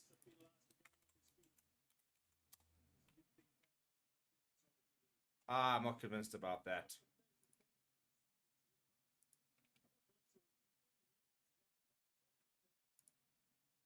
Yeah, Damien Phillips is looking very amused. I'd like to see a replay on that. I don't even think he was part of the tackle. I think he was over that ball quickly.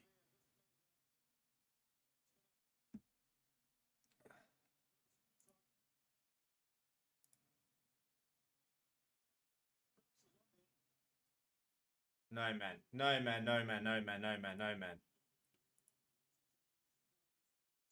Yeah, see Faf de Klerk on for Reinach. I thought that might have happened, actually. As soon as he kicked that ball, I think you sat there going, that could be the last play. Alex Mitchell under a bit of pressure. Dwayne Vermeulen getting through the line up there, trying to cause that disruption.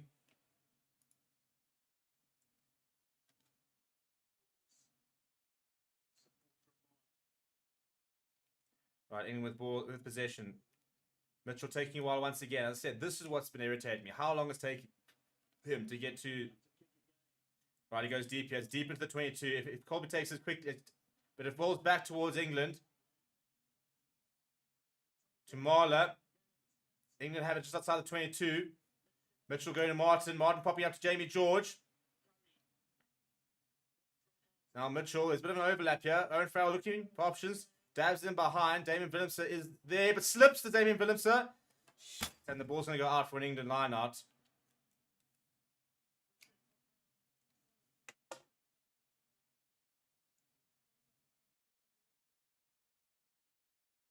I still cannot believe that Willemse call. That is unreal. Gets there, gets over the ball. To say he's not supporting his body weight, he's basically lifted. He actually lifted Joe Martin up at a stage. So I'm not convinced about that call at all.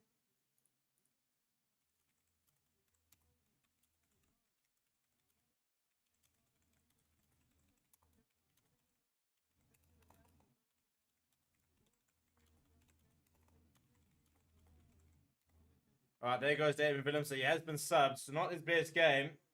I do think he was very, very unfairly penalised early on. But Billy LaRue is putting all the experience on here.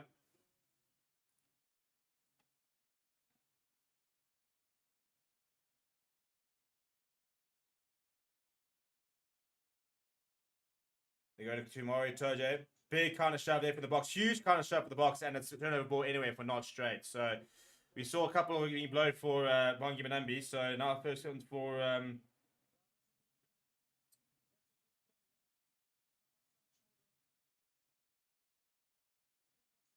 Right, turnover ball there. That's a mistake from Jamie George.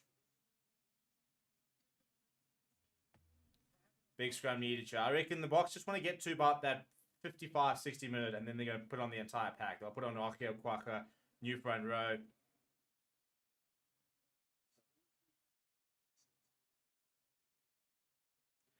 Yeah, so Boxer made 3 subs, but none in the pack.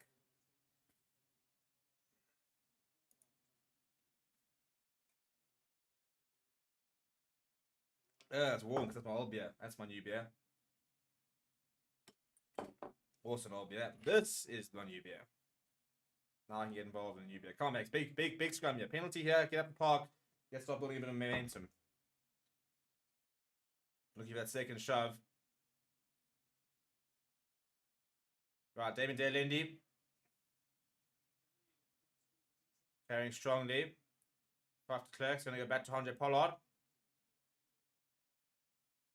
And Pollard's going to find a clearance there. Clears just outside the 22. Not the best touch finder.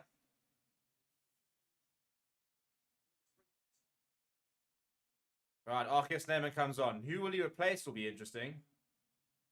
Yeah, but that's a big call. That's a huge call. I actually agree with it, though, to be perfectly honest. I wouldn't take off Franco Mostert. We've got to have Franco on for his line-out ability. But that's a very, very big call to take off Evan Etzebeth.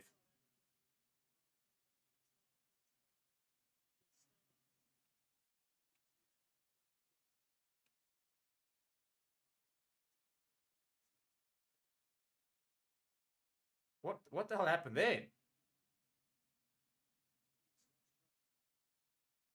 Surely there must be a knock-on advantage. I'm not entirely sure what happened there, but that landed about 4 meters towards the right-hand side. Did that come off a player's arm or something? I think it must have been a knock-on advantage or something.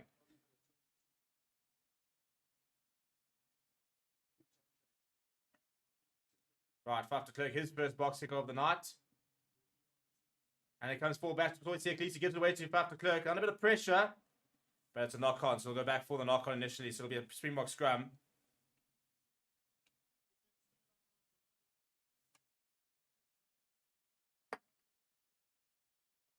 Couple of mistakes creeping into the England game here, as well as, well, Isaka not been exactly phenomenal. Yeah, just completely slips out of Jamie George's hand. I've never seen that, by the way. I mean, he literally throws it, it slips, and it goes like 2 meters that left. Like, that's bizarre, absolutely bizarre.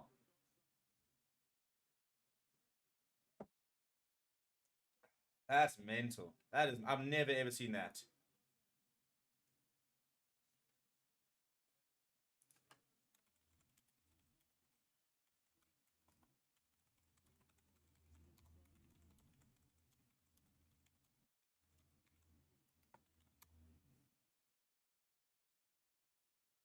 Right, so even it's a bit off. That's a pretty big call, actually, on Arceus name. I think it's the right call. At the end of the day, the tighter this game gets, the more you need to have your best line options.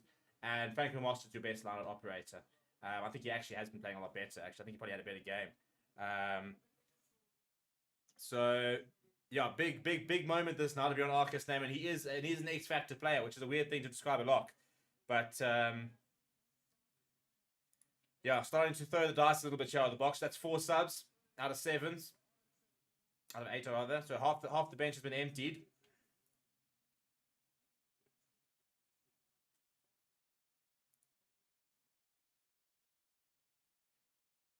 "34 minutes, chaps. 34 minutes. And we're going to have a reset, chap. Another reset. Scrum's a bit of a disaster, to be perfectly honest. It's been very, very scrappy. Right, so we've got a poll running in the comments, by the way. And the poll is, will the Springboks come back to win? Almost 5,000 votes on that. So go and vote in the poll. Also, let's keep subscribing, by the way. 600 subscribers away from 57,000 subscribers. On the road to 60,000. Let's see how close to that we can get tonight.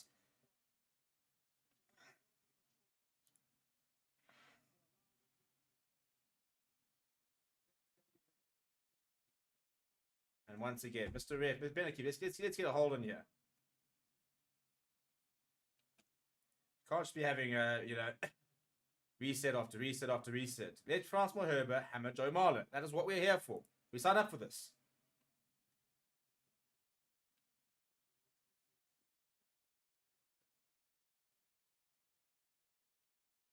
Come on, the lads. Come on, the lads.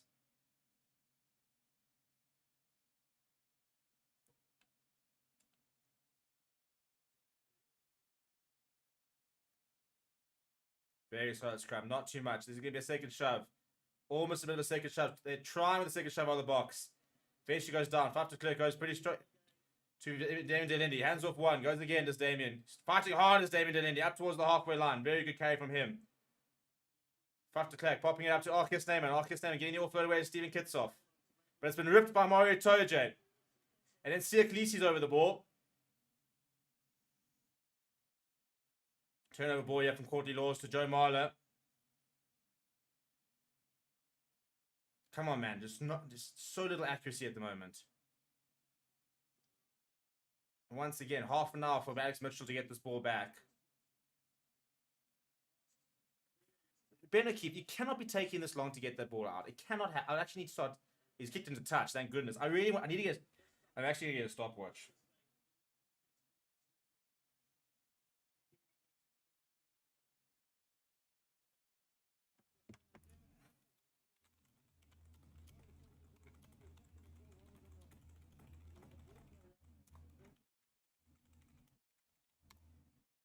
Right, here we go. Riteko Baditswe Inche is on for Stephen Kitsoff.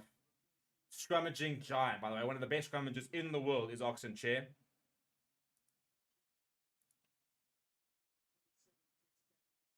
Big moment, Chaz. The bench is all coming down to the bench, isn't it? Longy Benami goes to Franco Moss. It's been disrupted by Maury Toja in the air. Knock on advantage is the call. Wouldn't mind. I'll take a scrum actually, the Oxen Chair on. I'd love to see him have a go.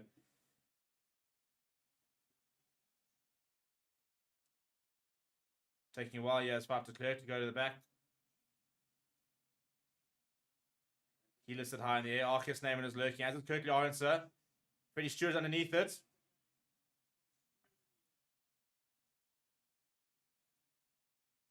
England back in their 10-meter line. Mitchell's gone off quickly, and Faf de Klerk's gone off quickly and forced Mitchell to carry it. Big counter coming from the box. But Riteko Baditswe is working really hard there. Once again, how long are they allowed to just take at the ruck here?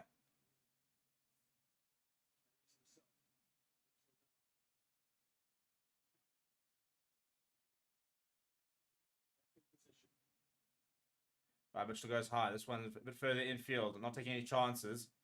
And it goes into Mueller, goes to Oxen Chair. Good work there. Faf de Klerk goes to Pollard. Pollard, long pass out towards Valiru. Valiru under a bit of pressure.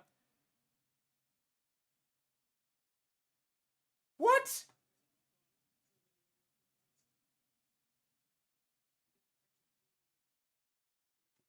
So apparently there's a knock on there. I think that call's come from the side.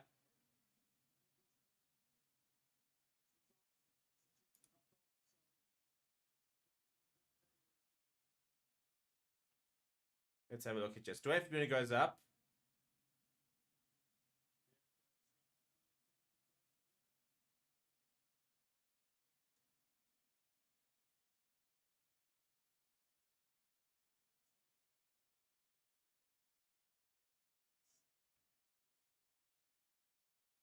Come on, big scrum here, lads. Need Oxen Chair to operate here.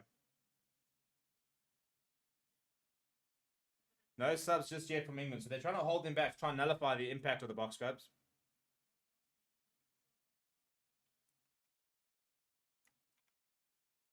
Right, here comes Dion Free and Quacker Smith, and it's Dwayne Smith and Sia Khaleesi who are leaving.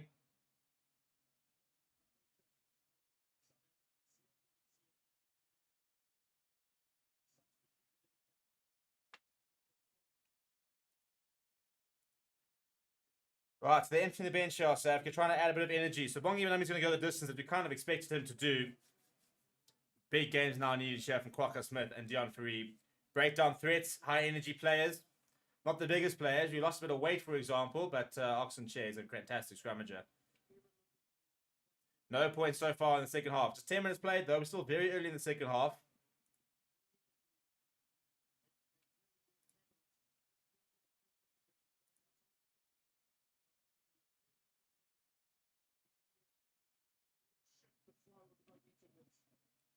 A bit of a group meeting over here. Dion Davis, Wandita Stick, Don Human, all having a chat with Rusty Erasmus. Not quite sure. That's very interesting. I'd love to know what they're talking about there. Oh, that's huge. That is huge from the box. That is massive from the box. Reward them. Dion Free comes away with it. That is huge, by the way. What a scrum that is. Turnover ball here. Arceus Neyman. Faf de Klerk going to Pollard. Pollard with the cross kick towards Chesney Colby. Chesney Colby wins it. He puts it in the inside. Go, Billy! Oh, it's not going to stop. It's not going to stop. Oh, it's too far.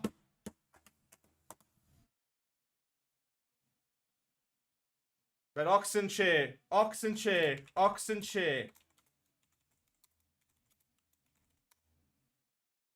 I don't know if he's got a penalty here, by the way. I think he might have a penalty.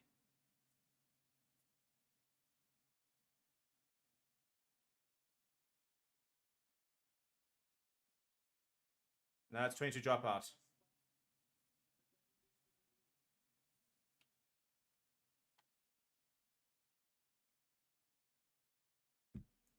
Ben, what's happening here, Chief? A couple of subs here for England now. Yeah, Ellis Genge is on.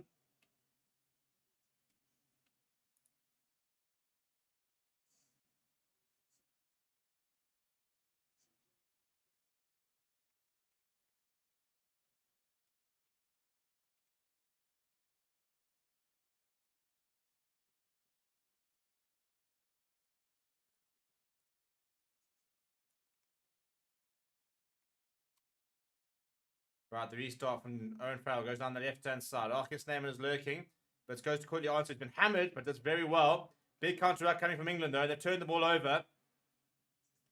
Ben Earl goes to Ellis Genge, his first carry of the day.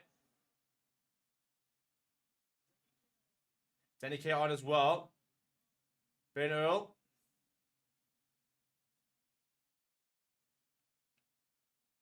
Owen Farrell going for a drop goal. He's gotten it. Oh my goodness. That is a phenomenal kick from Owen Farrell.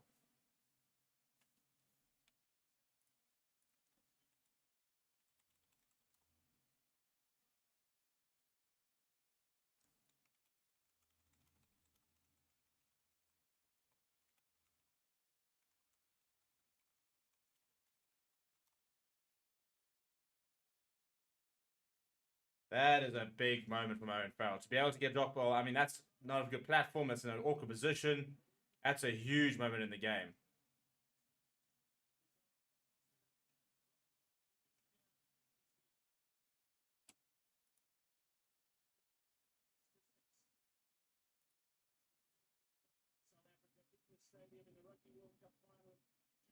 Right, Danny Kerr, his first clearance.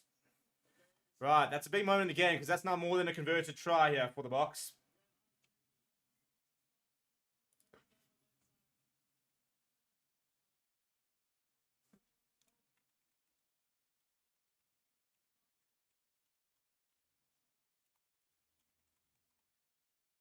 Right, big calls here, lads. Gonna need to try hit back here. It's try time. You need to try here.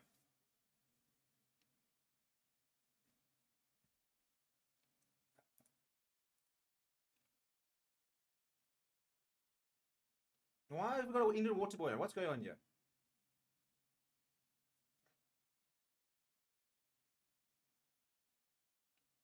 It's taking so long to play this game.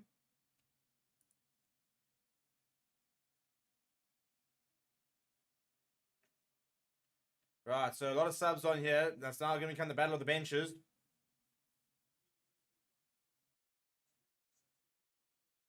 So Boks have basically emptied their bench. 7 out of 8 players are on. Got to score next year, lads. Got to score next. They're going to PSF the toy. Dion Free doing very well there. Going himself as Dion Free. Perhaps Clerk now going to PSF the toy. Popping up to Quacker Smith. Couple of phases here. Pollard. Ah, it's been left behind by Jesse Creel. Come on, man. Accuracy, lads.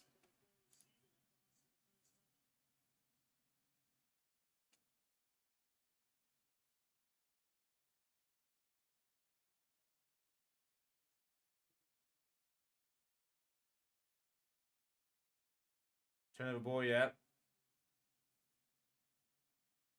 That ball's out. That ball's out. That ball's out, Franco. Thank you.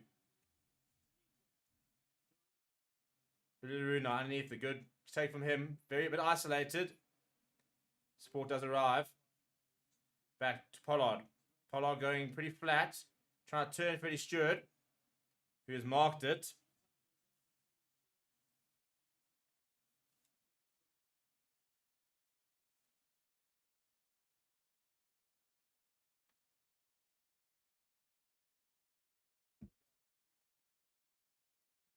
No rush here from the England players, as you'd imagine.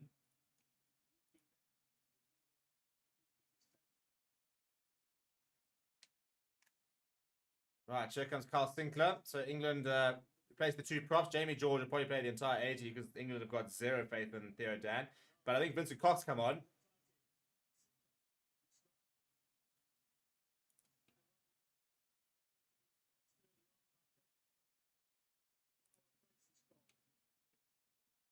Right, so Vincent Cox is on. The entire Bok bench has been unloaded. Right, Freddie Stewart makes clear up towards the halfway line. Yeah, come on, lads.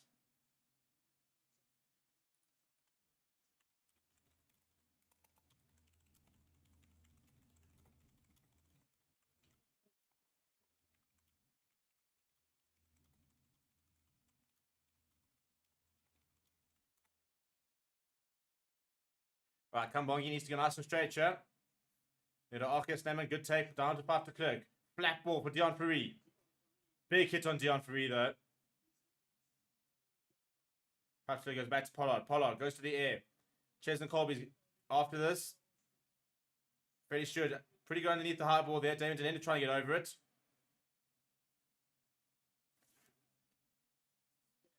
They go to Carl Sinclair, his first carry of the game.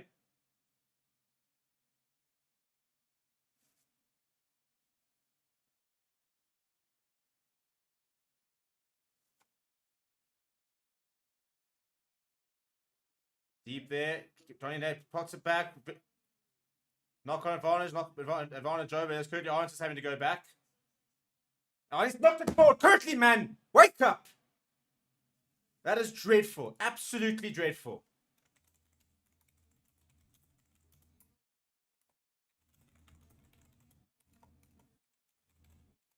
Well, that could be the game. Honestly, this could be the game.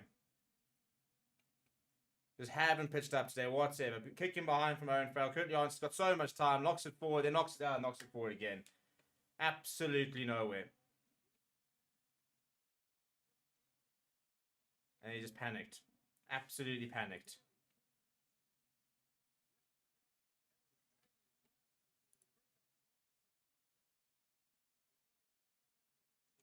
Right, you need a big scrum here to get us out of this.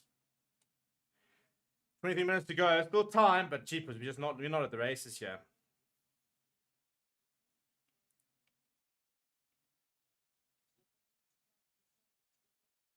You got the England coaching staff laughing. How can we have an England coaching staff laughing? I mean, really, guys, really.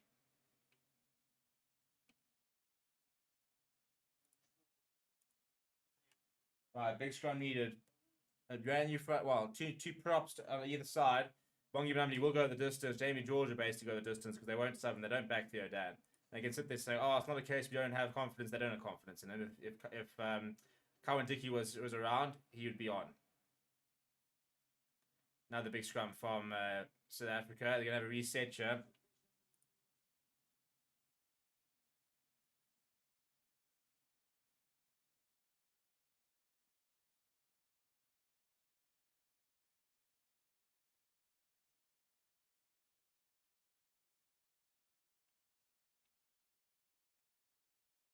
So much pressure at scrum time. And I don't think we've actually had a scrum penalty, ironically.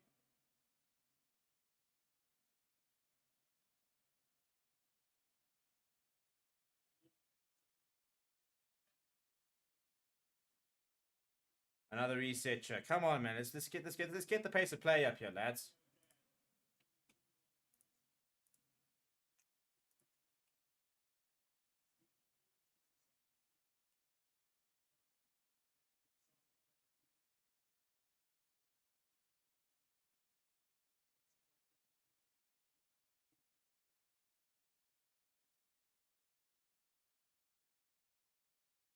It's another big scrum. It's another huge scrum. It's a huge... Thank you. It's taken us 59 minutes. And we have finally gotten a scrum penalty. 59 minutes. And we've been dominating the scrum as well. After 59 minutes, we get reward.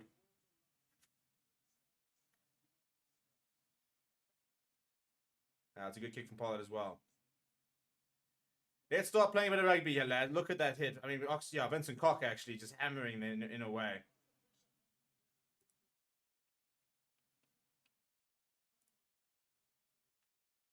Big moments here, lads. Come on, we just need to score next year.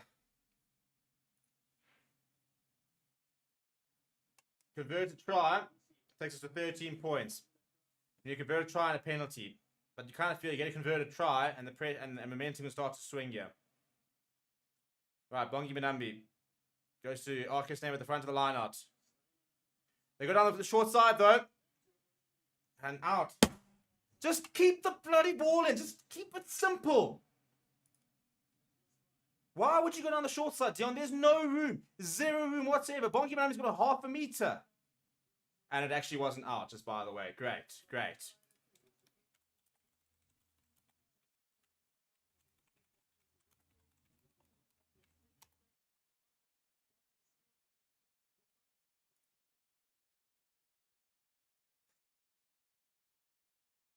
Just keep it simple, man. Come on.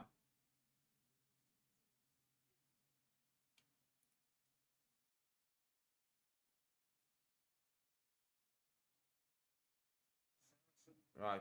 Itoja goes up. He goes to Tom Curry. Now Danny Kerr. Pretty sure Beno was in front of him. Kirk Lawrence has been a bit nowhere under the high ball. This is playing a bit of ping pong here. Tuolagi on the hit there. Kirk Lawrence trying to get big counter coming for South Africa. Picked up by Itoja. He gets the offload away to Ben Earl. Knock on advantage here for the box. Goes to Faf de Klerk. Pollard goes to Billy LaRue. Billy LaRue with the cross kick. Not the best cross kick. And it's just given possession away because, you know, why keep ball in hand? Well, why would you want ball in hand? And that's knocked on again. Thank you. And we'll have a scrum. Scrum penalty, get further down the park.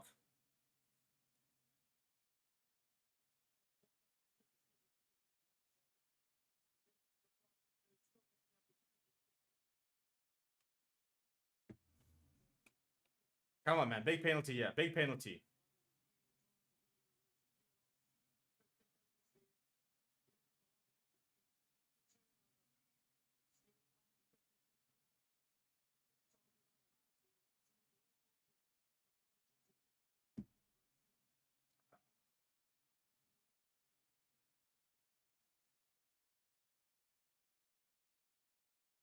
Come, let's speed this up here. Let's speed this up here, Ben. We actually want to play a bit of rugby here.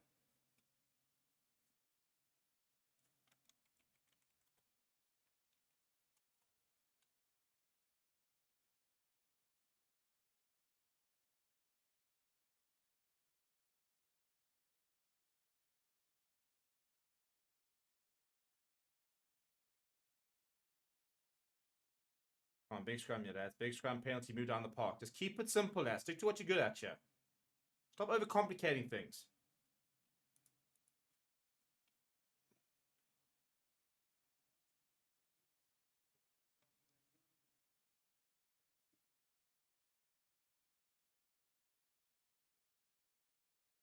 We know if Faz wants to go to the bench.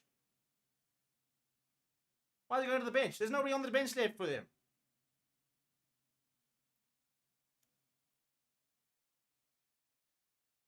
Talk about really trying to waste time here.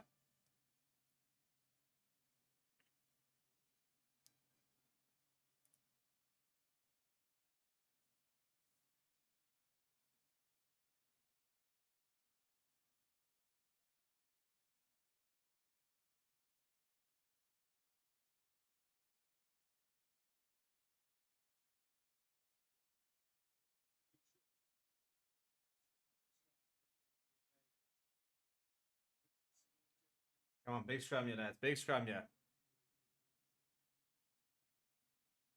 It's one down.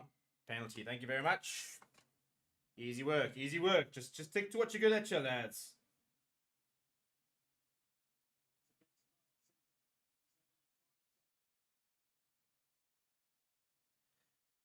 All right, come on, Pollard. Get us further down the park here, lads.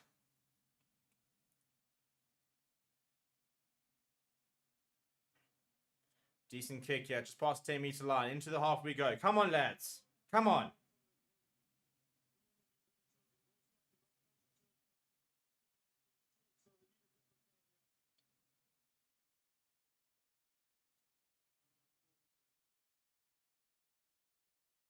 Hard way this is going to Arceus Neyman. And it gets disrupted and Courtney Laws gets in front. Our lineouts have been horrendous. Right, kicking behind there. Billy, what can he conjure up? Goes to Pollard. Pollard goes himself. Slightly isolated. Jesse Creel. Faf goes to PSF to Toy. Itoja up quickly. Right, Billy at first receiver. Popping it to Arceus Neyman with a half gap. Looking for the offload. Gets it away to Vincent Koch. Go, Vincent! Into England's half we go. 5 to clear. Quick ball to Billy LaRue. Billy LaRue out to Jason Colby. Colby into Johnny May. He gets to get.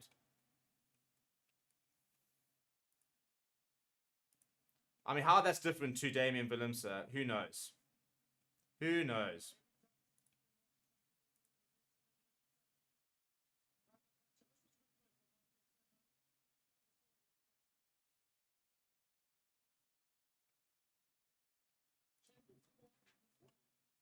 It's a good hit from Chesney Colby. So isolated. Just stay, keep it simple. Play with your supporter, lads.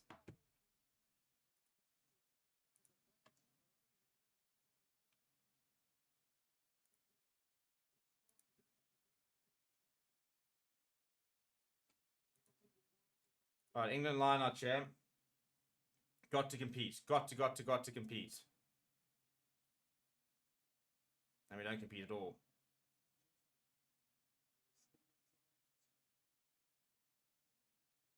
Once is the call. Now starting to go backwards.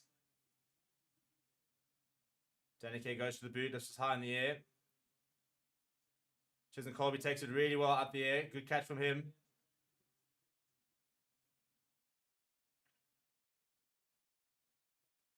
Vincent Koch.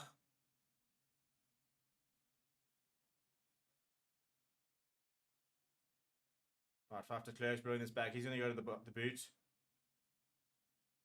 Going for quite a lot of distance here as Faf de Klerk. Chesney Colby is chasing hard. A lot of England traffic to try and get through. Pretty sure it's brought down by Franco Mostert. Okay, goes to the left. Owen Farrell goes to the boot. And once again, Kirkley Aronson can't deal with it. Thankfully, it's a knock-on from England.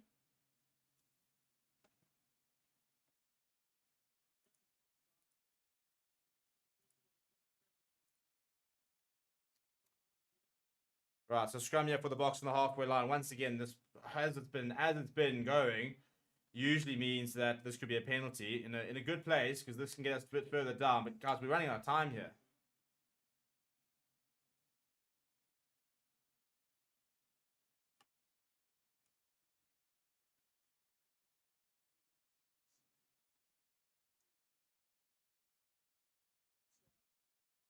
$14 minutes left. We've got to score in the next 4 minutes. Got to go into the 10 minutes with a 1-point game, 2-point game.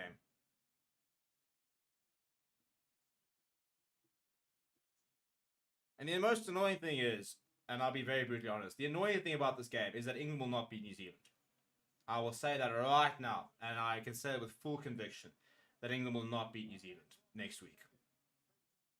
And this is the annoying. So that's the frustrating thing. Even as a neutral, you sit there saying that the best chance of a close final is the Box New Zealand. This England side will not beat New Zealand. This will be 2019 all over again, where they played their final in the semi-final, which is apparently what happened. You know, that's what they told us for 4 years, that we couldn't compete in the final because we played our big game in the semi-final. You know, and again they played very well tonight, but they won't beat New Zealand next week. So we need to win this game so that we can set up a decent final next week.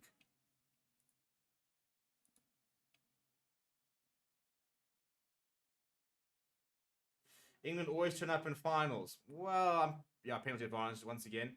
Pretty sure England have lost the most finals of any team in history, but apart from that, yeah, sure. Oh, that's great from Pollard. Oh, that's phenomenal from Pollard. Thankfully, a penalty advantage. Trying the long pass out there, slipping it out of me. All right, guys, let's up this up, yeah.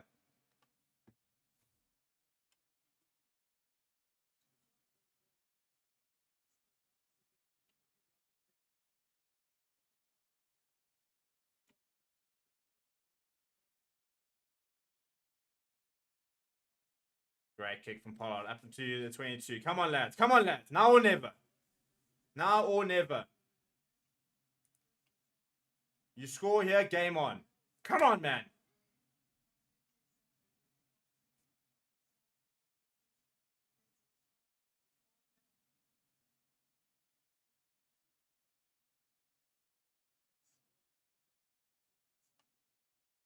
Right, so Believe in Napoleon back on for Tom Curry.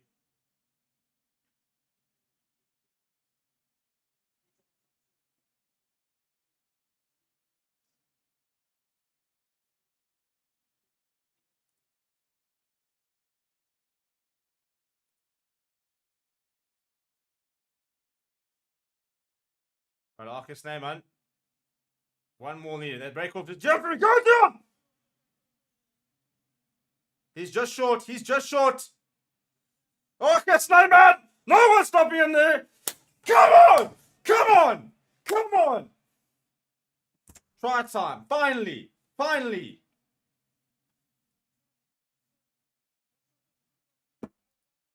The moment we needed. The moment we needed. And Arcus Neyman's been good since coming on. And Dion Free as well. What a run from him. Woo! Come on, man. Need another beer.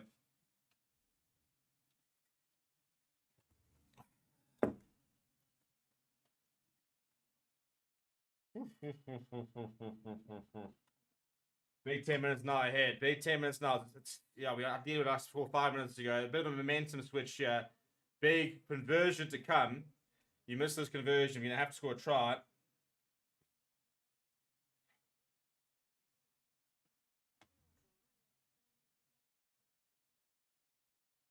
Yeah, no issue from Pollard. It's a 2-point game. It's a 2-point game. Come on, lads.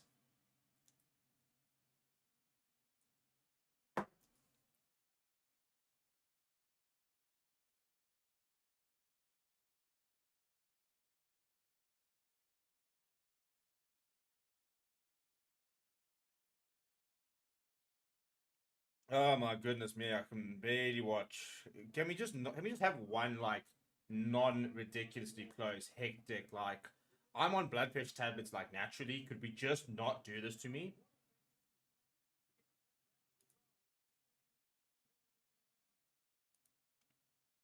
Oh, and Moggy Manabi's getting some strapping here. Big 10 minutes here, boys. Big 10 minutes. Come on, man. One penalty, one try. Discipline now, boys. Discipline.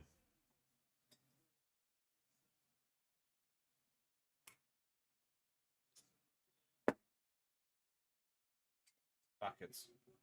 Buckets, buckets, buckets, buckets, buckets.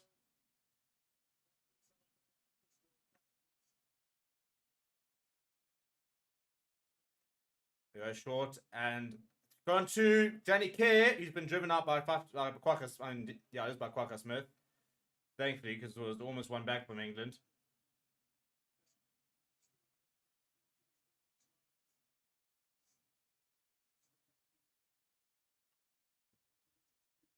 Yeah, good work there from Quacker Smith. He was adamant that this was not happening.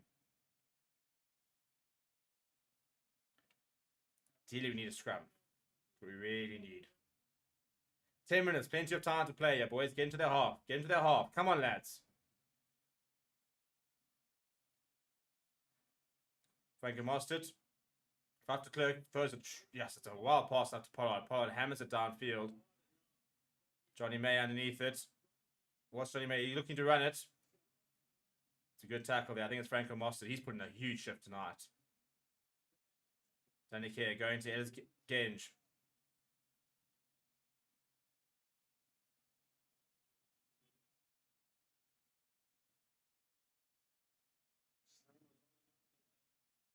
I mean, he said ball's available. It's been about 10 seconds. Okay, going to the boot. That's quite deep. It's going to be marked. Yeah, we'll mark it. Just calm things down.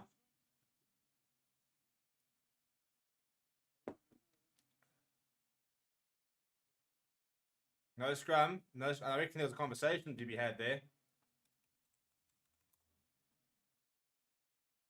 That's not going to go out. Up against touchline. Freddie Stewart's going to lift this up and chase it himself. Who wants it? Who wants it? Who wants it? And it's gone back to Mario Toje. It is Genge. Pops it up to Billy Vinapola. Quacker Smith is lurking. Owen Farrell goes to the boot. Billy LaRue has marked it.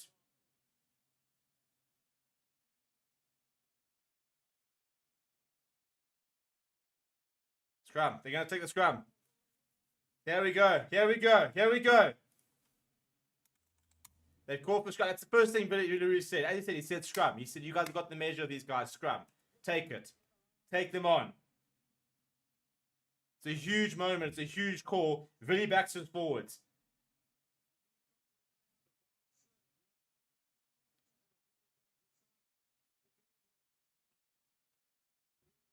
High risk, high reward. It's a huge call.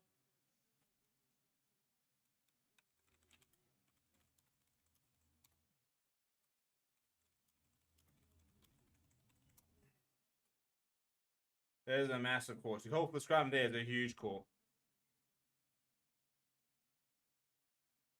Here comes Ollie Lawrence.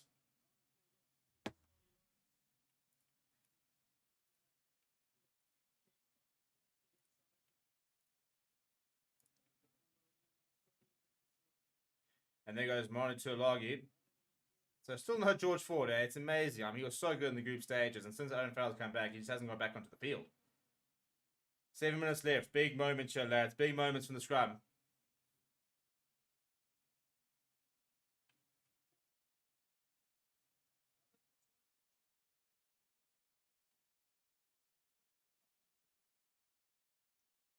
Yeah.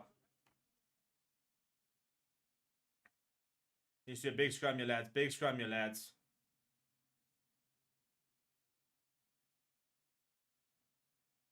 It's not the dominance you wanted. So Pollard goes to the boots. Spotting a bit of space. Right, Freddie Stewart. That's gone straight up.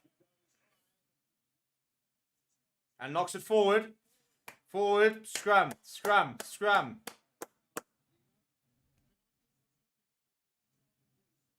Right, this is a big moment. Scrum on the halfway line. Penalty here would be very much into Andre Pollard's range.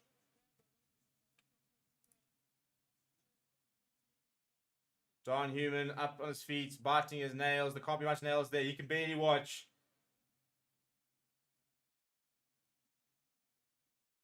Good moment. Great work there from Quacker Smith, just disrupting Freddie Stewart. Come on, lads. Come on, man.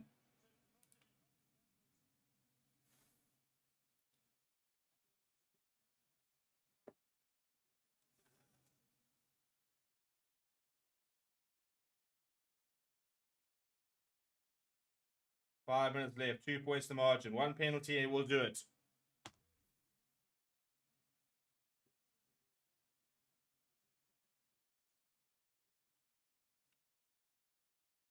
Come on, lads. Come on, man.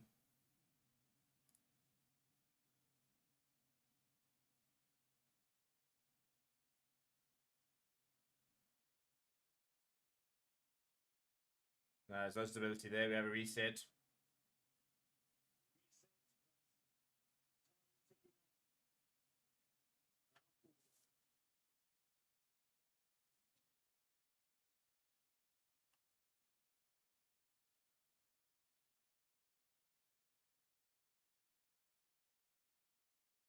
Come on, the lads. Come on, the lads.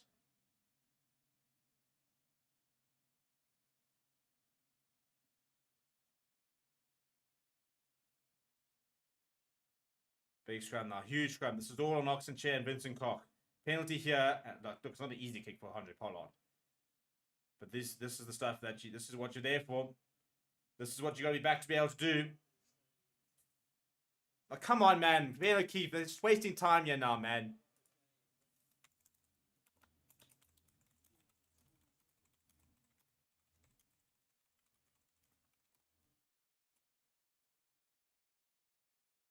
They've eaten up a minute just from refusing to take the hit.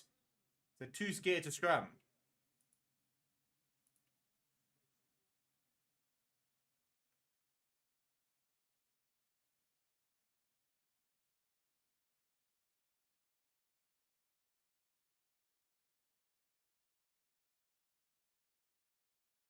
Come on, here we go. Has to. There has to be a hit here.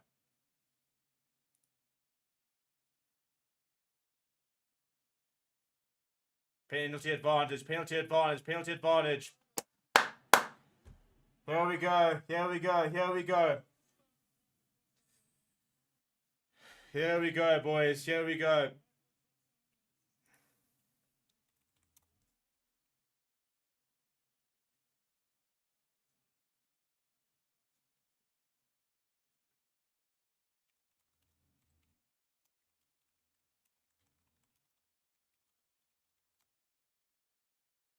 Do we do it?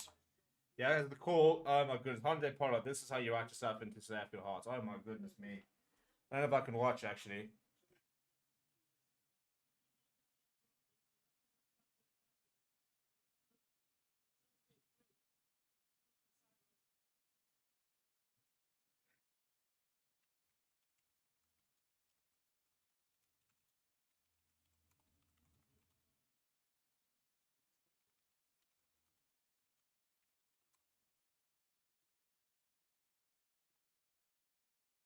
I don't know if I can actually watch this.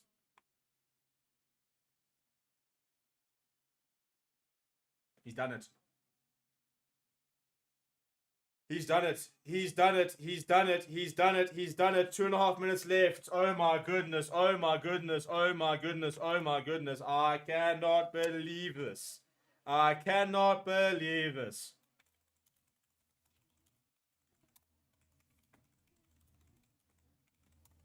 That is... Oh my... That must be one of the most clutch kicks I have ever seen in my life. Andre Pollard, any bit of slander we've ever thrown at you, we apologize. Oh my goodness. There's 2.5 minutes left. Surely, surely, surely. Can you imagine? Can you imagine? Can you imagine? I don't know if I can do this, actually. I don't know. I genuinely don't know if I can do this, people. I'm very sorry. I'm just panicking here. Well, it's a good kickoff. Andre Pollard and the man underneath the high ball there. And now Faf de Klerk needs options here. He's going to kick this nice. He's going to pop this up to Oxenchair. 2 minutes to go. We're going to kick this very, very deep and let England attack.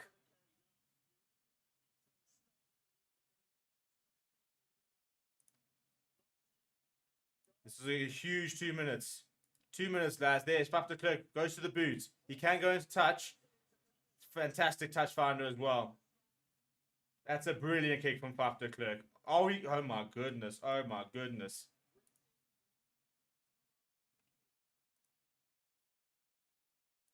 Yeah, I don't know if I'm going to be able to cope with this, guys. 1.5 minutes left. They go to the back of the line to England. And Farrell smashed the tackle. Backwards is the call, though. Need to shift. Need to shift. Need to shift. Minute left, boys. There's no penalties. No penalties. Farrell spaced out wide. Ollie Lawrence.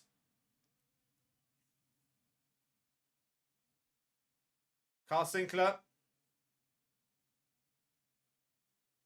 Ball's available. Can't concede a penalty. Can't concede a penalty. Owen Farrell goes to Billy Vinipola. Quacker Smith is there. Quacker Smith is there. Reward him. Ball's available. Mario Toje. What do they think about the drop goal? It is Genge. Pops it to Ben Earl. Faf de Klerk's there quickly. They're trying to hold him up. They're trying to hold him up. Back towards the halfway line.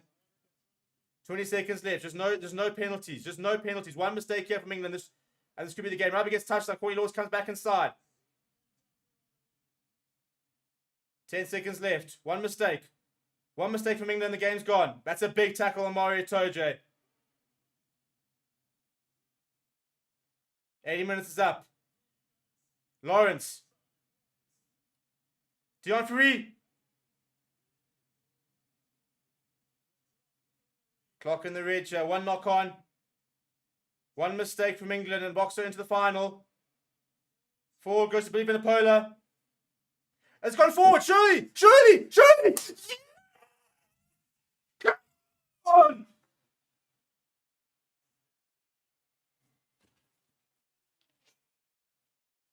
By 1 point. By 1 point.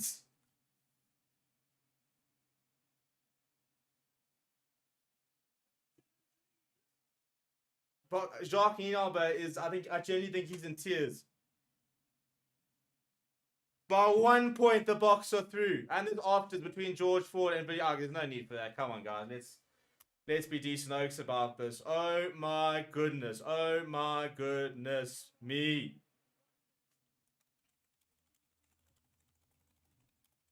Andre Pollard, you are the GOAT. The GOAT.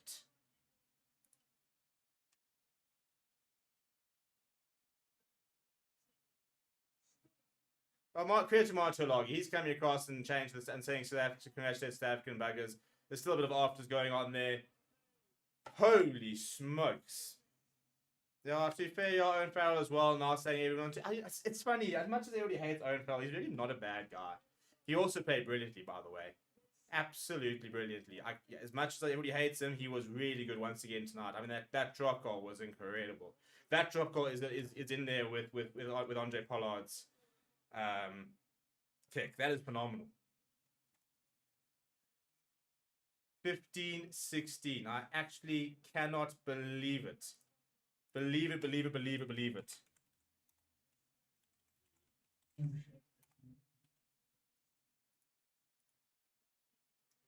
Right, ladies and gentlemen, that is it. We are in the World Cup final. I'm going to hand you over to the lads. And they're going to take you through that. They're going to do player ratings. And we've now got a week ahead of us. People, do me a favor right now. There are 9,000 of you watching. We are 260 away from 57,000. If you're a Bok fan, if you are South African, if you're a Patriot, subscribe right now. Get us past that 57,000 thing. People, that was absolutely sensational. I cannot actually begin to tell you. I cannot tell you it's like what that was like. And goodness me, that is phenomenal. I'm running out of words. I'm not particularly articulate when I'm getting emotional, so apologies. That Pollard penalty was everything. I am going to send you across to Reza and the buggers. They are going to take you through. Go and get their questions in. And have a fantastic time. Get your beers in. Have a great time. I'm going to send you over to Reza, Carl, and Wes, and I think Roots as well. I think everyone's going to be there. I'm going to go and do the review. I will see you guys throughout the week. We've got a final to talk about, people. Thank you so much. Continue subscribing. Less than 200 to get there. You people are phenomenal. That is the biggest watch along we've ever done, by the way. Could be over 450,000 views by tomorrow. Keep showing the support. We'll see you next week.